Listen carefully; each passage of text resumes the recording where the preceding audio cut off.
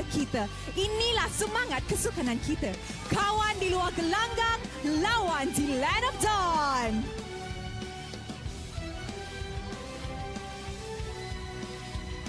And of course, to kickstart our day, mestilah kita ada special something untuk semua orang yang tengah tengok dekat rumah. So, with the Join the Fight code, you guys boleh claim this in-game untuk mendapatkan free in-game freebies. Alright, nampaknya MPSJ is actually pretty full for a Thursday sebab ramai orang dah tak sabar nak tengok siapa akan main seterusnya. Alright, and with that, let's show it to the casters. Teams, this is your moment. Game on.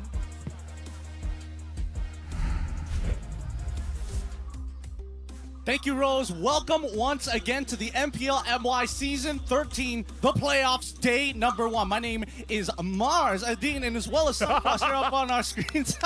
Nah, my name is Gideon Q. This is Terrence Icy Baby 1-2. On my right and on my left, it's going to be LaFell to keep you guys company for the rest of the English stream. Just to keep you guys up to date, we have a play-in stage. These next two best of fives will predetermine who will be making it on throughout the rest of the playoffs and who's going to fall early on in this tournament here at day number 1 with such high pressure stakes matches. Terrence, tell me what's going on through your mind. Boy, I am genuinely worried about these two teams, to be honest here, because I actually like these two teams for the past 3 seasons now. To see one of these teams going to be eliminated right from the get-go, it kind of saddens me here, considering it's only Thursdays. It's like, I don't know, man. Like, I like King Empire, but Todak is the legend, but it's so frustrating, man. LaFell, Todak, King Empire. Straight to the hard questions. Honestly, I have no idea which one is going to win because here's the thing. We got a hot patch on Tuesday and now it's Thursday. They only have 2 days to prepare. So it becomes a situation where Todak has been very innovative throughout the regular season. Now we do have to see for this playoff, did they have enough time to come up with something new that King Empire Esport will not be able to overcome? So I feel like that's going to be the reason why they win or lose. Whether they win or lose could be something that could change the landscape that we see it as today. But with considerable number of tournaments and also, like you mentioned, the patch 1.8.79 highlights here. Here's a quick rundown for you up on screen just to give you a little bit of an idea. Talk about major changes with me here. Personally, I think I don't feel like the Joy, the Amons aren't going to make that much of a difference. I feel like it really depends on the team because for a team like the Niners, which is unfortunately not in the playoffs, they will love this patch because Max is an amazing Amon player. I've heard that quite a few players have been practicing certain junglers because some junglers, they just need level 4. And this 2 minutes buff in the jungle does make it possible for you to get level 4 without interruption after 2 minutes. Yes, you're going to have some interruptions, but it does depend what Malaysia has to show. Now, I do have to say, Fredrin, the energy eruption cooldown, I kind of feel like when you first look at it, it might be a big impact, but I feel like if you're using the cooldown build with Brute Force Breastplate as well as Oracle, it doesn't make that big of a difference. If you're using Fredrin with the front build, the tanky build, it does feel like a big difference. What about you? You know, to be honest, I don't think there's much changes when it comes to the meta here. Yeah, technically, quote-unquote here, it's Moonton way of saying like, hey, tank junglers are getting out of control here, but I feel like the reason why junglers are suffering a lot is because they're constantly being invaded in the purple buff.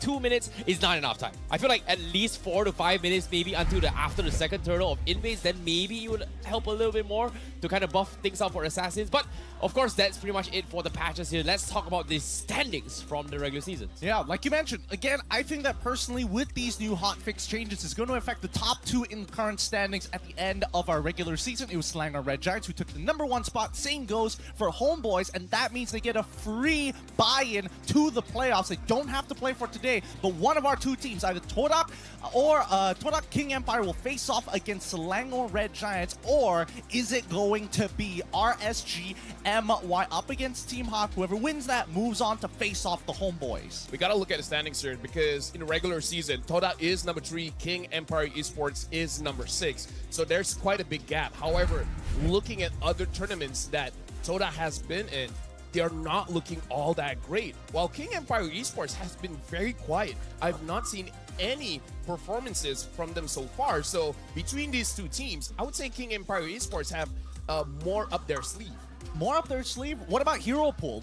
Is that going to make a difference? I think Todak is in a situation where they can actually experiment a little bit more here. The difference between Todak and King Empire is like, personally, I feel like Todak is the type of team where if they are experimenting heroes, they're still able to play at a comfortable level. Whereas King Empire, they need a lot more training and repetition before they actually pull something off. So I feel like Todak stands a very, very good shot, especially when it's, what, 2 days of adapting to the new patch. So I think Todak has a better chance of just taking this game. I would say, like, sorry to interrupt, but if we're talking about the hero pool here, something that we do have to talk about is the draft for both teams, where King Empire, they still have a 100% win rate with the Benedetta, right? But no one has been letting it through. Same with Todak, they have this one hero that they've been winning so a lot on, which is Lu Yi.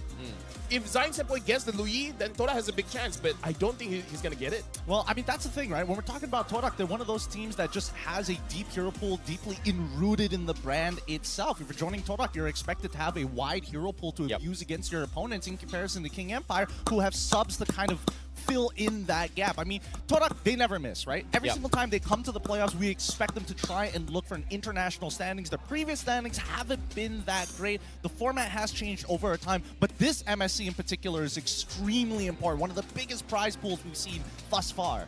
I would say it's like their empire is crumbling, because before this, Todak never misses an M series. Never missed. They've already lost that one. And now it's about MSC. They've never missed MSC. If they miss MSC as well, then their streak is over. To be fair, To be fair, I think when it comes to situations like this year, you can't count Todak out, because it's when it comes to Todak, it's expected unexpected, right? Like even in the previous season as well, no one expected Todak to be eliminated in MPL, right? For even a chance in the grand finals. But now, I didn't expect them to make it top 3, to be honest. Like, I was expecting somewhere in the lower bottom here, but considering that they brought in Shizo, Raflesia, Zion Senpai, Momo, Gary into the pool here, a lot of us were expecting that, hey, they might be doing okay, but they didn't really do too well in the early weeks. But somehow, with Chiku coming back as a substitution, it kind of worked out. But now, Chiku's not playing, so this is kind of a shocker for me. well, I mean, now that they have well, I mean, when you have Chico, you know that the macro decision-making is going to be sharp, is going to be together. He likes to over-communicate, but when we look at the heroes, right, this is the bigger problem. This is where I start thinking that for people like Shizo, and one of the few changes in the hotfixes were to Harathan as well as Roger, maybe that's going to stray away from their main strategies to play something a little bit more, you know, map-oriented. We'll see against King Empire. Yeah, King Empire, we got Dato, Sasa, Smooth, Victor, as well as Susujin, where this is also a surprise, where during the regular season, it's all about X-Win. It looks like X-Win is going to be the sub for this one, and Victor is going to be the main lineup, where based on the things that I've heard is that Victor, so far in scrims, have been much more aggressive, and in terms of the hero pool, it's a little bit wider. So it's going to be very interesting for King Empire Esports to bring out Victor to go up against Todak. That's the thing about X-Win, right? X-Win has been known for his very oppressive nature of playstyle of bringing Grok as well as Guinevere, but as well as Arlon as well. These three are the core heroes. But the problem with these three heroes is that these are three pocket strategy roamers, which is a little bit different from the usual meta playstyle, which is either Minotaur or maybe even the Matilda playstyle, which is kind of counteractive of his usual playstyle. So I guess that's the idea that King Empire is having, to just sub him over. But generally, after seeing this roster, I'm worried for both teams. Before that, I do have to shout this out. Looks like Momo's family is in the crowd, where everyone is wishing them luck, and they even say like Momo and Yums will be in the grand finals. So they're looking for Todak to go up against SRG in the grand finals. Ooh, that's a long time down the road, but it just goes to show how important this game is going to be. This is just the play-in stage, right? Now let's have a look at what Sasa. We messaged him on the side. We asked him whether or not he has any other dreams besides MSC, and all he had to say was he just wants to meet Ronaldo. That's just the bottom line. I do have to say, I don't think he made this emoji. I feel like this is created by someone from the MPL. I can't imagine him doing something like that at all. Sasa's too cool for that. That or he's posting up stickers that he really shouldn't be. One or the other. One or the other.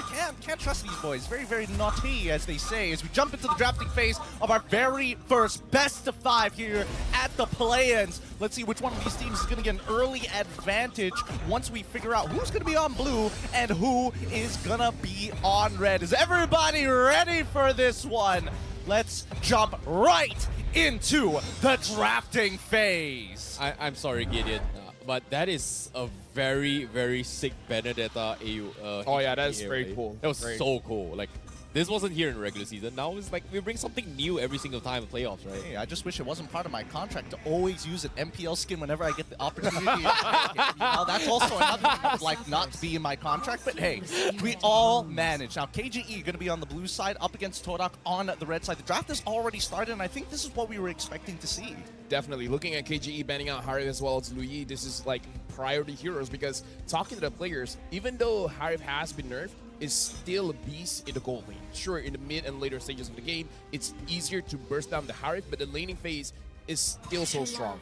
Like even Change the wrong ability number, personally. Yeah, no, I do agree. It's like you make it so that Harif is less tanky, but honestly, at that point, Harif kind of doesn't care. For Toda betting out the Novaria as well as the Benedetta, and before we even get to the first pick, two things to shout out. Carmilla getting banned out here by KGE is actually a very crucial thing. Means they want to clump up. And number two, internationally, in most tournaments, whoever gets the first pick, which is the blue side, apparently has a higher win percentage, where in the Philippines, the LPU is getting the Fredrin first pick. So it's going to be interesting for Malaysia, who is the first pick. What is our priority? Yeah, personally, I feel like when it comes to the hot fixes as well, Chips is one of those heroes that kind of got released. There are a lot of teams who hit or miss with that particular hero, but with this recent change, it makes Chips so much more valuable in a sense where when you pull up a shortcut, boom, instantly you get like a free old Faramis out in this regard. So right now, obviously, KGE is going to be picking it here. Like seeing this Carmilla ban is good for me because I know for a fact that Carmilla is a great way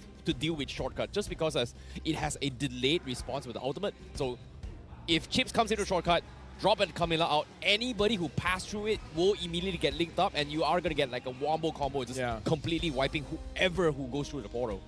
Personally, I just like to get the free quote-unquote heart guard when you walk out of the shortcut. Oh yeah, now, right now, It's right? like, yeah, dude, it's great. It means that I can walk out for free and not receive that much damage. It's 1,000 shield, right? If I'm not It's mistaken. almost the size of a heart guard. It's almost crazy. the size of the heart guard. crazy.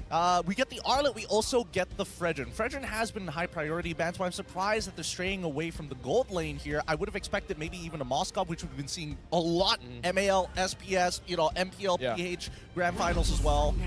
All the above. I feel like at this point they're sizing each other up to see who's gonna take what, because the S-tier picks right now is the Natan as well as the Moskov. So I kind of feel like they just want to see what do they want to prioritize. However, with Toda able to get one and ban out the other, I feel like they're in a advantage here. Okay, let me bounce you the question. Now that we see Vexana on blue side from KGE, are we expecting Valentina in response just in case as a deterrent at the very least for KGE's upcoming picks? I feel like you don't have to pick up the Valentina just yet because there's still a lot of heroes in the mid. One notable one is Faramis as well, where Faramis going up against Vexana is 50-50 a bit, but they picked up the Minotaur here, so they're opening up. They're not really worried about getting this S-tier marksman then. I'm really surprised they actually opted to go for the Minotaur. Yes, it's a great way to actually deal with the shortcut if Chips comes in, but the problem with it is that you have to anticipate where this Chips is going to be coming from because you won't know exactly Chips is going to be coming from which angle until you check every single corner, which is very difficult to do as a Minotaur. But if you play an Ube strategy which I think Tora is going to be going for, that is doable. But again, back to your point here, you brought up the Faramis here, which is something that I'm very surprised that Tora didn't go for because of the fact that it's a great way to deal with the shortcut combo. I mean, they can also just figure out a composition that works really well 3 and 2, right? Have 3 players that really strong synergistically together, the other 2 a little bit more independent. That way you can cover more of the map without having to put yourself in danger. That's my line of thought here, right? Because I'm seeing the Yuzong ban. I'm also seeing Lilia ban coming in from the side of KGE as well. So they are worried about being able to maintain control over mid. And finally, we do get to see a gold lane ban in that Natan after the Harif. They have to ban Moskov. Yeah, I kind of feel like they're trying to force KGE to ban it out. No. It looks like they're banning out the Faramis, the one that we have been talking about, where Faramis is a good counter here. So now, again, still, Valentina is still up.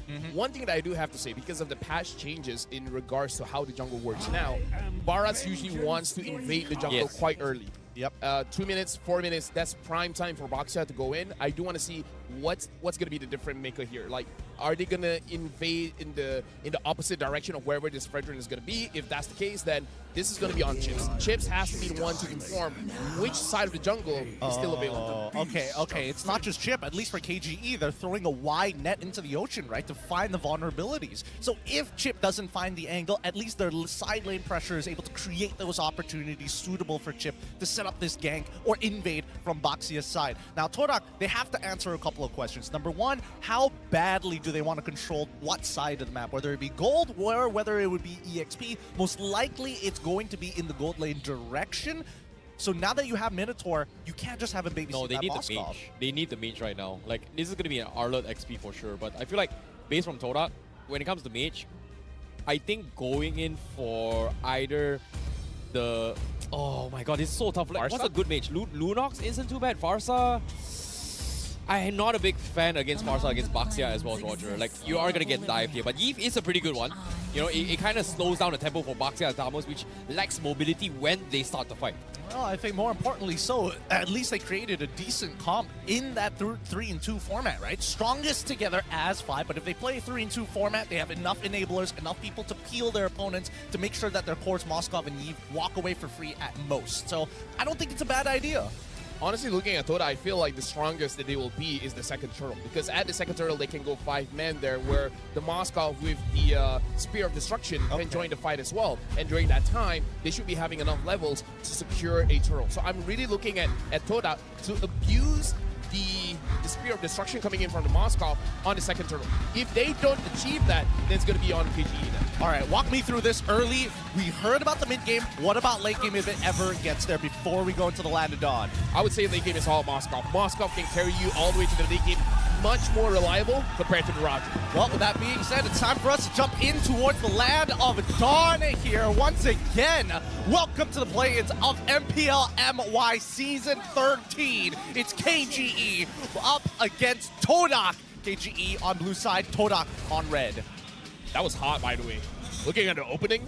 Yeah, that was a very sick overlay. Very here. clean. But I like how this Chips is just invading rather early as well. I was very surprised that Toda is not defending this, but because of this play coming from Vader, it is going to kind of slow down the rotations overall. You can see none of the Toda members here, especially the mid lane roamer, just ignoring him generally. But Momo, bottom lane, taking a little bit too much damage against Smooth here. Not a great sign, but Vader now going to be a little bit of an awkward situation. It's taking a little bit too much damage. Does have the passive to kind of regenerate later on, but Todak doesn't have the tools to actually commit to this fight. Susujin being called in right now. Looks like do they want to go for this, but seems like they will disengage. KGE seems to be winning on all fronts right now. I mean, I would say they have the advantage coming in from the draft because their gold laner as well as the XP has the capability of actually owning the lane to make sure that their counterpart aren't able to rotate as fast. So I kind of feel like this is a good sign. And we definitely see the extra damage going on to the Chips. It matters because I feel like King Empire, they really want to go for that camp because it does made it so that Gary gets the level 4 a little bit later. But because of the changes in jungle, they have to retreat.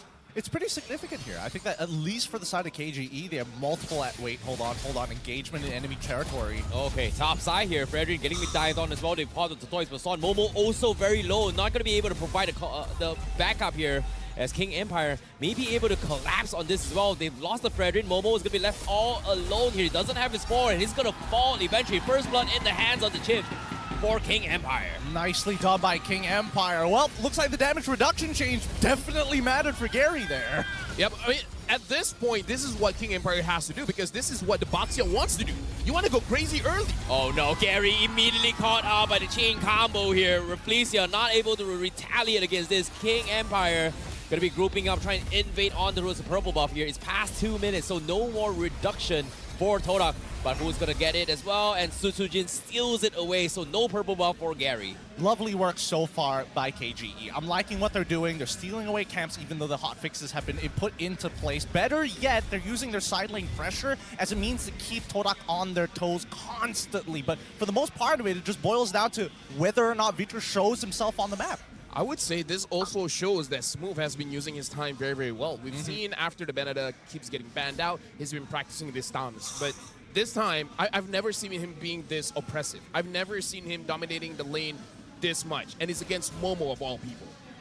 I mean, they've done it before, right? And I think that's what we need to see from KGE's side. We have been seeing that their side laners have been the key for this team to give them that identity, and the other three need to supplement that. But I think for King Empire in a meta like now, with how the draft has been, it's designed around them.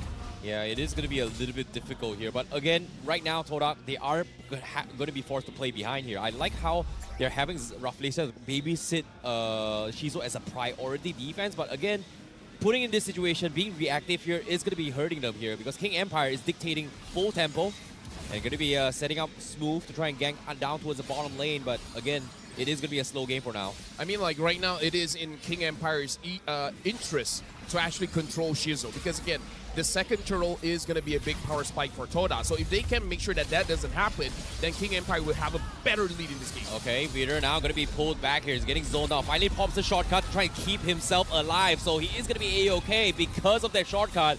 Toda not able to collapse on this. Rafflesia not in position to try and re-engage this. Still has the ult, still has the flicker.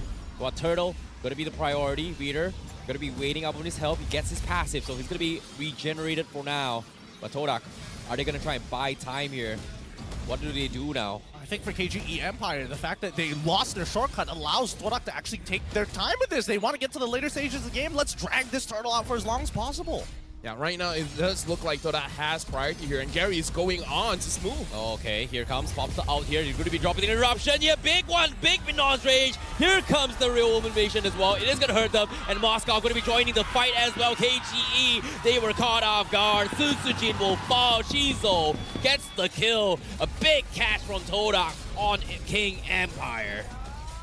Well, for the most part of it, I think we need to take a moment here. Because after seeing KGE do so well, at the very least, Todak, they're playing their comp around the turtle fights exactly how we expected it to. Yeah, like I said, this draft is all about the second turtle. But before that, it looks like they're going for this lane. Looks like they want to get this turtle as fast as they can. Well, Zyme Boy going to be the POI right now. They dropped the shortcut as well to go in for a counter play to get one. But Todak will be able to back out for now. It's not exactly the greatest, but still, they get something out of it. I would say that was a massive misplay because the minions aren't positioned well enough for them to actually contest for that objective. So I feel like they showed their face a little bit too much. They should have, after the victory there, control the lanes again and then think about getting an objective. I kind of feel like that was premature. Okay, walk me through this, right? Because right now, all eyes are on Vitter for this early to mid-game eventually with the power of that shortcut. Should he be using it defensively like this? Or are we expecting King Empire to maintain this sort of pacing against Toda? I feel like they have the right idea, which is they're trying to slow down Gary as much as they can because we have to remember the changes for the Fredrin is that the more levels you have, the shorter cooldown that you have on your energy eruption.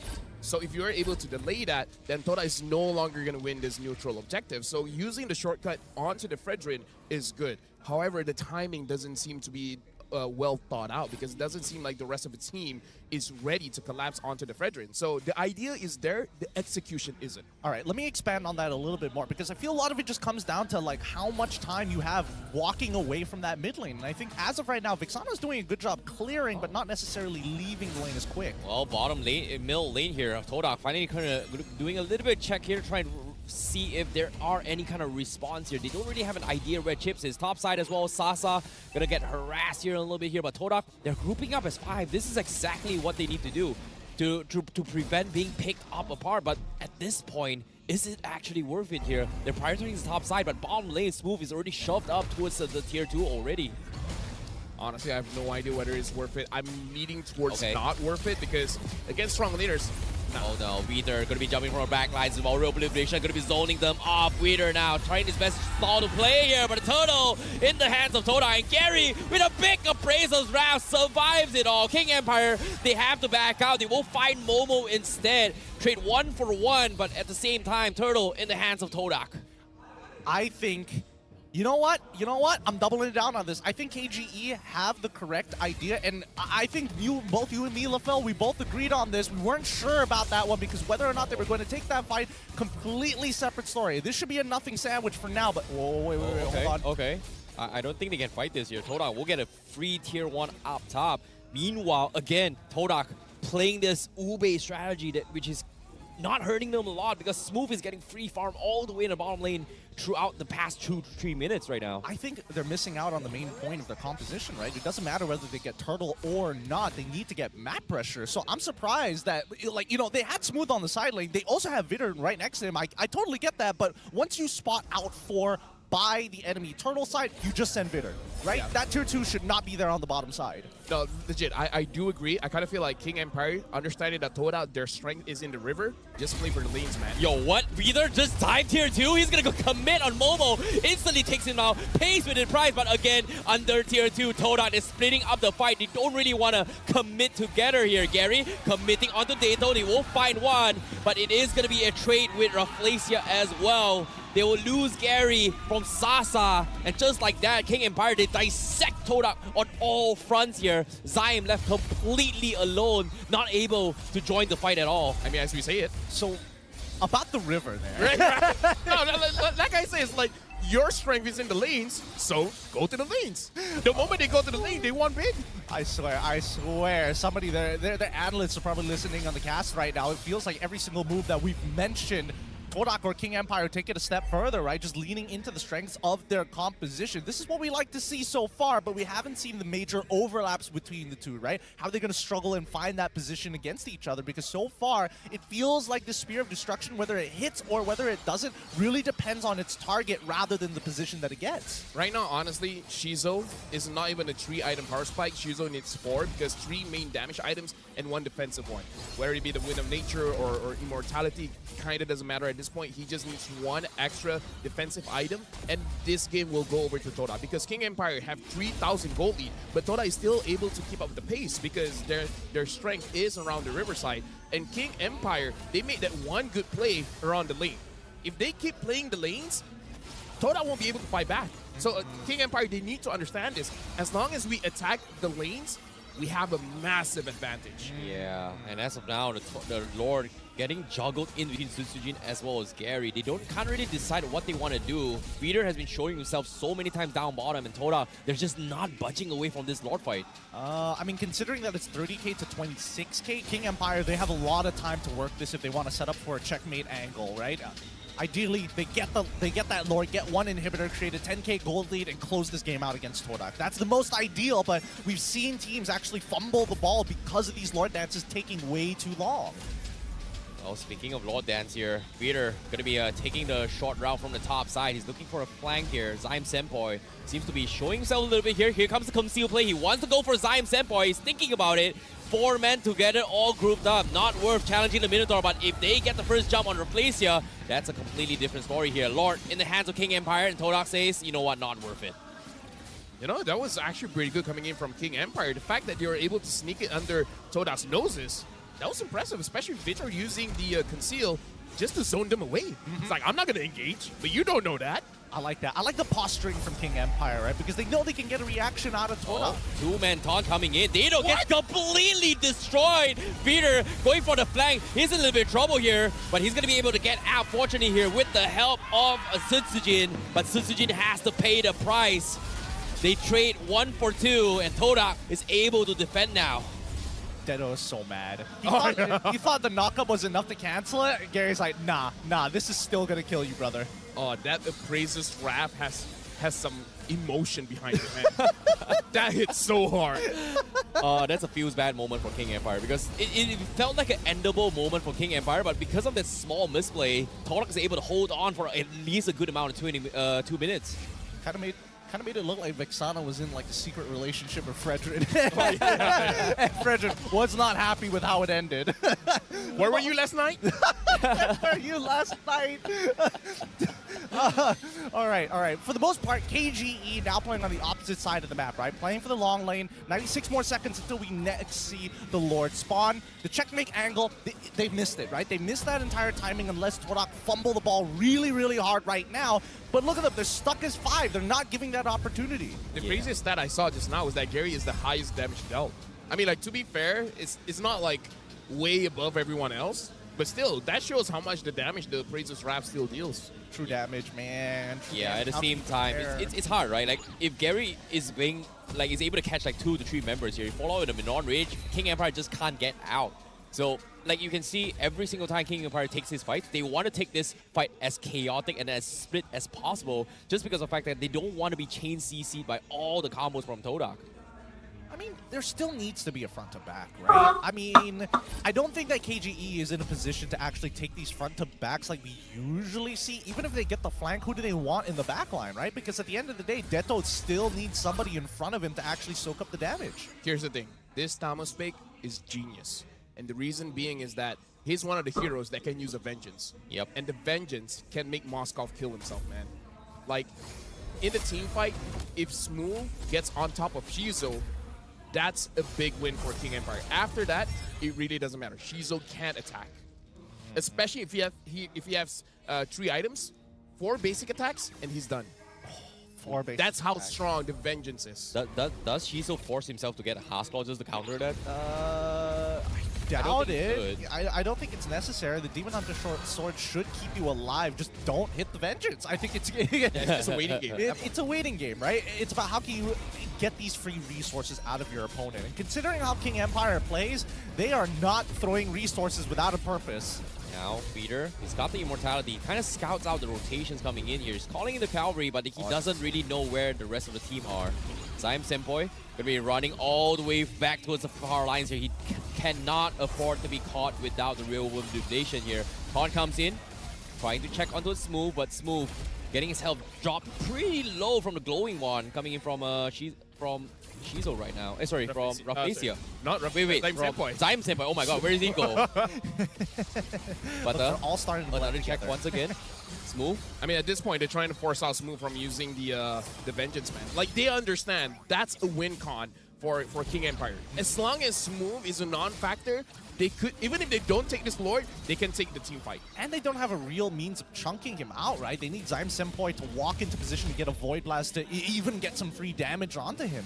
You can see Zaim Senpai is just so afraid. Wherever Reader shows himself, he's hiding on the other corner of the map, the furthest away. But finally, going to be showing a little bit of aggression here as the Lord.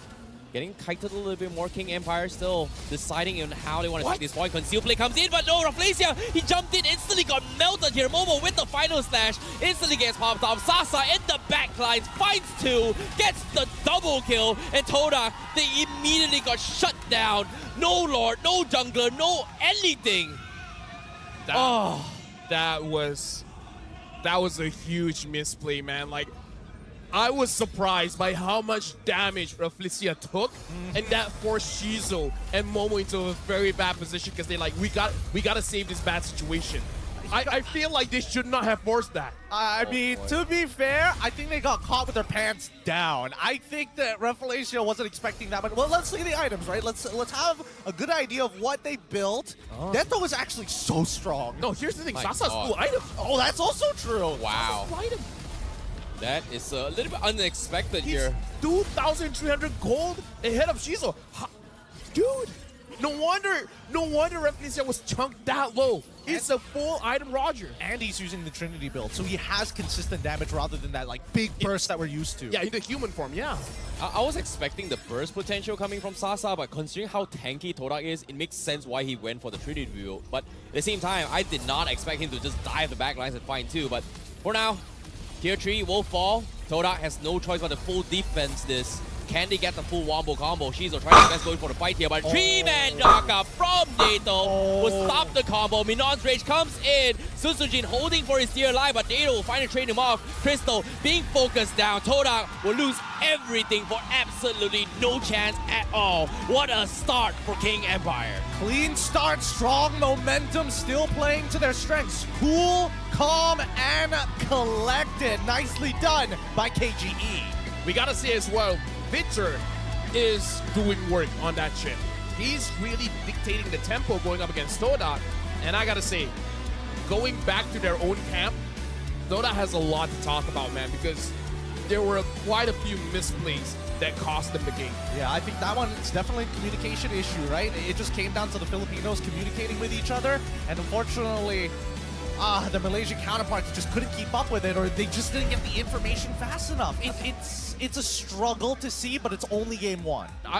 I don't know. I feel like it was definitely on Rafflesia as well as Shizo, because if your rumor gets caught, Like Yeah. that's 100% not gonna be able to help him out. Just let him die, man. To be honest, I feel like Tora just wasn't expecting that this chips is just so annoyingly strong. Like the previous patch was already disgustingly strong because think about this, right? Vitor made an attempt under the tier 2s of Torak when there's no minions at all. And he somehow, yes, he died, but the rest of the teams was able to win this team fight despite being in one of the worst position. I would say in the fundamentals of MLBB, don't ever dive tier 2 without backup. Like they just did that and got away with it. Well, Technically, he did get back up. I mean, like, everyone came. everybody decided to come at the end of the day, right? Just to fight for that momentum, but it's really tough. We'll talk about this a little bit more, but first we have to go to our backstage, check out our MVP, give it up for Smooth this game. That early to mid game, impossible. Momo did not find any angles. I think he only found, like, what, one good final slash throughout that Yep. game?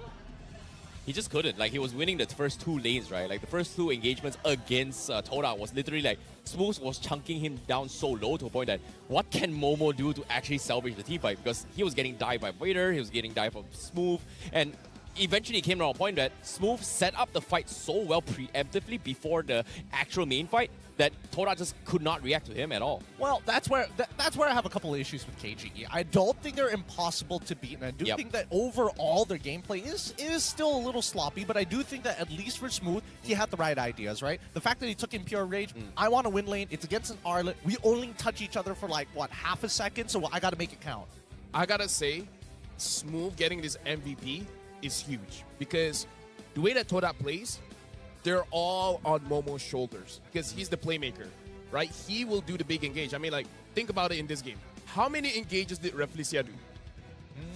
Right? If you Only think about one major one. No, The rest was just, he couldn't do anything. that wasn't even an engage, right? KGE started it. Yep. Gary got the kill. They were trying to chase after them. Then Reflecia used the minimum. Minon Rage. It's like he didn't engage. He just counter engaged. Yeah. Right? Yeah, Their fair main enough. engager is Momo. If Momo is using something like the Terizla, this Arlet, as well as Yuzong, he will start things off for his team. If he's unable to start anything, the entire team does nothing. That makes sense. That makes sense, especially considering that their team wants to kind of like group them up together and then put them into that, death box like we usually see in the past couple of seasons when Yves is in play. But so far, I think that at least for Todak's side, it's a communication issue, something Yep. that they can clean up over this best of 5 series. I think that unfortunately, right, I feel like KGE could have played the map like way more. They knew yeah. Todak wanted to play as 5, and they also struggle to realize that if Shizuo goes by himself, like you expect to see a Moskov to play for that Spear of Destruction 4-1, that's when KGE can, bite them again. Yeah, but that's the thing about KGE, right? Like, I feel like macroly, this is the best KGE I've seen throughout the entire regular season with Vader because there was a lot of macro plays that we don't really see when Vader is on the video map. He's like intentionally showing himself on the lanes so that Torak will collapse on them. But even that, they're just not budging. And because of that, it allowed Sasa multiple opportunities to get free farm across the map where, like you said, quote unquote, when you have a Moskov, he should be farming on the other side of the lane. But because of that mental pressure that Vader is showing himself intentionally, Shizuo is just afraid to farm away. Well, let me just say this, right? I think that with Vitter in the lineup, the team seems a little bit more aware of the game state, Yeah. right? That's what I feel with Vitter in the lineup in comparison to X-Wing. Yeah. I do think that the team is still rather disconnected at times. They are aware, but I think that disconnection is something that I didn't see with X-Wing in. Something that I dislike looking at the damage numbers here, Shizuo only dealing 30,000 damage I think is quite low here, especially Zyme Senpai is doing 56,000. It's like, okay, fine, he can attack from a far enough range that he can build up this damage per minute. Like Gary did 36,000, he did a lot. Even Smooth did 33,000. So I don't know, I kind of feel like Shizuo is not bringing out the maximum potential of this hero, where we've seen Moskov can dish out massive numbers, because you have to understand that if you hit the front line, you're also hitting the back line. So it really spikes up his damage numbers that we're just not seeing here. And you guys were talking about how Vitor just shows his face trying to bait Todak for an engage, but Todak never engaged. So this might be a very major flaw for Todak's lineup, that no one wants to start a fight. Like, maybe they're being a little bit too disciplined by like letting everyone take whatever they want. I think this comes down to the fear factor, right? Like you brought up a very, very good point, which is Smooth having the vengeance. think about this. What does Shizu do? If he splits off, he's gonna get ganked by a beater. If he fights fun to fun, he's afraid of the vengeance from Smooth. So I guess from Todak's perspective, Shizu was put in a situation where he just doesn't know what to do. Well, I think it's also conditional, right? Yeah. As you mentioned before, you have to wait for the vengeance, like well, both Yes. Phil and Terrence have mentioned. Not to leave out Deto, who was Annoying up. as well, yeah. Yeah, like your spacing needs to be perfect, and you also need to proactively have your dash off of cooldown before you walk into these fights, right? As soon as your dash, you're susceptible for the next 8 seconds of your life, maybe even 6 seconds, depending on what level. But at the end of the day, walk up too far, Eternal Guardian is going to get slammed on your head, right? If you're below 50, Sasa can kill you even. And even then, right, you have to start thinking of your abilities as resources. I think that Shizu's resources far too independent and very selfish for as a necessity to survive. I would say going to the second game here, Todak can't allow Momo to lose that lane that hard. Yeah. Either in the drafting phase or their rotations, they gotta let Momo win, man. If Momo wins, there's more opportunities for them to do whatever they want. Is there any consideration of splitting up support as well as jungle rather than moving as a trio squad, but 3-2 in the opposite directions? I feel like that's definitely possible with certain heroes, right? Like something like a Yuzong that can win his lane. He just needs a few good traits here and there, and then he can start dominating by his own. Then yeah, just split them off. Just make sure that they don't lose enough, and then you're good. I think personally, when it comes to the drafting phase as well, when it comes to priority in particular here, King Empire definitely drafted this draft in a way where it took everything into consideration, right? Like, you talked about, hey, Vexana needs somebody in front. Guess what? Drop an Internal Guardian. That's somebody in front for you. And Todak just can't really take all these engages because of the fact that they can't, I would say, out-sustain the amount of peel and damage that King Empire brings to the table right now. And again, I feel like Todak just can't handle this chips combo right now. It's either they can't handle the chip combo, something I do think that they're probably going to ban when they take over, well, from Todak at the very least, take over on blue side, leave it up to KGE to decide it, right? A lot of these priority picks in the draft itself were coming out of blue side from KGE. Agreed. So we'll see. Maybe we'll get a more standard draft of what we're used to in the upcoming game number 2. Adjustments that need to be made probably comes down to the draft, and I do think that Revelation, they got to disconnect the support and as well as EXP, play more independent roles. If not, they just got to work on talking to each other. I don't know, man. Like, they have to figure it out, because if not, KG is going to have this in the bag, man. Because throughout the game, I would say the amount of control time, KG had 80% of the map all the time. Yeah. 80% of that map. When we look at our Hall of Famers here, Rich Guy, the carry, Sandbag, and as well as our best wingman, we have Sasa, Zyme Senpoi, Sutsujin, and Vitter as your best wingman. So far, I think, the stats check out. Yeah, Zyme Senpoi tried his best to deal out the damage, but again, it's just poking damage. It's not straight up, I'm going to attack this one guy. He doesn't have that space. Dota didn't have that space at all in this game. It felt like they didn't have a tank. Well, at this point, he might as well play Farsa, right? At least you have longer range. At least your pokes are going to be a little bit more, the damage sticks a little bit better overall. I felt like Sutsujin generally played a standard game. Vitter definitely showed a lot more presence this time in comparison. They're more confident with Vitter in the lineup. Well, for sure. That's why I think with Vitter in the lineup, they're more game state aware. That's why they're very like, oh, yeah. You've given us all the information we need, the step-by-step before we actually execute the plan. Because based on this, from what I'm seeing from KGE is that with Reader, they're very macroly aware. Whereas from X-Win, he's looking for micro plays to kind of distract the opponent's vision or their map awareness to a certain degree, and it's not really working out in terms of playstyle. But KGE with Vitter right now, and I want to see how they are going to be playing when the Chips is not in pool, because Chips, I feel like the way he played it was very, very good, because normally as the Chips, you see somebody, you have the highest tendency to I'm just going to go in, blah, blah, blah, drop something. But he intentionally not going in a lot of times forced Todak in a situation where, what do I do? He's here. If he commits, I'm dead. But if I split off, he might come from behind. So it's a bit annoying to deal with this kind of composition, if you ask me from Todak's perspective. Well, on a micro sense, yes, it is pretty annoying, right? Especially when you're playing on two opposite sides of the map. But once we look at these highlights, I think, this is the one good engage that we've actually seen from Todak. Yeah. Very well set up. This was the layering of CC that we were expecting to see from mid to late game onwards. And it does seem that with an advantage, even Toda is unsure how to use that advantage, which is very unfortunate. Having win that turtle fight winning the team fight as well as the securing the objective, they immediately lost that by losing Zyme Senpoi a few minutes after that. Like maybe even a few seconds after that. So I kind of feel like Toda in this game looked disconnected. I feel like that's the best way to really talk about this. Not only the way that they engage, but also it's like, okay, we won one thing. How do we transition to the next? It felt like even they were surprised that, oh, we won this one. Now what?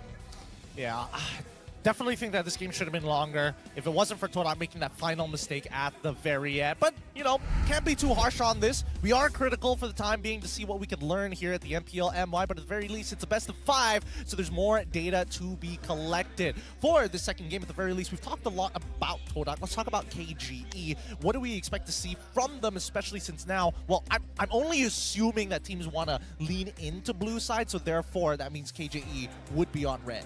I think when it comes to this as well, again, here's my thing, right? I want to see KGE play this comp without the chips. Will Toda be able to react? Because I'm pretty sure that there's just too much Toda could have handled that situation. And King Empire, yes, I like that they're playing a little bit better macro now, but in terms of clumped up vibes, they are a little bit more sloppy here. Because when it comes to priority, I feel like KGE is prioritizing on things that I just know I'm just going to win. Because they had a draft that, for me, completely shuts down whatever Toda wants to do. And at the same time, I did see Chiku kind of walk by after the match and he was looking pretty pissed as well. So I feel like we might see a potential sub in this upcoming few games. Well, I wouldn't be too surprised if he's a little annoyed after seeing that game, right? We're expecting Todak to be at the very least in a more polished shape, especially for this playoffs. Playoffs Todak, right, is what they were known for when they get that strength. But let's look at the power distribution between Shizo and as well as Sasa. Now, we didn't get to see much in that game, but at the very least, we can kind of tell that the laning phase was pretty even between the two. One thing that I do have to say is that if my numbers are correct, Shizo has been performing the best on the Claude. His Claude has been very self-sustaining as well as doing quite a lot during the team fights. When it comes to Sasa, Sasa keeps trying to win the lane. It looks like, again, Shizo, like you said, it was more even. It doesn't look like Sasa was winning it outright. But the thing is, Sasa was more proactive in dealing the damage. It looked like Sasa was more confident of walking up and saying, I know you guys can collapse onto me, but I believe in my own abilities to get out of this bad situation. So he's just going to deal the damage himself. And in the moment everyone collapses, he gets out of there. With that being the case, right, we've seen the gold lane meta kind of shift after, you know, watching MPL PH Grand Finals, their playoffs, SPS as well. We see that the Moskov is either a hit or miss for a lot of these teams. So either they scale down, saying less mechanics, higher scaling cap, like Natan for an example, or we lean back to the good old classics, carry. I was going to say Moskov again, but Claude in this case. I was just going to say Moskov and Roger, same thing.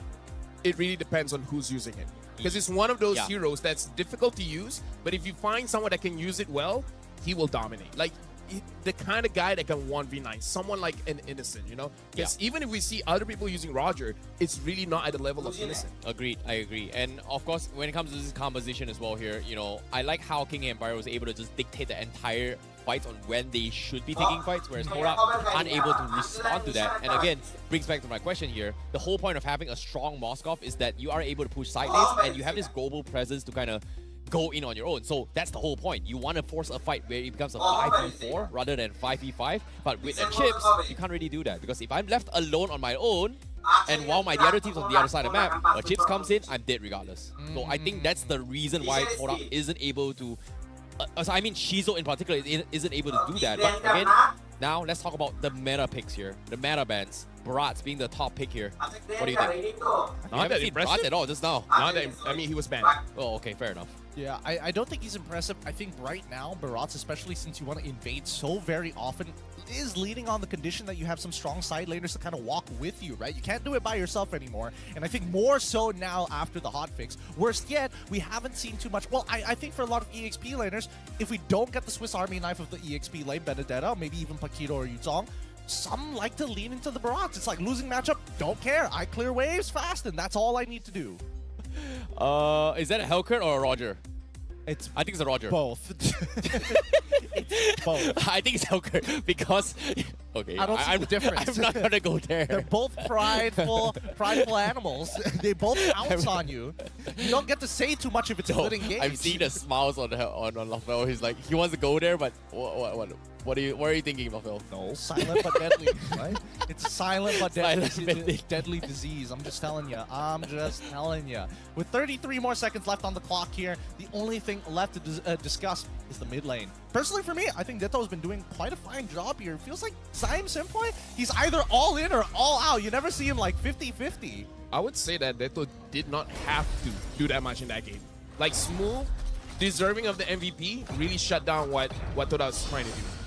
It's kind of like they know he could do way more, but at the same time, he doesn't have to. He just does his job. To be honest, if I felt like if Dato didn't die twice to Gary, he would have gotten MVP. Like he played really well this game. There's a good chance that his stats will probably put him in that position, right? Now, we come back into the game and Todak have selected red side once again, putting Ban the KGE on first pick. They have to ban the chips. Like respect that. Like you guys, it's very apparent they couldn't deal with it.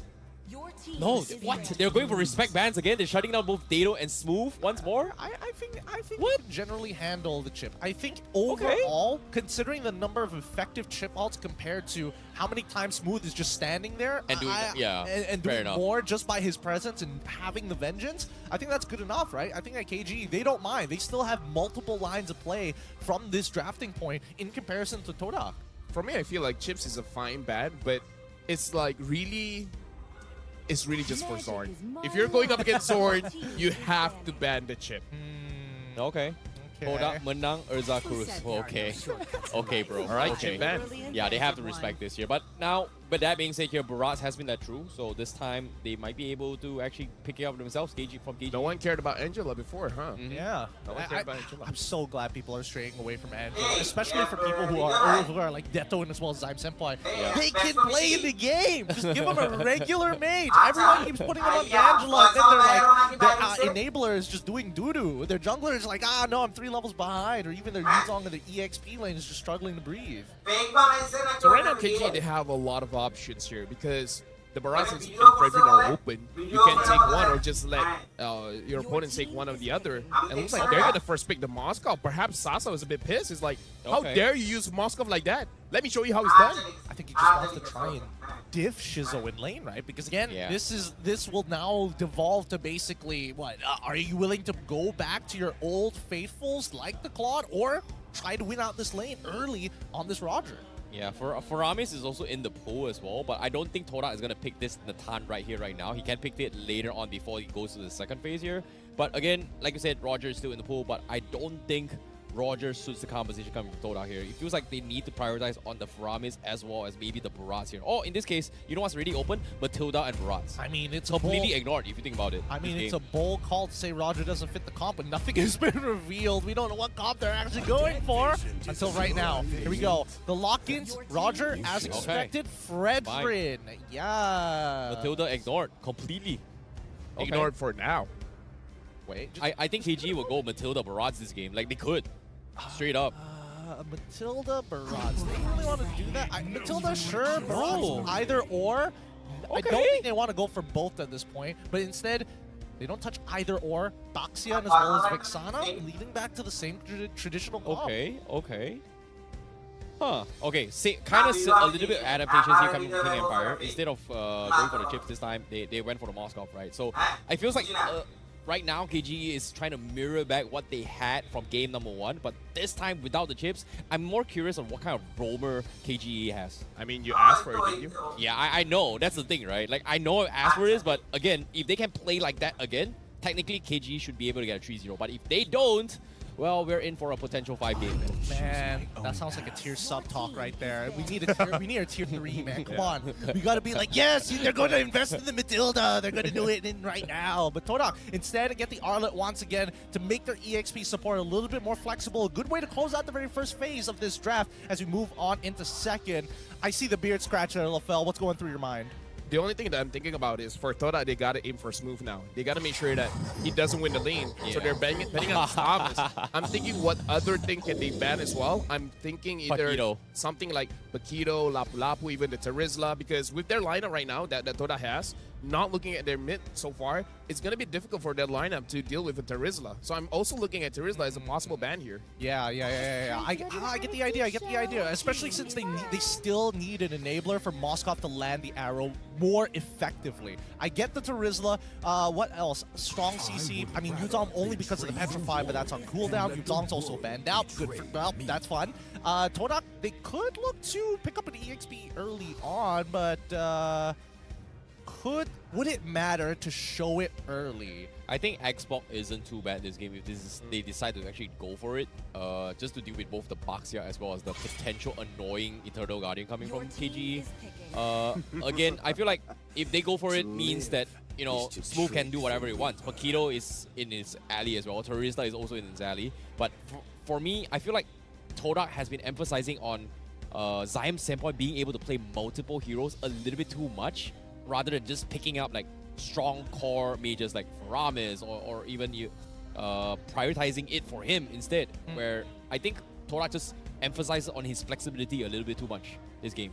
On his flexibility, I feel like the mid meta in particular just revolves around, do you get something that's able to counter out a Vexana comp or no? Yeah. That's usually what it boils down to, and then afterwards is the supplements to how to round out the composition. Todak, this time they're going to be locking in the Vexana. Just sure, hey, you know? In my head, I was thinking they should get the Valentina here. If not, they're trolling, because the Valentina is pretty good here going up against the Moskov Bhakti as well as the Vexana, because Moskov is a mid-range hero.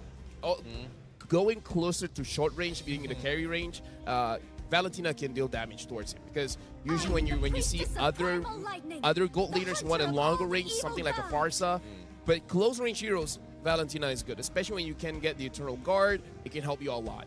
Let's not forget that they also trade really effectively in the earlier stages of the game, right? The laning phase is going to be quite important. If Vexana loses 90% of her HP clearing 2 waves, is that technically fair for her? And I think that Todak at this point, now seeing the Edith make a couple of regrets, it means that being proactive in this game might hurt them. Terizla, as expected here. Do we see the export from the side of Todak? They don't really have much choices here. They can still go for like Paquito if they really wanted to. Are they gonna put the roam roughly on the Arlott roam here? Because it feels like they're trying to set up in this way, but I feel like this Arlott is actually gonna be played by Momo, and Todak might consider picking up like a Florin or Angela for Rafflesia, knowing his hero pool. I don't know. I feel like Arlott in support range, especially when you're up against an Edith, not exactly bad. Great. Is it? I don't think it really comes down to, can you Vengeance the CC? Okay. Like if she you got a Vengeance. It's all about that one interaction, being able to deny the CC with your Vengeance. That's all you need to do. Well, okay. All right. Matilda instead. Okay, here's the thing. I feel like they still need to have the same idea. Let Momo win his lane. Now that you have a Matilda, you can get to his lane much faster. If Momo has a rough time again, I think he's going over to KGE. Added a little bit more flexibility to the composition. Try to account for any kind of outliers or adjustments coming from both of these sides. I respect it. With that being said, game 2 of our very first match here of playoffs, day number 1 of this best of 5 series. Currently, KGE 1-0 against Todak in this best of 5. Let's jump into the land of Dawn before we continue. Play-ins have been looking off really good. But at this point, we need to see something from Todak. We want to see them fight to win. We want to see them fight to survive. Bring it up to 1-1. Let's jump right into the game. Well, it is going to be a do or die right now. Todak adapting to the meta. King Empire still relying on their composition. A little bit of adaptation here. Hopefully things will be a little bit different in game 2 for Todak. Right now, my only worry is that can they deal enough damage onto Smooth? That's it. Because that Terizla is going to be very tanky, especially with the body of Smith. So, again, if they can take down the Terizla, it's going to be good. If not, this is going to be a war of attrition, and I'm not sure which one is going to win, King Empire or Todak. It should be Todak because they do have the heal, but remembering the mistake they did in the previous game, I have my doubts. Well, we'll see. This will be their opportunity to prove that to you. I think for the most part, I'm curious to see how KGE is going to respond to Todak, right? Because it feels like Todak is the type of composition that wants to be a little bit more proactive on the map in comparison to KGE. Yeah, and seeing how this is happening as well here, you can see, like, I think Lafayette brought it up as well, like, on XP lane, as long Momo wins his lane, he's going to be fine. But right now, he's freezing the lane, but top side, Middle lane, Zaim. Purified already expended before the first turtle. He did not want to die. Yeah, I feel like he would have died there. He was gonna run. He was gonna get run down if he didn't. He just used his shadow dash as well. Now on bot side though, nothing much seems to be happening between Shizone as well as Sasa, both being very uninteractive, but Revelation just being mega annoying, just making sure that he spots out Sutsujin wherever he goes. I mean, like the fact that Sutsujin is able to steal some camps over from Gary, I think this is a big deal, man. Like in the early game, you will be able to feel the difference when this Boxia gets level 5 before you. Yeah, I think that's the thing about King Empire, right? Because of the rotations coming from Sutsujin here, he was able to steal a camp on top of it all. And once he gets his level 5, means that against Gary, he is most likely going to lose out in a retreat battle in terms of overall damage output. But for now, King Empire, they're going to try to make a play up top, though. Do they get it? Seems like Sutsujin comes in. Oh, Toda dodges the bullet. Oh, I feel like they just wanted level 4 and they got it. Zaim Seppo is level 4 as well, thanks to his passive. So now, Toda going up against King Empire. Smooth hits level 4 now, so this becomes a little bit scarier for Toda. Yeah, it is going to be a little bit slow here. Smooth going to be zoning them off here. About a big final slash from Momo. Catches Vitter, but he somehow survives. He eventually falls. Smooth trying to fight back as much as he can, but he's going to be left completely alone here as Toda cleans him out all bit by bit. Zaim Senpai with the double kill. good play by Momo. Good flicker final slash before they could posture for an angle on to that penalty zone from Smooth. They made sure that they bit quick and they bit fast. They dealt so much damage, right? The impact was huge. I mean, this is the strongest that Toda can be when Momo gets to play. The previous game, he didn't get to play, so this time, a little bit better, even though he is unable to roam as freely as he wants to. He has to stay in the lane just because the Terizla is controlling him that hard, but so far, at least he gets the advantage around the turtle. Oh no, Shizo actually got the creep as well. Sasa trying his best to scare off these wolves, but Toda, as of yet, they're feeling a little bit more confident compared to game one, and King Empire, they have to play this carefully now. Yeah, man, the changes, the hotfix changes, especially to the Rogers, they're like, oh yes, he has too much spell vamp. You know what? Because you have too much life steal, we're gonna make your wolf form a little stronger. We're gonna give you more armor, so he's able to just tank damage from his boss for free. Oh, he's fine. He's being used. He's gonna be able to get out here on top of the Matilda's gliding wind. King Empire once again in a very awkward situation. They're trying to set up with the Purifies, but again, Todak, they are aware about this. Look at this, Rafflesia.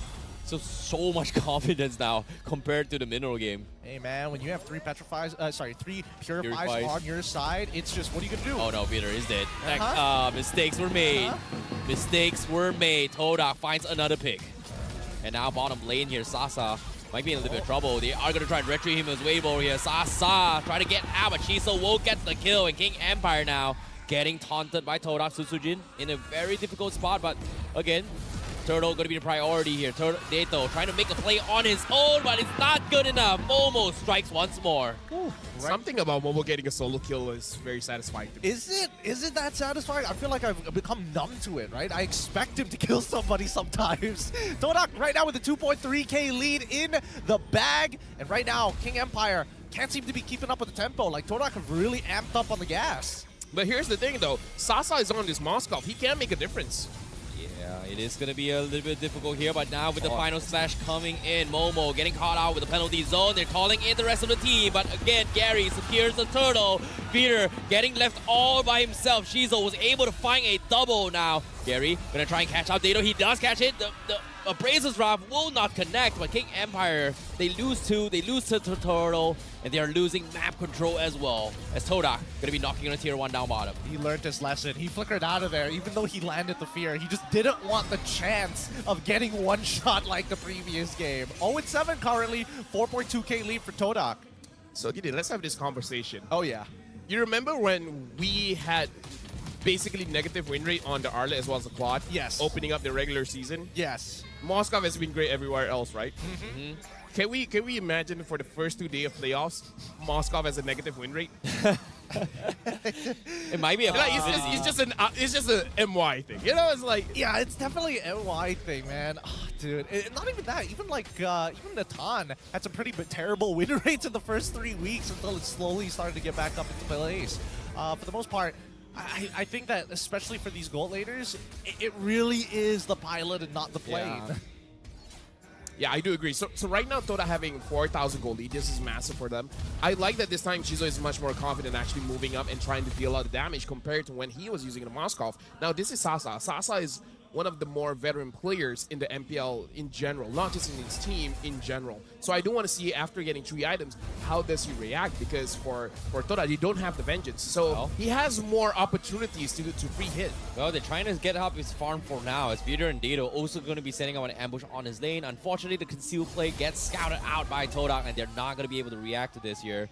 And as soon as this happens, King Empire, they have to back out. They lose a tier 1 up top, and Todak, they're looking to try to make a play here. Zion Senpoi does have the primal form coming in, so he is going to be a little bit more hurtful. But Momo now getting scouted out by Susujin, but the teammates a little bit too far off to actually provide assistance right now. Hey man, it just goes to show how strong Todak is when Momo gets to play the game. And not only does he get to play the game, he's winning out in his lane. He's a full level ahead of Smooth. He was a full level ahead of Smooth ever since the very first turtle. And now KGE have no tempo, no control over the map, and we're able to get tier 1 bot side and top side, even though it was like a bit of a weird rotation, right? If you're in King Empire's position, I don't think Sasa wanted to move that early, but the fact that Shizo did really put Smooth at odds against him. Yeah. One thing that I do have to say is Zion Senpai is doing an amazing job controlling the mid duo. And all this while, it feels like he's doing it alone, giving room for Felicia to actually move around the river as well as stepping out the side lanes, because Zion Senpai is level 10, Deto is level 8. It's been quite a while that they've been a 2-level difference here. So Zion Senpai just using his passive, getting a level advantage over his counterpart, able to control 2. This is why I like the Valentina in this kind of draft, and I like it when Zion Senpai is using it. Oh no, Sutsujin, he might be in a little bit of trouble here. Momo does have the angle for the final slash, but again, doesn't want to overcommit. Tier 1 still stands. Prophecia getting scouted out by Vitter, but he's so low. Nice sidestep here, but does he have the taunt? Oh, Gary missing the taunt, so Vitter will live to tell another day as they try to strike back onto his top side. Gets scouted out, but here he comes, Gary. 2-man taunt, Zion Senpai looking for the play. Ethereal God stops the back line. Gary gonna be looking for the flank. Vitter gonna be surviving for now. Susujin will fall under turret. It's Smooth as well, tried to make a counterplay, but Zion Senpai destroys them both with the double kill, not even using the ultimate here. Good work from Gary. Good work from Todak. They cut off reinforcement paths towards their tier 2 and canceling out the circling eagle mid-animation. Just very nicely done from Gary. Yeah, right now Toda is definitely in control. For King Empire, they're just buying time.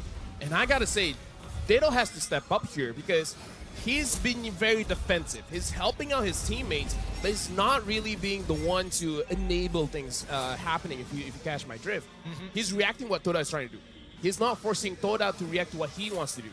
I think the worst part is that he's not exactly the strongest diver on the team. He's designed to be an anchor, to sit in the back line and stay safe as much as he can and wait for that big impact moment. But Todak, I think he's worried about the flicker final slash from Momo. He's also worried about the circling eagle from Raffalacia. Good spirit of destruction, but I don't think it's going to result into anything.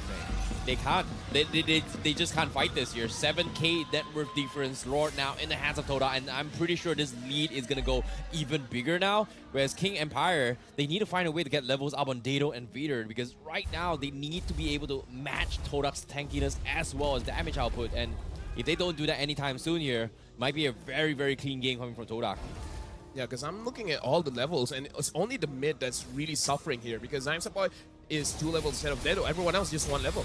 Well, middle lane here, Smooth. He's going to get caught out, but at the same time, with the assist of Sasa, he's going to be able to get out here. Gary also going to be locked in as well, but Todak doesn't want to hard dive it yet. They are waiting for the Lord up on the top side. Waiting and waiting. Middle turret still will be standing, but again, it's all about timing right now. It's just when do they strike, and in this case, King Empire looking for the moment. They can't just open up the play. Weir still has the flicker. Dado just got his one as well, but the Lord gets defended very, very quickly. But again, objective is going to be the key coming in from Todak. Here comes the spear. Sasa thinking about a jump, but can they go with 2-man stun? But no follow-up, a little bit too far off, as King Empire just wants to defend this, and Todak gets no value more than just an inhibitor down bottom. I think that's more than enough, right? They've set up the checkmate angle. Next Lord, develop a 10k lead, starve out King Empire, one inhibitor already down, maybe even a second, and then close the game from there. Yeah, they're gonna try and go for more. Here comes the drop into got it, but a taunt! Smooth! Not able to be caught out here. They're trying their best to go in for the final stash, but a little bit slow off. Gary now with the taunt has to get out. Missed timings here coming from the members of Todak, but King Empire won't live to tell another day as they lose their buffs, and they will be able to hold on for now. Look at the damage dealt by Zaim Senpai. And this is just onto Neto as well as Vitter. I mean, every once in a while during the team fights, we can see him going out of his way to deal way more damage onto everyone else. But this is so... This is outlandish. Like, Yeah, this this is outlandish, yeah. Like, is he playing Novaria or something? What's going on? Zion, he's playing a mid-range mage, and he's getting so much value out of it, for the most part. Oh no, Todak is back. They're spelling T right now, and guess what? Are they? I guess they're spelling T. They were. They're trying. They're trying. What? Roughly Okay. Oh my God. Okay, there we go. They finally got it. Talk about miscommunication. How hard is it to make a T? You know what's really crazy? Zaim Senpai is level 14, 12 minutes in the game as a mid laner. Like I said, this is... Everyone else is just one level different. Zaim Senpai is the one that the pass of Valentina is so good, people keep forgetting about it. Yeah, they do. Every time you are progressively, every time you're making hits against your opponent, you're getting the EXP, and it stacks up when you're being overly aggressive against your opponents. You're rewarded for that, in a matter of fact. But now this is where it all boils down to it. King Empire, they cannot give this Lord away for Todak for free. They gotta take something away, whether it be a tower, whether it be a pick, they need something. Yeah, this Lord is gonna fall very, very quickly here. King Empire not able to respond to this. They've got the spear, looking for the snipes, gets blocked off. But Todak once again secures the Lord. Going for the next objective here. It is gonna be the purple. They need everyone. Penalty zone already expended from King Empire. No value for this as Todak is gonna be crashing in. 9-0 as of yet. King Empire not ready to fight this at all. They can't. I don't think they can at all. Oh, it's tough. Zaim Senpai in the base as well, and there's just no respawn here. Taunt from Gary. Gets out to safety. Inhibitor will fall. Todak continuing with the assault. Slowly but surely. King Empire not going to be able to do anything. They have to make a move at some point. Lord comes in. Peter finally makes the play. He's going to get collapsed here. They're focusing on Momo, but they eventually take him down. Final slash not committed. They lose Peter. They lose to Sujin, but Sasa from the sides. He's making the play. He somehow survived this, and now Sasa will be able to push them back despite the crash from Todak. What a play from Sasa. Wow. That's the power of a Moskov. This is the 3-item power spike. In fact, looking at 14 minutes here, it might be a 4-item power spike. This is the strength of a Moskov. When he gets going, good luck trying to stop him. Right now, he has 4 items. He even has the Wind of Nature. I'm unsure whether he used it just now or not. But again, this is the strength. All you need is an opportunity. All you need is some space. Victor bought him space. Victor used his flicker to get the Earth Shatter to get something going on to Momo. And after that, Sasa was just like, you know what? Good enough. That's all I need. He finds it, right? I'm more surprised that he wasn't able to clean up the rest of Todak. Everybody was able, well, a good majority of them, right? The fact that only 3 people walked away with just a sliver of health was all thanks to Reflecia each and every time. I'm surprised that we didn't see Sasa clean up the rest of Todak in that fight alone, but this opens up opportunity, right? Now, they've technically, quote-unquote, missed the checkmate angle. Todak has one more attempt at this at 45 seconds. You know what's the difference maker here? What's the difference maker? The person that he killed was Momo as well as Gary. Yeah. Neither of them have enough kills for a shutdown goal. If he was able to take down Shizo with 4 kills or Zaim Senpai with 5 kills, he would have gotten a shutdown goal, and I kind of feel like he would have gotten his Malefic Roar as well. This is the foresight that Todak has, that the moment they see this Moskov going crazy, they're like, okay guys, we know where this is going, let's cut our losses. So this is their experience going up against Moskov, and they're like, we know we're ahead. We're 8,000 ahead, in fact. but we can still lose to a Moskov. That's the thing, right? It's so crazy to see how Toda dropped the ball right there. But again, you have to give props to the King Empire here because they were able to find and stop Momo before he drops that final stash, which I think is the winning factor for Todak. But again, it came down to luck. It may be luck, it might be skill, it might be timing, but for now, it is still a very, very long journey for King Empire as a Lord Dance will begin between both Todak and King Empire. Oh boy, what do they do? Purple buffs first, Lord down half HP, lanes are good. Todak, they may need to rush this here. Sutsujin, you've got to catch the biggest retreat here, getting taunted up. Now here comes the final slash, he's dead before he can do anything. Unstoppable for Shizo. Now the collapse comes in. They are going to try and fight everyone here. Meanwhile, Vader will pay with his life, but Sasa is able to find someone. Dito secures the Lord. Todak, they did not know what to do. And now Sasa getting free hits after free hits.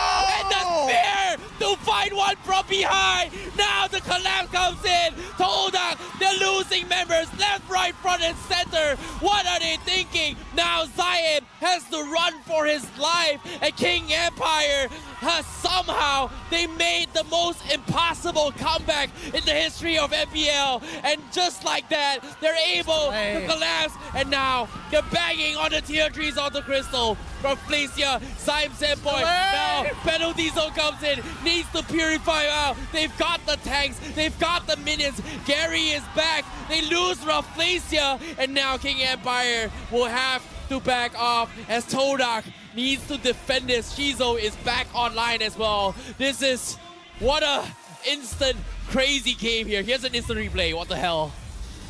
Looking at this, like, look at the positioning coming in from Sasa. The moment he sees that Gary's on that Lord, he's like, it's now or never. I gotta go in. I gotta make sure I deal enough damage that this Fredrin goes down. And he indeed takes Fredrin down. And then after that, again, Sasa's just like, bro, just let me 1v9. Oh boy, this is difficult here. But again now, with the Uno reverse card has been played and jokes on Todak as King Empire looking to try and close up this game. No immortalities up on Todak. What will King Empire do? As Sasa is the biggest threat of them all right now. Oh, King Empire equalized the score. Now ahead by 1.2k, but everybody's reaching their full build at this point. All that early game down the drain. Checkmate angle missed by Todak. King Empire look to set up for themselves. 3 missing inhibitors compared to 2 in Todak's side. And I think that Todak, they're still in it to win it, but they gotta be so careful of Sasa. Let's see any situational items. I see a Winter Truncheon. I am seeing a Winds of Nature as well for Shizo. Do we see the engagement Winter? No. He's taking his time with this. Oh boy, this is tough. Sasa making quick work with this tier 2, 18 minutes of the game. And this has got to be the biggest comeback ever. Todak was 9k net worth advantage. Now, in King Empire is leading by 3,000. So that is a 13,000 chase back from King Empire? That's nuts. It's a big lead. It's a big lead. But when we look at the damage now, Syme Senpoi is still on the top. Wow. I mean, again, that just shows how Syme Senpoi is a core factor of how Toda wins the games. He is able to control the map so well. He's basically being a mid laner with the mentality of an EXP laner. But the fact is, when it comes to the late game, it's all about your gold laner. If you can shut down Sasa, then you have a good chance to win. The only problem is that Sasa has the Wind of Nature as well as the Purify. That Purify, someone has to sacrifice their life to take that Purify away. But by that time, I'm pretty sure Sasa has everything going well for him. So this is a very difficult situation where you want to catch Sasa on his Moskov. But it's easier said than done. And the question is, who? Rafflesia can go to the backline, can get Sasa, maybe even take away his Purify. But by that time, you take away your Matilda, and Matilda is the one that can heal you. Matilda is the one that can pull you out of a bad situation. So it's not a good option to let Rafflesia be the one to go to the backline. And Momo has tried, but so far, not good results. I think the only person who can realistically do it is Syme Senpoi, right? But that's under certain conditions, and I think it kind of depends on whether Sasa decides to overheat. We've seen him overheat before in these playoff games. Here we go, the 50-50. Here he comes as well. He might be take 2 once again from Todak. Draw Lord Storm stops on King Empire. They're trying to go for the toys for Sauce, but chain stun for Vader, trying to stop the Frederick here. But once again, it's Dato that steals the Lord. But Sasa hasn't shown himself yet. They've lose one, but Toda, they're thinking of backing out. Sasa finally joins the fight. Momo forced the fall, but the reset comes in. Sasa being prioritized. First immortality, it doesn't matter. Finally, Toda will shut him down. No comeback. King Empire, you won't fall. The Empire strikes back. Todak now looking to fight a little bit more, but they're so low. Smooth is able to fight Rafflesia. The Lord still pushing in. Todak, what are you doing? They are so low. Final Slash comes in with the trunket from Dato to buy time. He's got immortality. They're clearing the minions. They're dropping everything. They lose Dato, but guess what? He was able to take one with him. Smooth still holding on for King Empire. He's got the immortal, but Sidestep and Momo, they're so low. He needs to get out of Smooth. He cannot do any more than that. But guess what? He bought enough time. Vader spawns back, and now Vader will try and chase the remaining members of Toda. Run, Momo! Run! Vader with the conceal! Are you gonna be able to get out? He's gonna try. He's got ultimate. He needs to go. But the spear! No! He can't do spear this! doesn't connect. Todak on full defense. King Empire trying to give us a game of our lives, man. What a game to start here in the playoffs for MPL. And that's a full reset for both teams. I can't believe the game did not end off of that. Todak desperate to end, but King Empire making sure that they hold on with everything they've got here in game number 2. Smooth was just like, you shall not pass. Everyone tried. He's like, no, I'm big boy Terizla. I'm the Rizzler. Oh, man. He took everyone down, man. He bought enough time that Victor respond. If Sasa hit that Spear of Destruction onto Zion Senpai, that's game. Yeah, that was totally game. They honestly should change Terizla's passive from Body of the Smith to Body of Wall, because holy cow, he's just keeping them out.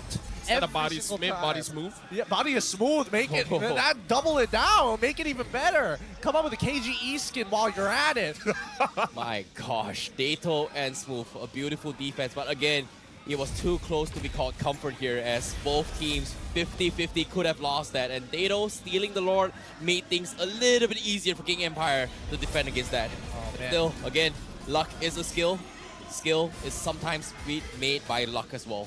All right, they got to play this map well, because I think King Empire, they got to remember, they've got a Moskov on their side. It's high risk, high reward, but that's what you've drafted. At this point, they need some kind of control, because every single time I see this Lord come into place, Torak, they've got naturally pushing waves. They've done all of their chores, and King Empire is always on the back foot because of that. This is a crazy stat. Both 67% kill participation. In terms of gold per minute, Sasa has Shizo beat. Sasa in this game has been farming crazy. The KDA doesn't resemble it, but he's farming faster than Shizo. That's amazing. Agreed, but now Sasa, he just bought the power potion, so time is on King Empire's spot right now. They have to force a fight for the next 2 minutes before the power potion kind of wears off. Lord in the hands, down towards 30% now.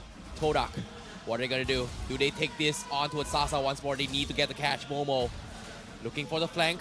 Can't seem to find it. Gary with the taunt right now. It's not the right target, but they have to back off. Minions are being shoved up top.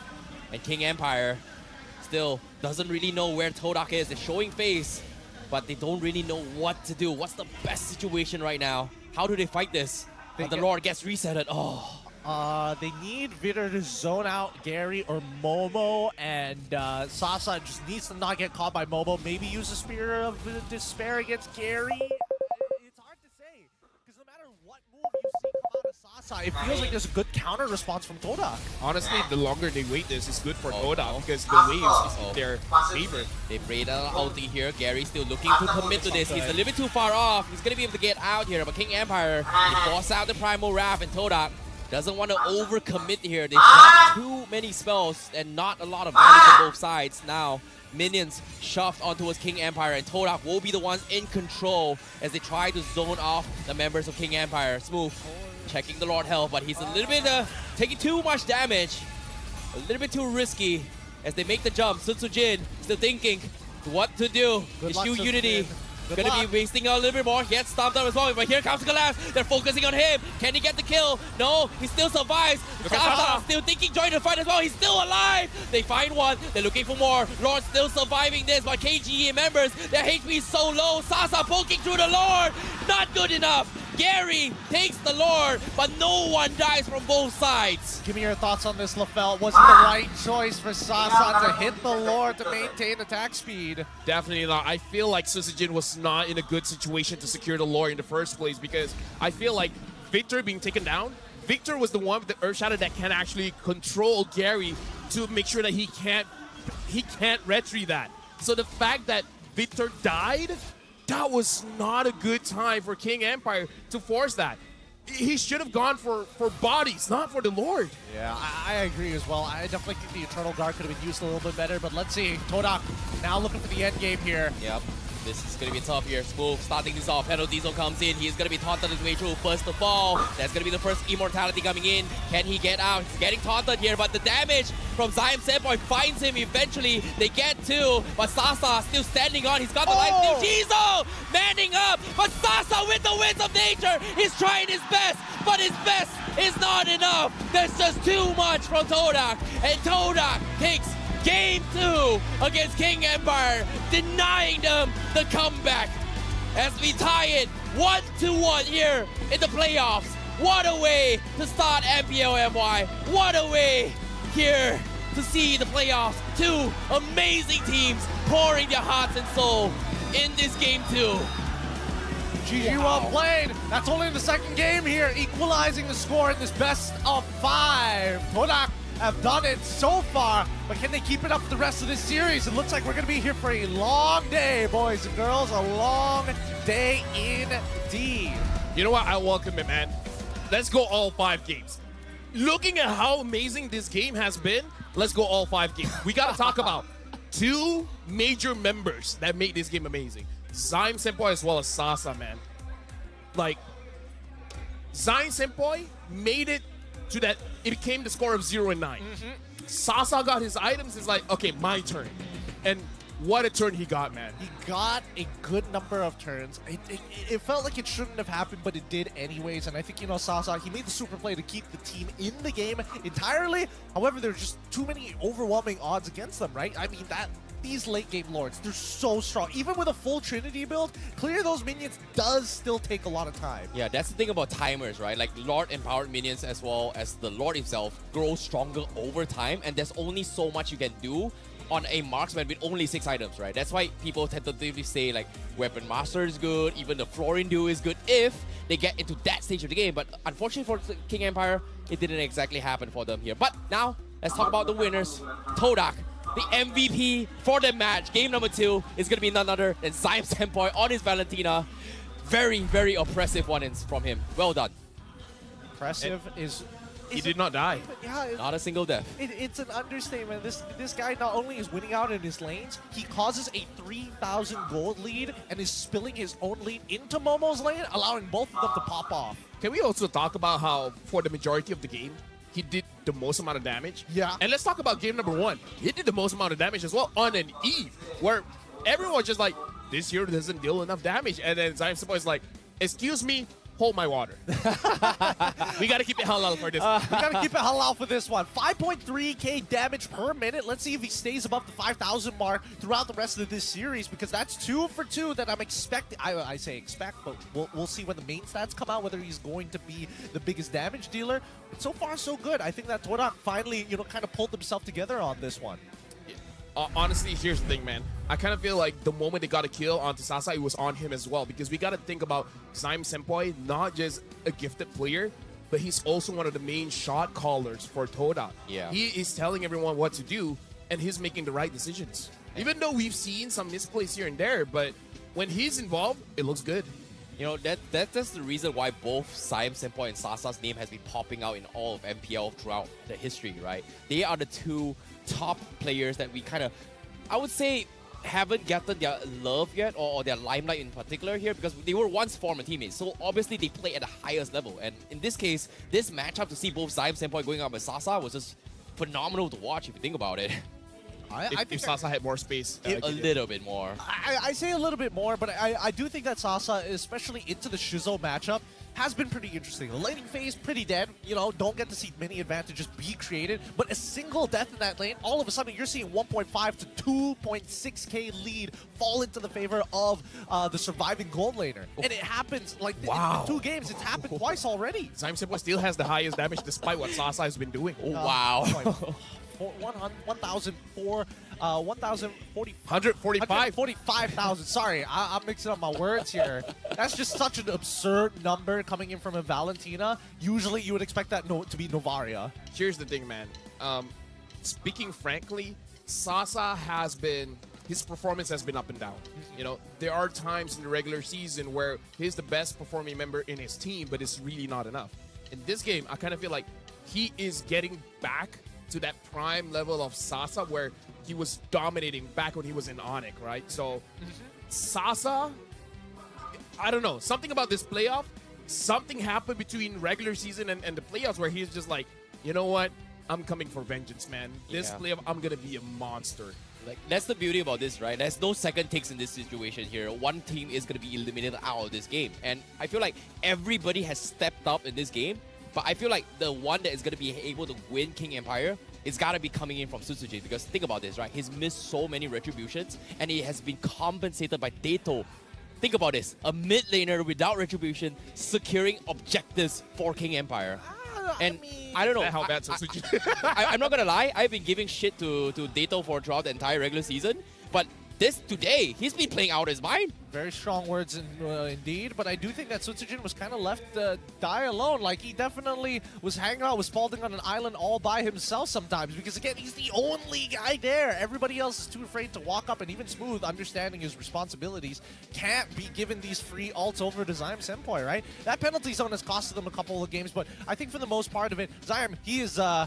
Man, his trigger finger, he will never use a battle spell unless he absolutely needs to, or he never picks up an ultimate, the IMU, until the very last second. Like, he is not only looking for Veter, but he's also taking into consideration, is there a better ult for the situation as it changes during the fight? I really like how slippery Siam Senpai is, because we've seen multiple attempts to gank him, and it's just like, I have Purify, what are you gonna do? I have 2 dashes, what are you gonna do?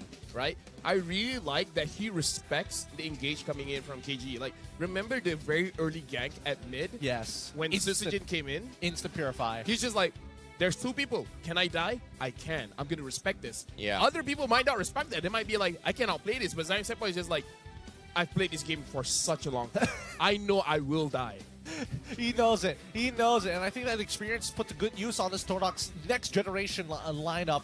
So far, I mean, where do you think it's going to matter? Is it still leaning towards the EXP lane now that we've seen how Siam Senpai is able to kind of expand beyond just the mid? I really think it is on EXP, because this time Momo is able to play, and their early as well as mid is much more stable. Compared to before, when Momo couldn't do much, there wasn't a lot that can be done. In this game, Siam Senpai leading made it so that the EXP lane has a better shot, because Dato as well as Victor is not allowed free roam to go everywhere in the map, because Victor in game number 1, he was staying inside the jungle of Todak. This game, not really. Siam Senpai is the gatekeeper. He's making sure that both of you stay in my vision. Both of you don't leave my sight. Yeah, and seeing how this is happening as well, I feel like it comes down to a lot of mental picture on how they are going to be able to respond to this. Because think about this, right? Like, even though Todak won game number 2, personally I felt like Todak should have had it in the bag right from the get-go. And they should have allowed Sasa to be able to do what he was doing. And to see how KGE was able to push them back at this stage here, it is going to hurt them in the mental capacity here. And think about this. This is a best-of-5 series. We're not just talking about drafts. We're not just talking about outplays here. We're also talking about mental capacity. Did it get into the heads of Todak? Are they going to be able to bring this action or this momentum that they have into game number 3, or is this just a fluke? I definitely think the momentum is going to help Todak more than it is for KGE. We've never known KGE as a very momentum-based team to begin with. And I mean, coming back to your point, the fact that they play around Sasa, that is the identity of the team, right? They are playing around Sasa 90% of the time and don't usually lean into the EXP until absolutely necessary because Smooth is just that type of player. Now, let's look at the item build progression. A new graphic for you guys to see what the items, what component items were purchased at what times. Just have a rough idea of when the power spikes started to come in, because right from the get-go, if we compare Sasa as well as Shizo, we can see that Sasa was able to get first items in before Shizo because Shizo decided to rush tier 2 boots first. Yeah, honestly, when we're looking at the items here, we don't, just one thing, we don't see a lot of item swaps. Shizo does more swapping than Sasa, so it does really show that Sasa for the later stages of the game, he's not, like, even Terrence brought it up, he bought the power potion. Maybe if Sasa is able to swap around items during the fight, maybe he could have sustained much longer, but maybe this is the limit of him as a player. He's very good at the team fights. He can get onto those targets, but he's not able to keep up with the standard of the gold laners nowadays, where we see rapid item changes. I think it came down towards a gamble, right? Like, was he willing to risk it in all this Lord, or was he gonna risk it with just item swapping? And for him to get that power potion to try and rush the Lord and not being able to get it, look at the 24-minute mark. Hurt them a little bit more. Look at Shizo's 24-minute mark. Immortality into a Rose Gold Meteor into a Wind of Nature. And then in the 28-minute mark, when he was diving crazy onto Sasa to end the game, Immortality onto Rose Gold Meteor. Sasa is an amazing player, but if we're looking at the progression of the items here, we're starting to see a limit for Sasa. You know, like, I love him as a guy, I love him as a player, but we got to talk about the stats. We got to talk about the numbers. We got to talk about how you micromanage your items. This is a very difficult thing to do, and it looks like Sasa is having difficulties doing it. I don't know about you, but look at the top side here. What happened between Sasa's itemization? Because he had a Winds of Nature, and then suddenly he got a Malefic Roar, and then there was an Immortality, a Windtalker, and a Winds of Nature in the same duration of time. What happened out there? Oh, yeah. I mean, that was... shoes? I think he sold his shoes for it. He did sell his shoes at the very, towards the end there, but he mainly did it because that was the base defense, right? That was like after, the base defense eventually started to come through around that time as well. I'm seeing the Winter Target purchase towards like 26, but even so, I get the point. I get the point that you're trying to get at, LaFell. I do think there is a little bit of a cap on Sasa as of right now in comparison to the younger gold laners that we've seen here today. And so far, it's made... Would it? I can't say confidently whether item swapping would have allowed Sasa to survive, but it might have given him a chance to outplay the situation. I mean, like, we can say that perhaps he did not have the gold for it, right? Because also possible. That is, you know, one of the factors, because he did buy the power potion. The power potion is like, what, 3,000 gold? So if you're buying the potions, realistically, you should not have enough items to swap around your items very, very freely, because I don't think Shizo bought the potion. So no. Yeah. Oh, no, he didn't buy. It's 1,500 anyways, but 1,500. At the same time, I feel like Sasa, even though he didn't, like, this was a very sick play from Sasa, right? This was the reason why I was able to kind of lose out on momentum. Sasa making a lot of crucial plays, but again, I don't think it came down to a situation where Sasa needed to item swap, because he was still technically alive in the final base defense. So for me, the turning point for those two fights was literally at that Lord pit, where it came down to 50-50. Sasa went all in with the power potion, tried to snipe the Lord. The Lord Storm came up, they missed their retreat, boom, GG, well played. The thing is, the Lord hit Toda, it didn't hit KGE. No one from KGE was hit, weird, so they should have secured it. They should have, right? So again, my question still comes back to Sutsujin, you gotta step it up, man. Like, come on. I feel like Sutsujin was still okay. It's the Victor is the one that we see definitely, like, after fell off a little bit, right? Yeah. Yeah, I definitely think I definitely think that Todak is playing a little bit more aware with how Vader is going to be moving around the map, and more importantly, the fact that his target the guy with the CC, right? There's only technically Vader who has the most amount. Baxia has 1 in comparison to 4 from the Eden, so you know, they got to weigh the cost and benefits. But with that being said, at the very least, it looks like we have a bit of an interview with Rose up on the stage. Or where is she right now? Let's throw it over to Rose. Terima kasih kepada caster-caster kita. Hai semua, this is Rose. Dan sekarang, Rose bersama owner pasukan yang tengah main. Kita ada Hajilan daripada Todak dan juga kita ada King Shah daripada KGE. So first of all, I nak tanya semua sihat ke? Oh, sihat Alhamdulillah. Suara dah tak ada. Oh, Dah ada. baru Sama. game kedua. Kita main best of 5 hari ni. Okay, let's start dulu dengan King Shah lah kan. Okay. Tadi rasa puas hati tak tengok first 2 game tu dah sengit macam tu, apa lagi game seterusnya kan? Oish, itu memang dah lebih pada puas lah. Tapi walau China pun kita tahu semua tim sentiasa ready untuk playoff ni. Betul tak? Jadi kita hanya buat yang terbaik saja. Saya cakap kat tim saja, kali ni je all out. Oh, kali ni je? Kali ni all out playoff ni. Okay. For the side of Todak pula, tadi Todak menang game kedua tapi game tu bukan, actually it was quite to Todak side lah kan early game. Lepas tu mid ada macam mistake sikit, lepas tu goyang-goyang sikit. So tadi tu apa yang tengah menjadi dekat backstage tu? Jerit ke? Saya sebagai warga yang agak berumur tu agak risaulah atas kesihatan saya ni. I pun tengah tengok kat belakang kan.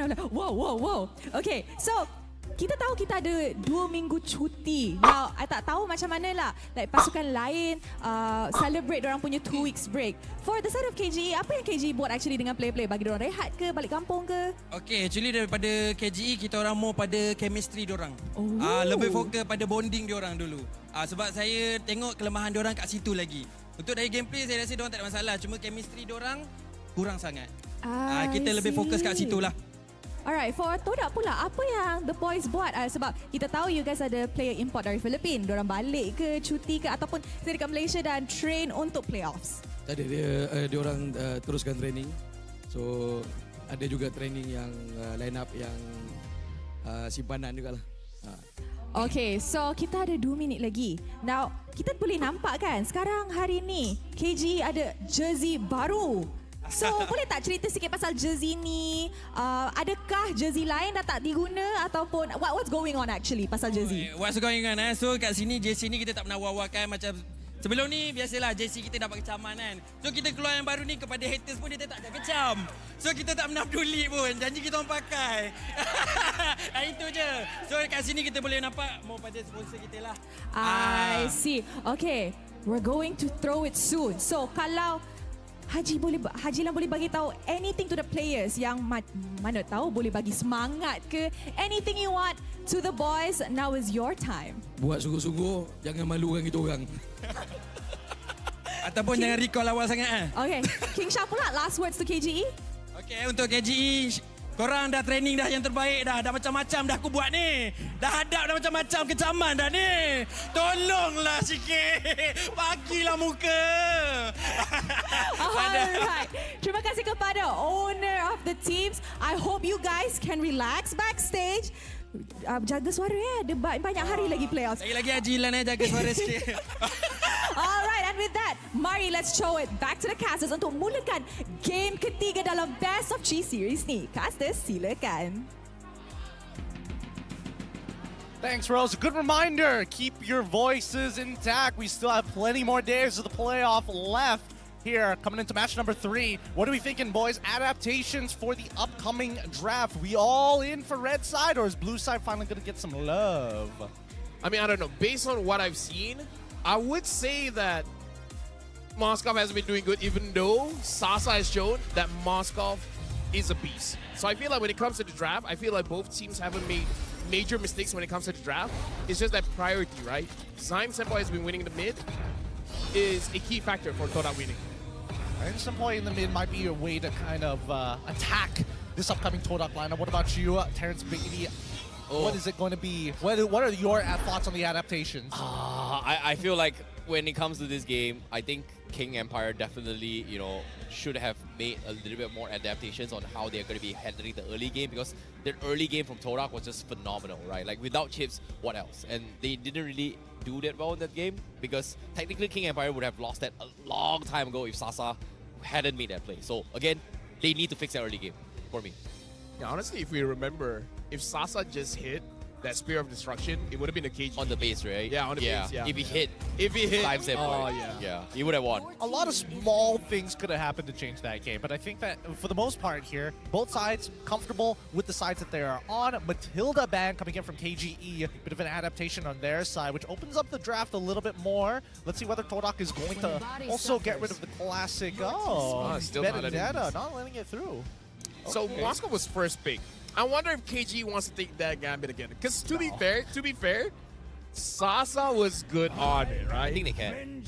They Yeah, can, right? Are they going to Moscow go first? first pick again. He is good on it, but I feel like they need to force Todak to play a heavy executional comp. Look at Sasa. Sasa already getting to Moscow. It's like, okay, you do this, you do that, you do this, you do that. Listen to me. Throw yourselves for me. Like, this is giving me Attack on Titan vibes. All right, calm down, Aaron Yeager. All right. Sacrifice your dream. What? This is like Sasa is Levi, and then what was the captain's name again?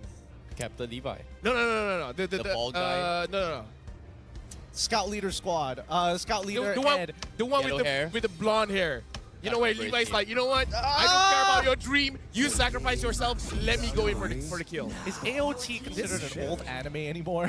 I would say It's kind of old, bro. Is it? Kind of old. Man, all right.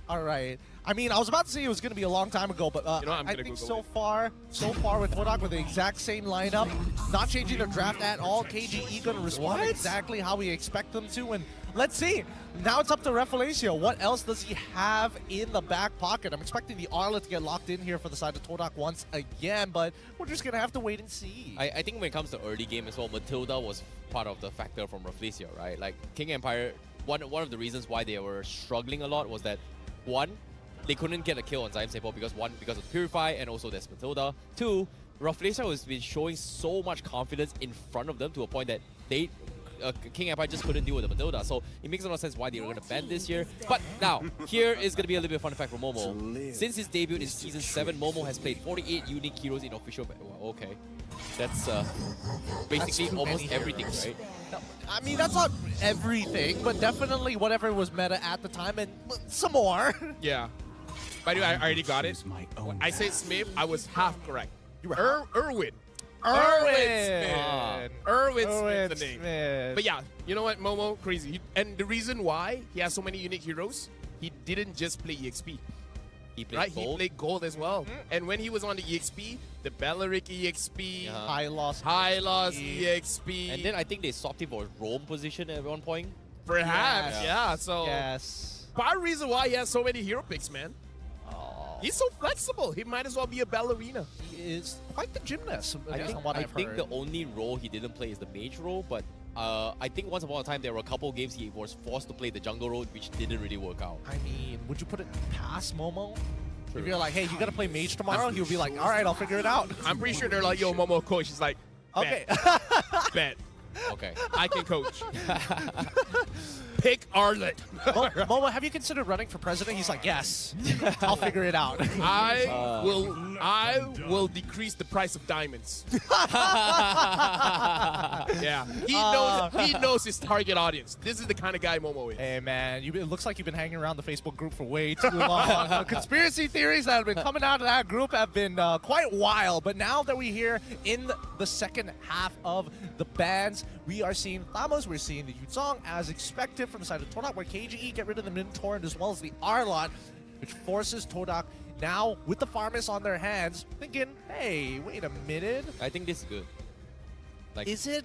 I think it's really good because think about this, right? KG has been playing the Vexana by Dato twice now. Okay. And they haven't really been abusing the Faramis. Like, this time, they're not going to get the Valentina regardless here. So instead of picking Valentina, why not just pick a Faramis and let KGE deal with it? Which I think, aside from Sasa, is going to be very difficult to deal with. Wait, so you're saying this is good for Toda or This KG? is good for Toda. Okay, good for Toda. Yeah, good for Toda. Okay. Because I'm thinking worst comes to worst, KGE is gonna play like pretty much the exact same draft. To be fair, like Yeah, this is Farm comfort, right? I feel like at this point, instead of a Terizla, they should go for a Lapu Lapu. Like, let's move get a damage dealer because Lapu Lapu is pretty good going up against Pyraminx as well. It looks like they're picking up the Edom as well as the export. I mean, it makes sense. Not many bursts. I agree with you on the damage outcome. I was leaning more into Paquito. I think Xborg is like the safest option. But doesn't this allow Toda to pick up the Paquito? Yes, it does. It does, as a matter of fact. But I mean, one way or another, I think it feels all right for Todak. It's going to end up being like a dive-heavy EXP laner. Ideally, the Paquito, because at least he can clear up the lane super quickly and participate in the fights earlier than the Xborg. A lot of choices. The Lapu still can burst down this Xborg, so I feel like showing the Xborg early, like this Xborg can be the reason why you win or you lose, right? Like if he wins, this Grok as well as this Frederick's not going to do much. And like I said, the Lapu can still work well going up against this Xborg as well as the Vexana. So a lot of dive coming in from Toda. That's going to be very difficult for KGE to respond to.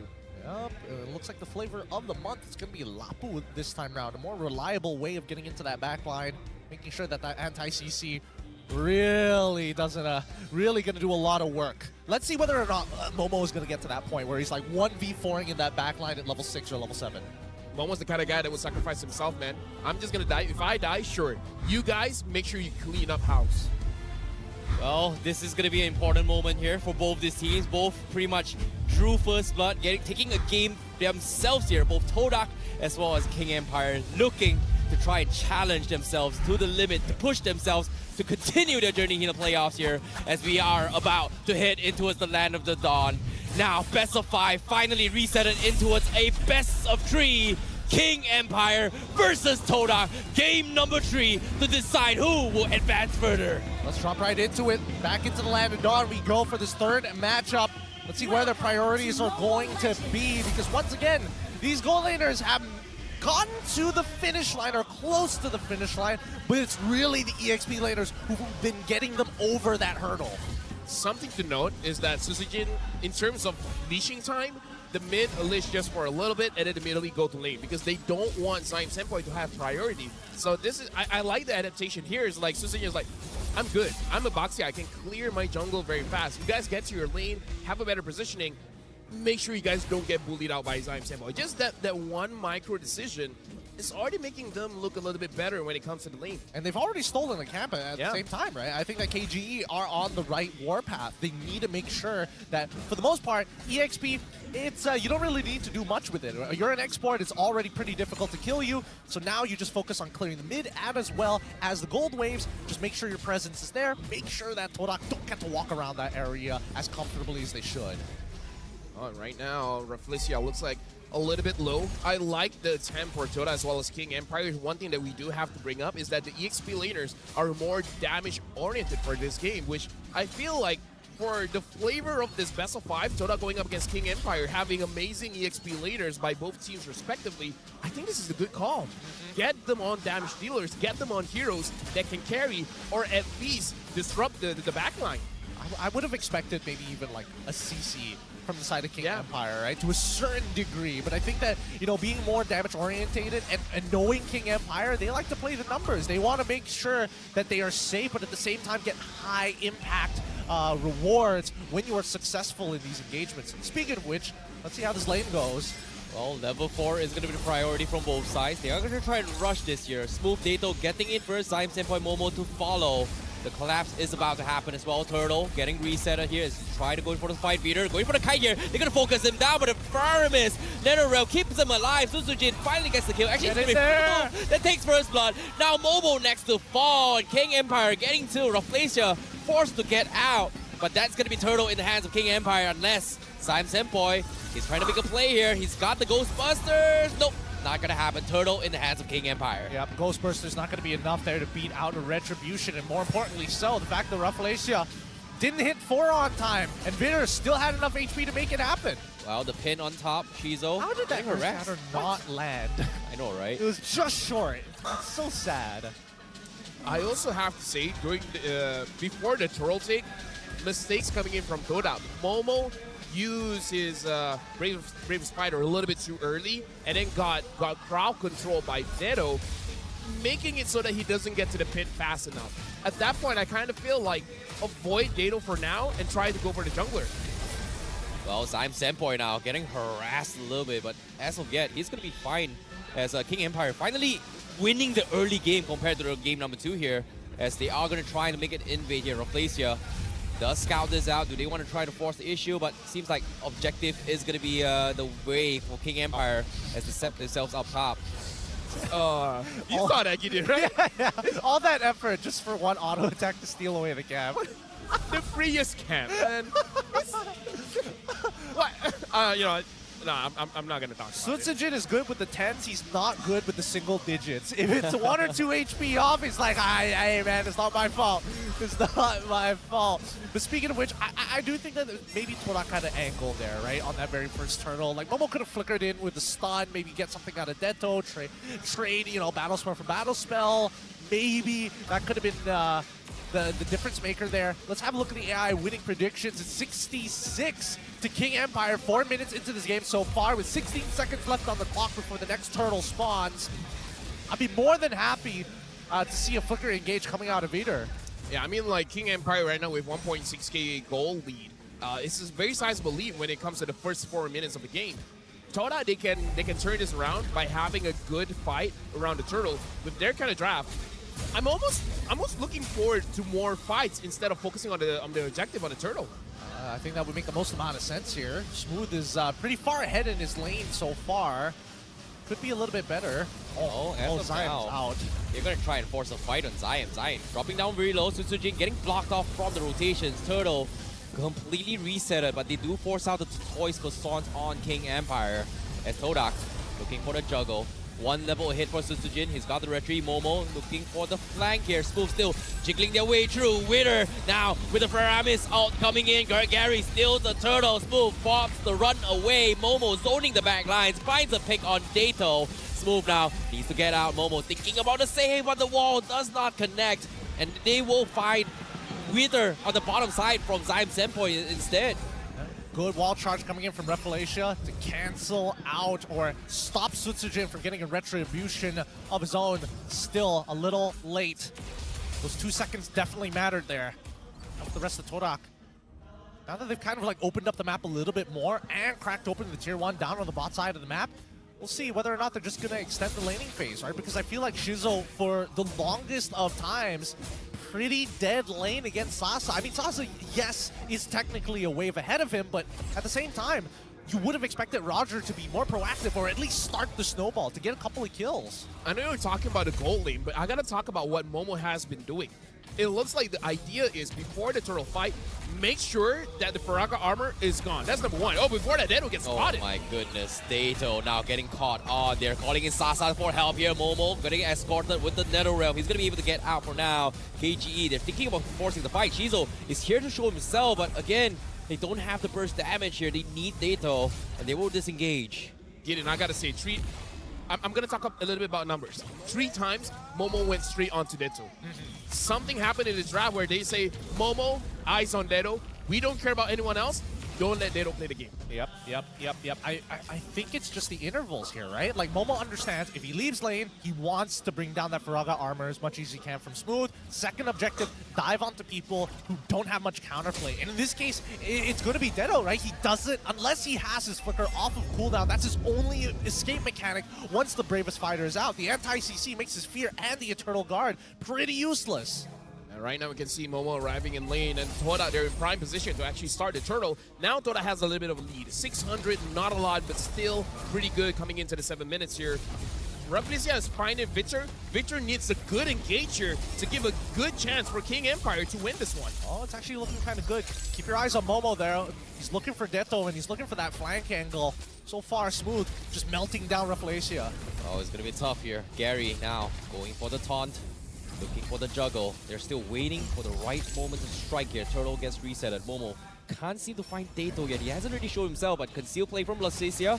Finally sees it, forces the flicker. Wall charge completely whiffing the mark now as the turtle about to drop the retreat threshold here. He's gonna get pulled back. Sutsujin looking for the retreat. Finally walks up, takes it out. Now Nether Realm has been expended. They're gonna try for the collapse. Gary can't seem to get the taunt, but they will focus down on Vitter from Todak as they take one despite losing the turtle. Holy cow, Vitter exploded there. Didn't even get to see him use his ult effectively as well. That wild charge flicker from Revelation really making the difference here, but at the same time, the bleeding has begun. Shizo finds a trade in towers on the top side while mid lane gets taken out by Sasa.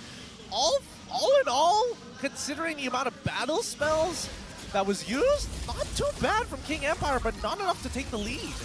I'm a little bit worried about Todak here. This game is quite even. And I feel like going up against Moskov is not really even, right? Like, even means Moskov is winning. 0-0-0.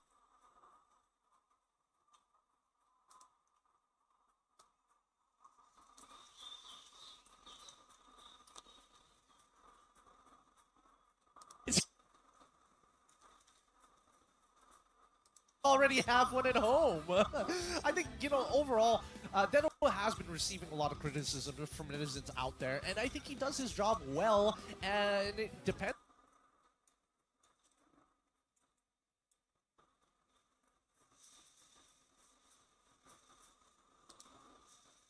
on what he gets. I think that sometimes, and especially since these past couple of games, he's been playing Vexana. There's only so many cool things you can do with Vexana, so I don't necessarily blame him.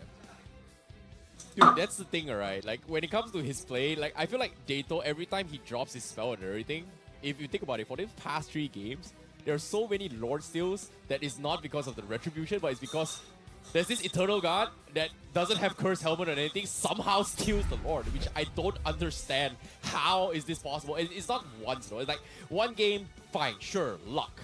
2 games, sure, whatever, luck. But this is 3 games now, and at more than 4 times. I don't think luck anymore. I think like luck is just part of his skill right now. Can I just... It might be skill. Can we just take this time to shout out all the other casters watching as well? You know, shout out to Mirko, Reptar. Shout out to everyone watching, because so far they said this has been very entertaining. Yeah. Yeah. MPL entertaining, isn't it? Hey. Some people might say that we're not, but I can't say it. I can't say it. But we definitely are one of the more entertaining regions for this reason, right? We like our 50-50s. We like having to fight with each other and trying to outplay our opponents. That's the whole. We don't need these small leads to turn into miles and turn into yards, right? For the most part, we got to make sure that, at the very least, recognition is given where it is due. Deno specifically. Yeah, I gotta say, shout out to Leo, the detonation. That's the one that got the Lord. I mean, like, you know what? You have that one. That was good. That was good. Like, Deto, how? That's the definition of an MVP. I'm not even there, and I still got the Lord. Either I'm too good, or Sutsujin needs to step up. He is literally the bomb. He is the bomb, man. He's killing it. He's killing it so far, and I think that's something that we need to address for the upcoming draft between KGE and as well as Todak, right? When we're looking at the total damage del, actually pretty manageable. I thought it was by far none, but Deto highest in terms of damage with 57,000. In second place is only Smooth, so it looks like the zoning out is really paying dividend for Todak. Personally, I think Todak has got to shift their approach on how they draft this issue here, because now they are 1 game away from being eliminated here. My question is, are they going to bring in Chiku? That's 1.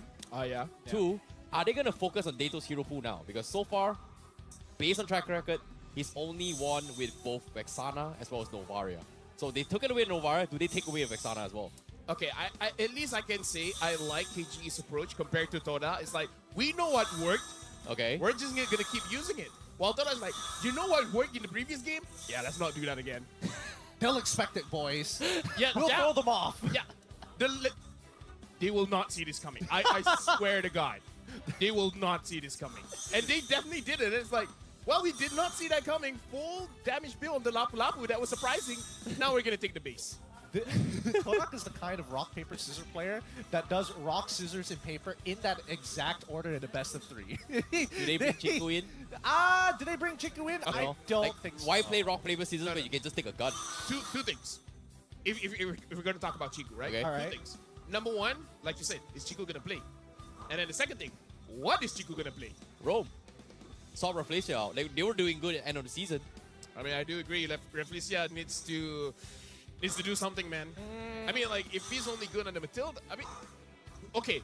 Todat said, with Chiku in the lineup, the communication is a little bit clearer. I agree. If they couldn't even do a TPT, There's no communication there. What's a TPT? When you're doing the TP while spelling out the T. Oh. They Oh yeah, you're right. They couldn't even do a T. Because Gary was explaining in his interview as well, like trying to translate because BM is their first language, and then trying to translate it to BI, and then telling it to Rafflesia was like a thing between them, right? I can't wait to hear the mic check, just so we can hear them go, guys, TPT, TPT, TPT, and nobody knows what's going on. TPT. They're like, TP? Yes, Or I'll do it. TP, okay. Even I got levels communicated there. That would be fun to hear in the mic check. Overall, I think overall, I don't think it's just Revelation. I think they need to address the elephant in the room, and that is this Edith. This Edith has been enabling the team for the side of KGE to specifically pick off Gary, to specifically force out ultimates for everybody, and just kind of like throw as many resources at the wall and blow them up before the fight even begins, right? That's what KGE has been doing multiple times, and it makes the engagement way harder, right? You pop the farm as all, guess what? Primal Wrath is chunking you down with this quote-unquote chain lightning. Yeah, he's got the AoE on the floor as well. Kind of floor is lava situation. You've got Dato who like link up on everybody with those passive. If one dies, explodes on towards the Netherrealm. But again, I think the biggest issue here was that Todak, compared to game number 2 here, Zion Sable isn't being able to be in the front like how he played in Valentina. So based on the drafts itself, they chose to play the safety net, which is getting Paramis, didn't work out. So this time they might switch back and just get back to Valentina for him. I don't like to be that guy, but I gotta be that guy, man. What? Reflexion needs to step up. I mean, he's the sandbag. He took the most amount of damage, but at Rome is a very crucial role. You can start a fight that enables your team to win, but so far Reflexion has been very passive. That is not enabling Toda. I see Gary in the front lines. I see Momo in the front lines. Like, I feel like they're missing a key piece, and that key piece is the Langar.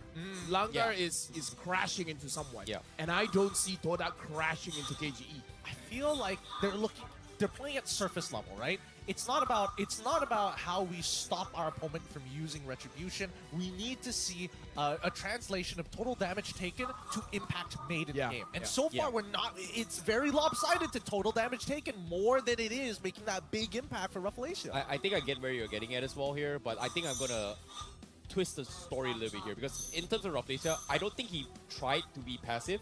He tried to make a lot of plays, but he missed the wall charge a couple of times. Especially he tried to make a attempt on Dato. He tried to cried make when a I saw that. on Sasa, which was a little bit unfortunate, right? So again, like you said, wall charge didn't get anything, took too much damage, and then just backed off and died.